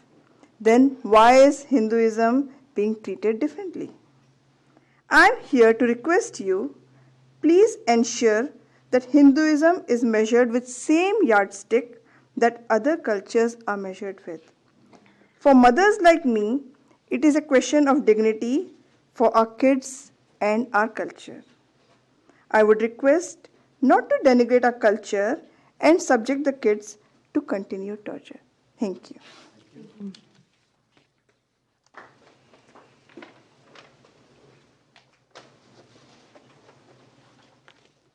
Hi, my name is Shreya Dash, and I'm a 12th grade student at Evergreen Valley High School, and I will be talking about some of the social implications I've seen as a result of discrepancies in the education about Hinduism. At a tender age during our elementary and middle school days, we often look at the words transcribed in our textbooks and cling onto the words of our teachers. This is because we are young and naive, not having formed any of our own ideas yet. Therefore, it is critical that we allow children to have access to unbiased and factual information to ensure that we have an open-minded generation. It is this problem, I feel, that can be addressed by changing the California textbooks to more accurately represent Hinduism and Indian culture. Personally, I was pretty disappointed with the minimal and even inaccurate information about my culture present in the textbook. I, however, was fortunate enough to have parents who immersed me in my own culture, allowing me to call myself a proud Hindu. Unfortunately, the same cannot be said for other first-generation Indian Americans. Realizing the stark contrast between me embracing my identity and the reluctance of my other Indian friends to do the same really highlights the social implications of the issue impacting our sense of identity. Now there's a perpetration of false information creating anti-Hindu sentiment. For example, just a month ago, a picture of a powerful Hindu goddess, Ma Kali, was displayed on the Empire State Building as a part of an initiation to create awareness about the endangered species of the world. Instead of realizing that Ma Kali is a goddess of feminine power and strength, many people posted articles comparing the Hindu goddess to the devil. This antagonism towards my beautiful culture stems from ignorance, which can easily be managed by correcting the history textbooks. Thus, I urge you to portray Hinduism in a more positive light. Thank you. Thank you.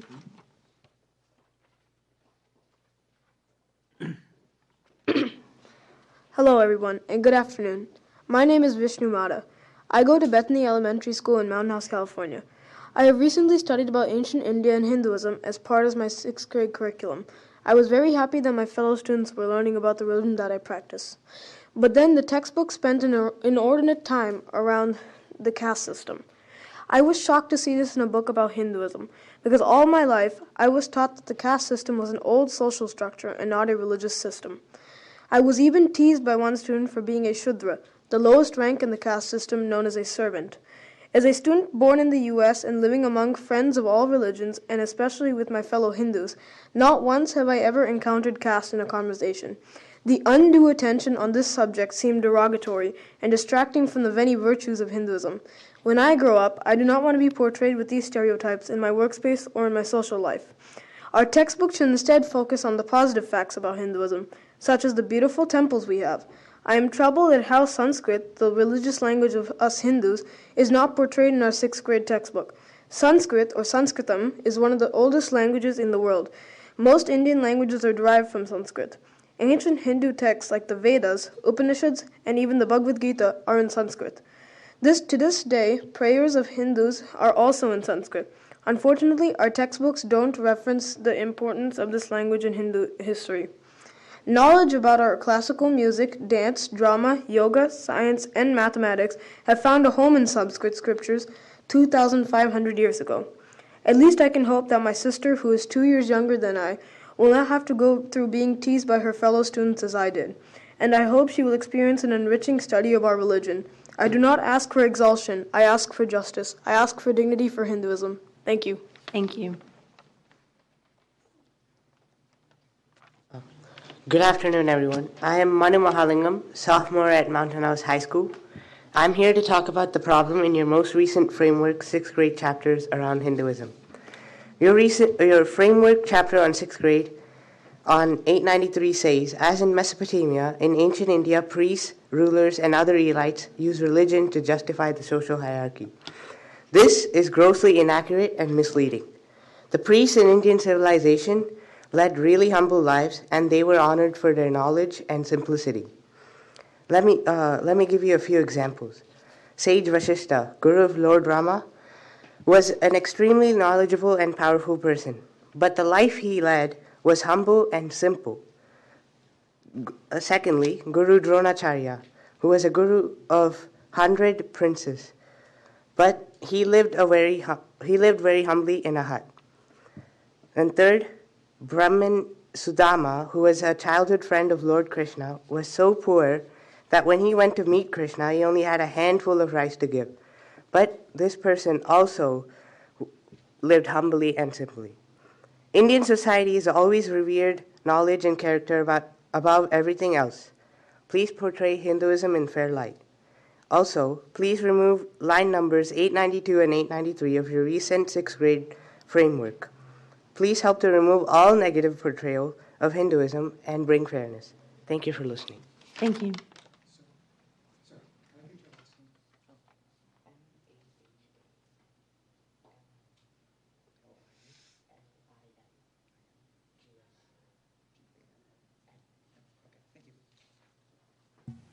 Okay, I've gotten several additional speakers added to the list.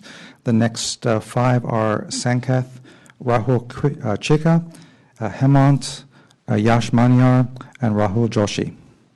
And if I could ask speakers who did not provide their last name, if they could just check in when they're done speaking and give me their last name. Is that's the last 5, or are there more? I have 3 others after those 5.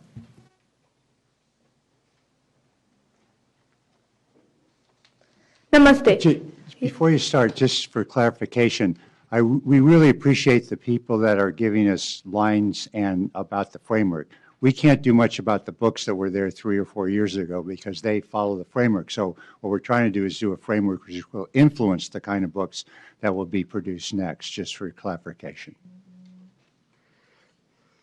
Namaste, and hello everyone. My name is Sanket Santosh, and I am in 8th grade, attending Union Middle School in San Jose. Today, I have missed my school to express my views on the depiction of Hinduism in our textbooks.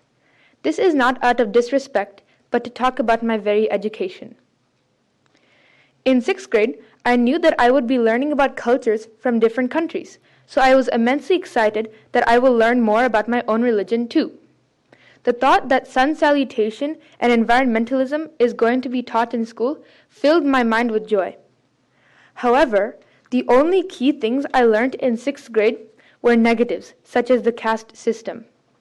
After this, I found myself wanting to know more about my caste, rather than my religion.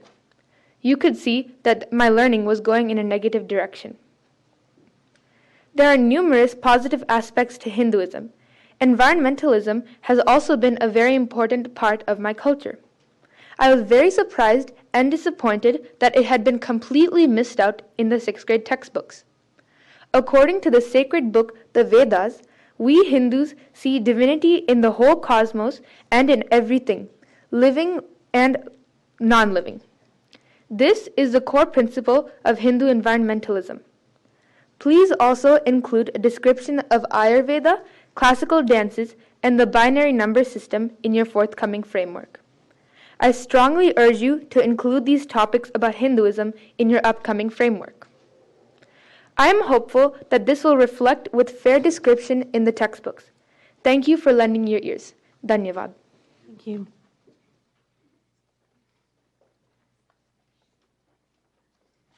Hello, good afternoon. My name is Rahul Chakka and I am a sophomore at Tracy High School.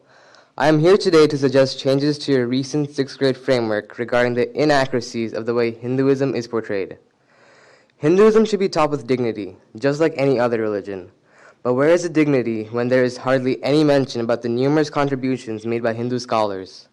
I will tell you about one scholar that the framework does not mention. His name is Chanakya, who lived from around 350 to 275 BCE. He was an Indian teacher, philosopher, jurist, and above all, an economist. He wrote the ancient political treatise, the Arthashastra, covering economics, politics, and ethics. Chanakya is considered as the pioneer of the field of political science and economics in India, and his work is a precursor to classical economics. In today's world, the economy is a very important part of our lives. I am surprised that the recent framework does not mention Chanakya nor his contributions. If students learn about him, they will understand how the world's ancient people were advanced in economics even at that time. Hence, I humbly request you to provide a description about Chanakya and his legacy in line 922 of your most recent framework. This suggestion was also submitted by the Hindu Education Foundation, Edit 20. So please consider my request. Thank you. Thank you.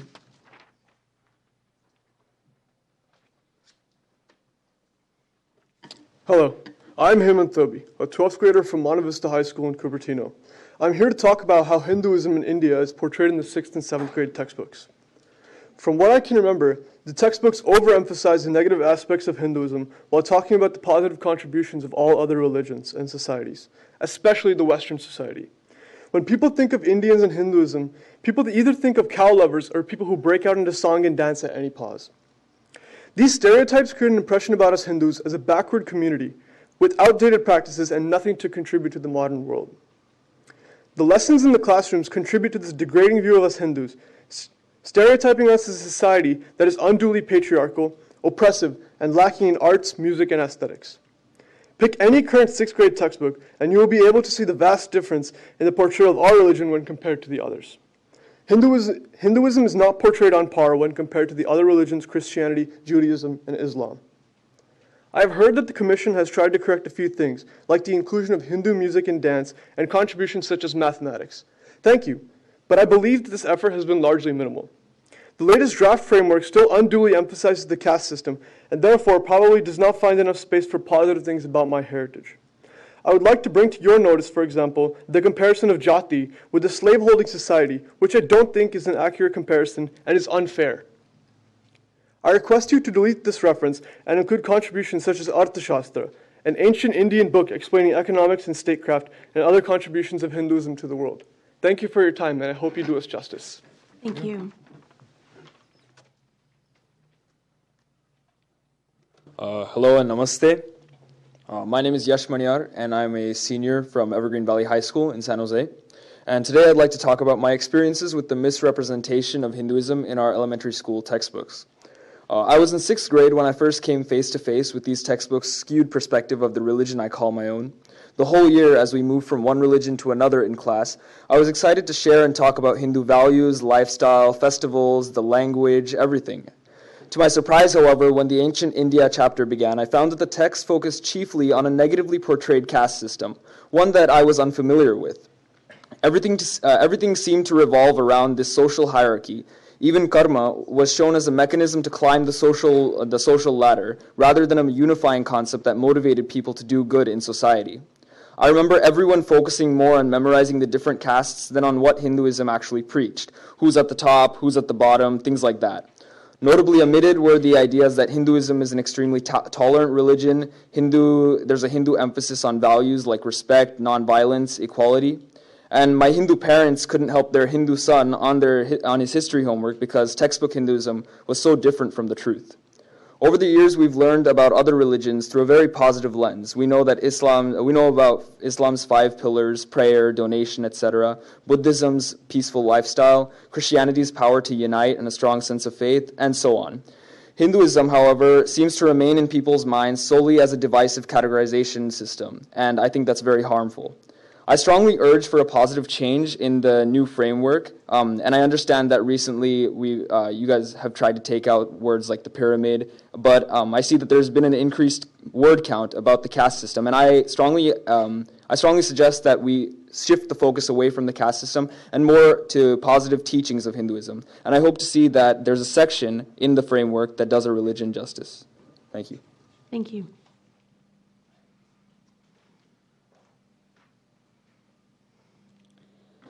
Hello and namaste. My name is Rahul Zoshi and I'm a senior at Evergreen Valley High School. While growing up, I had an opportunity to understand, learn, and practice rich Hindu heritage in my family. After going through the coursework in elementary school and middle school, I realized that what I have been taught about my religion at home does not really align at all with what is portrayed in textbooks. Many textbooks cast a disrespectfully incorrect light on Hinduism, causing not only humiliation and shame for young Hindu students in their schools, but also ignorance in the rest of their classmates, who would then have a misinformed view of Hinduism. Some of the inaccuracies about Hinduism in many of the adopted texts in California schools include focus on the negative of India's past, even to the point of exaggeration, the large negative portrayals of misunderstood caste system, and an incorrect idea of an anti-feminist patriarchal society, downplay of India's cultural achievements and contributions to the world, lack of discussion in ancient India as much as as in depth as with other religions and ancient civilizations in the world. One of India's greatest cultural contributions is its diverse classical music. As a student of Indian classical vocal and percussive music for 12 years, I have grown to appreciate the massive world of music that India has to offer. And this world is becoming increasingly ingrained into Western styles of music every day. But the framework still fails to mention anything about artistic achievement in India, whereas the artistic achievements of other cultures are liberally mentioned. Why is this such an important issue? We cannot forget that among this controversy, the heart of the matter is our young siblings, our childhood.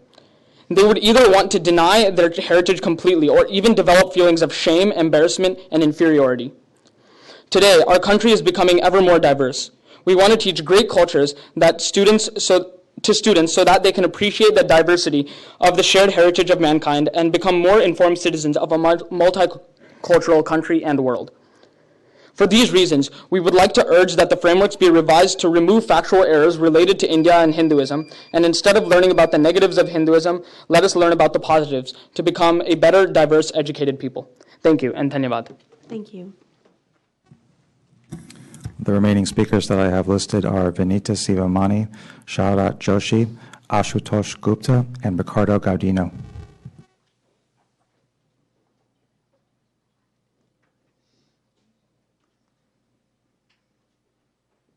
Good afternoon. My name is Vinita Sivamani, and on behalf of the Hindu American Foundation, I'd like to thank you for your time and thank you for all the changes you've incorporated so far.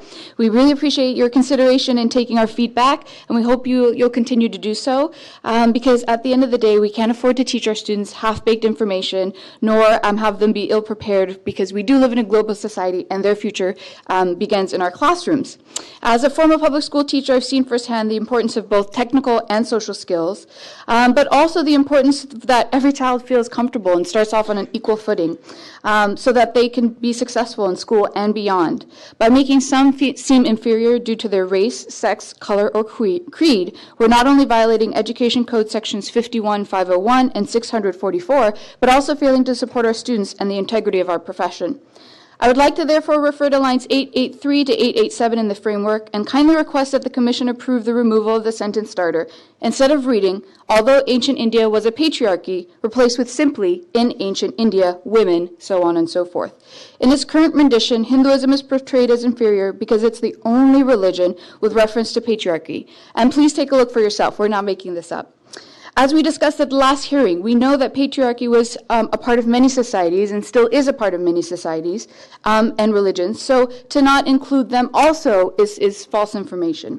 To refer to patriarchy selectively rather than for all religions and countries involved will lead children to learn and believe that it was unique to only those specified, namely in India. It either needs to be covered throughout the entire narrative as the historical reality of most peoples, or reworded, as we would suggest, in ancient India, as one of our edits. I really can't stress this point enough, especially with all the research showing how critical it is for women and girls to feel supported and included. We're losing some of our most talented students because of messaging like this, where women and girls do not feel comfortable breaking the glass ceiling and end up failing to reach their full potential. What students learn in school has had a tremendous impact on their confidence and abilities, which is why we need to update the language of women's experiences in India so that Hindu and American and Indian American students do not feel disadvantaged, and so that every peoples and their origins, and not just some, are fairly and accurately portrayed. Thank you.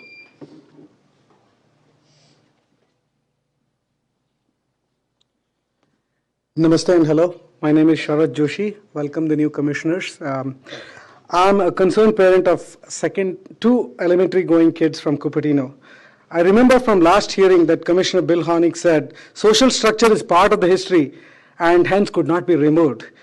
Well, if so, do a meaningful and proportionate portrayal is what I'm asking for. The way it is done now is actually increasing the problem, which we have been asking the Commission to fix. To give an analogy, just to go by the standards, if the standards wants to show to the kids a 20th century innovation that improved their lives about an automobile, the framework could go these ways. A machine was invented that revolutionized transportation and changed the way the world and goods were transported around the world. Or it could go this way: automobile was the cause of many wars fought in Middle East over oil, which resulted in unavoidable loss of human life. Automobile was also responsible for the greatest ecological damage it did by causing swaths of large toxic chemicals impervious to the climate and even poisoning groundwater. So this machine also resulted in the thinning of ozone layer. So these could be the two parallel portrayals that could be portrayed by the framework. So when it comes to Indian structure, social structure, it's portrayed as causing a destructive effect, whereas Christian, Jewish, and Islamic contributions are shown as beacons of hope and improvement in people's lives. California law states clearly that every child should be feeling proud of their heritage with no bias, 51501 and 60044 as well, specifically to make. What is the yardstick being different for Hinduism every time? As we see speakers after speakers explaining the different yardsticks being used for Hinduism versus the others. I am asking to shine a fair light on Hinduism in line with laws and the yardstick that was used to other cultures. If you would like to remove it, that would be the perfect solution. Isn't it ironic that the Commission has still not gotten it right so many iterations over? Thank you. How can we expect the sixth grader to understand the caste system? Thanks. Thank you.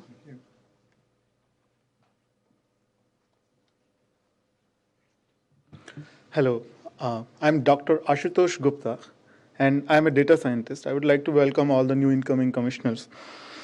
The California Education Code, section 51501, 60040, and 60044 promise a fair and positive representation for all religious traditions. We are proud of these laws for their promise of liberty and justice for all. Yet, somehow this doesn't seem to apply for Hinduism and Hindu kids. Over last few years and review cycles, hundreds of Hindu kids and parents have come here in Sacramento to share their plight. Irrespective of this, even the most recent framework draft continues to carry from the past both errors by commission and errors by omission. On one hand, the contribution of Hindu religious texts, a contribution of women to Hindu religious texts is completely omitted. On the other hand, speculations are presented in a derogatory fashion. All major religions have had a patriarchal system, yet you are mentioning it only in case of Hinduism. The facts found in a famous 2001 OECD study concluded that a Hindu India was contributing more than 20% of world's GDP for first 1800 of last 2000 years. Yet this fact is omitted. On the other hand, what is put down is that early Hindus were animal herders. Please tell me, early followers of which religions were not animal herders? In fact, by their belief systems, prophets after prophets from Moses to Muhammad, all belief systems say that even the prophets themselves were herding animals. So, to conclude, my only request is to follow both the letter and the spirit of the Californian law and represent Hinduism in a fair light. Thank you.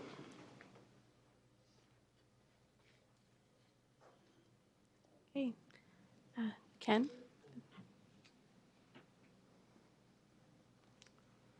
Golden State History, Riccardo Gaudino, Director of Research and Design.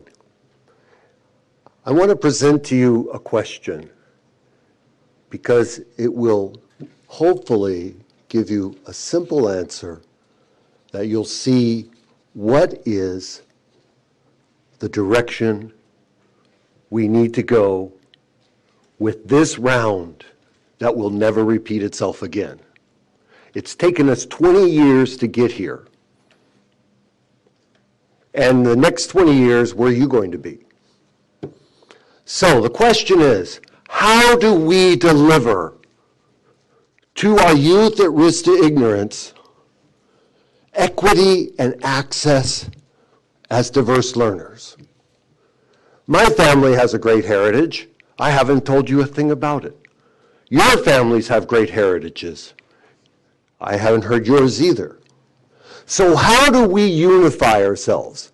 How can your action create the essential cornerstone of knowledge with our land? That's it, our land. Our landscape, our dirt, the making of North America. We must start with the natural heritage to tell our story of our benefit of having such a fertile land, and the story of that fertile land and the human relationships that continue today with that land. That's where our knowledge begins. And that is where this framework round must achieve excellence to showcase ourselves to our nation. Now, here's a good joke, because as a farmer, there's never anything good unless there's a joke. Because we don't want to be number 49 due to a football team or a bunch of gold rush miners in education in the nation. We want to be number 1. Thank you. And our landscape is our story for everybody who comes to the podium. Thank you so much for your public comment. Thank you. Yes. Just as a quick reminder to the audience, so several people have been handing me their written comments. If they could be sure to send them as well to the HSS Framework inbox, that will ensure they're distributed to all commissioners. Thank you. Hi, my name is Sandeep Dedge, and I work for Amazon.com in Sunnyvale, and I'm father of 3 kids. I'm here to request continued attention to the following points, the 4 points, and I'll also go to the specifics. And this is all it's in conjunction with the recent framework that you have. Number 1, are we continuing to align enough with California law, educational codes, and standards for evaluation relating to kids feeling secure and feeling accepted? Second, are we utilizing the same measuring parameters for Hinduism that we are utilizing for other cultures, or our measures are different? The third one, are we displaying enough sensitivity to the bullying and taunting that continues to be faced by Hindu girls and boys? Number 4, are we giving opportunity to all American kids, and there are 460,000 kids every year in 6th grade and around the same number in 7th grade, to learn more and fairly about one of the ancient living cultures at part with other cultures? Specifically, in 6th grade framework recent draft, line number 874 to 875, untouchables, still there. Number of words for social structures have grown from 90 to around 330. It's a big increase, and it's going to go on more problems. Lines 892, 893, priests are portrayed as if they are misusing religions. It needs to go out. Line number 809, vermilion is missing from the Harappan excavations references. Line number 819 and 830, line 19 to 830, it has a shadow of Eurocentric view, and as if the Indian culture were developed by people that came out from India, from outside India. References are missing for the principles of universal acceptance and environmentalism. In grade 7, thanks for adding the section, but references are missing for Maratha Empire, Sangma period, and Vijayanagara Empire. They are also missing for Chanakya, Arthashastra, temple architecture. References are missing for Kathak, Bharatanatyam, Tabla, and many more Indian things. Thank you. Thank you. Okay. Ken McDonald, do we have any more public comment? I do not have anyone else signed up. Okay, great. So I move to adjourn this meeting of the Instructional Quality Commission. Nice job.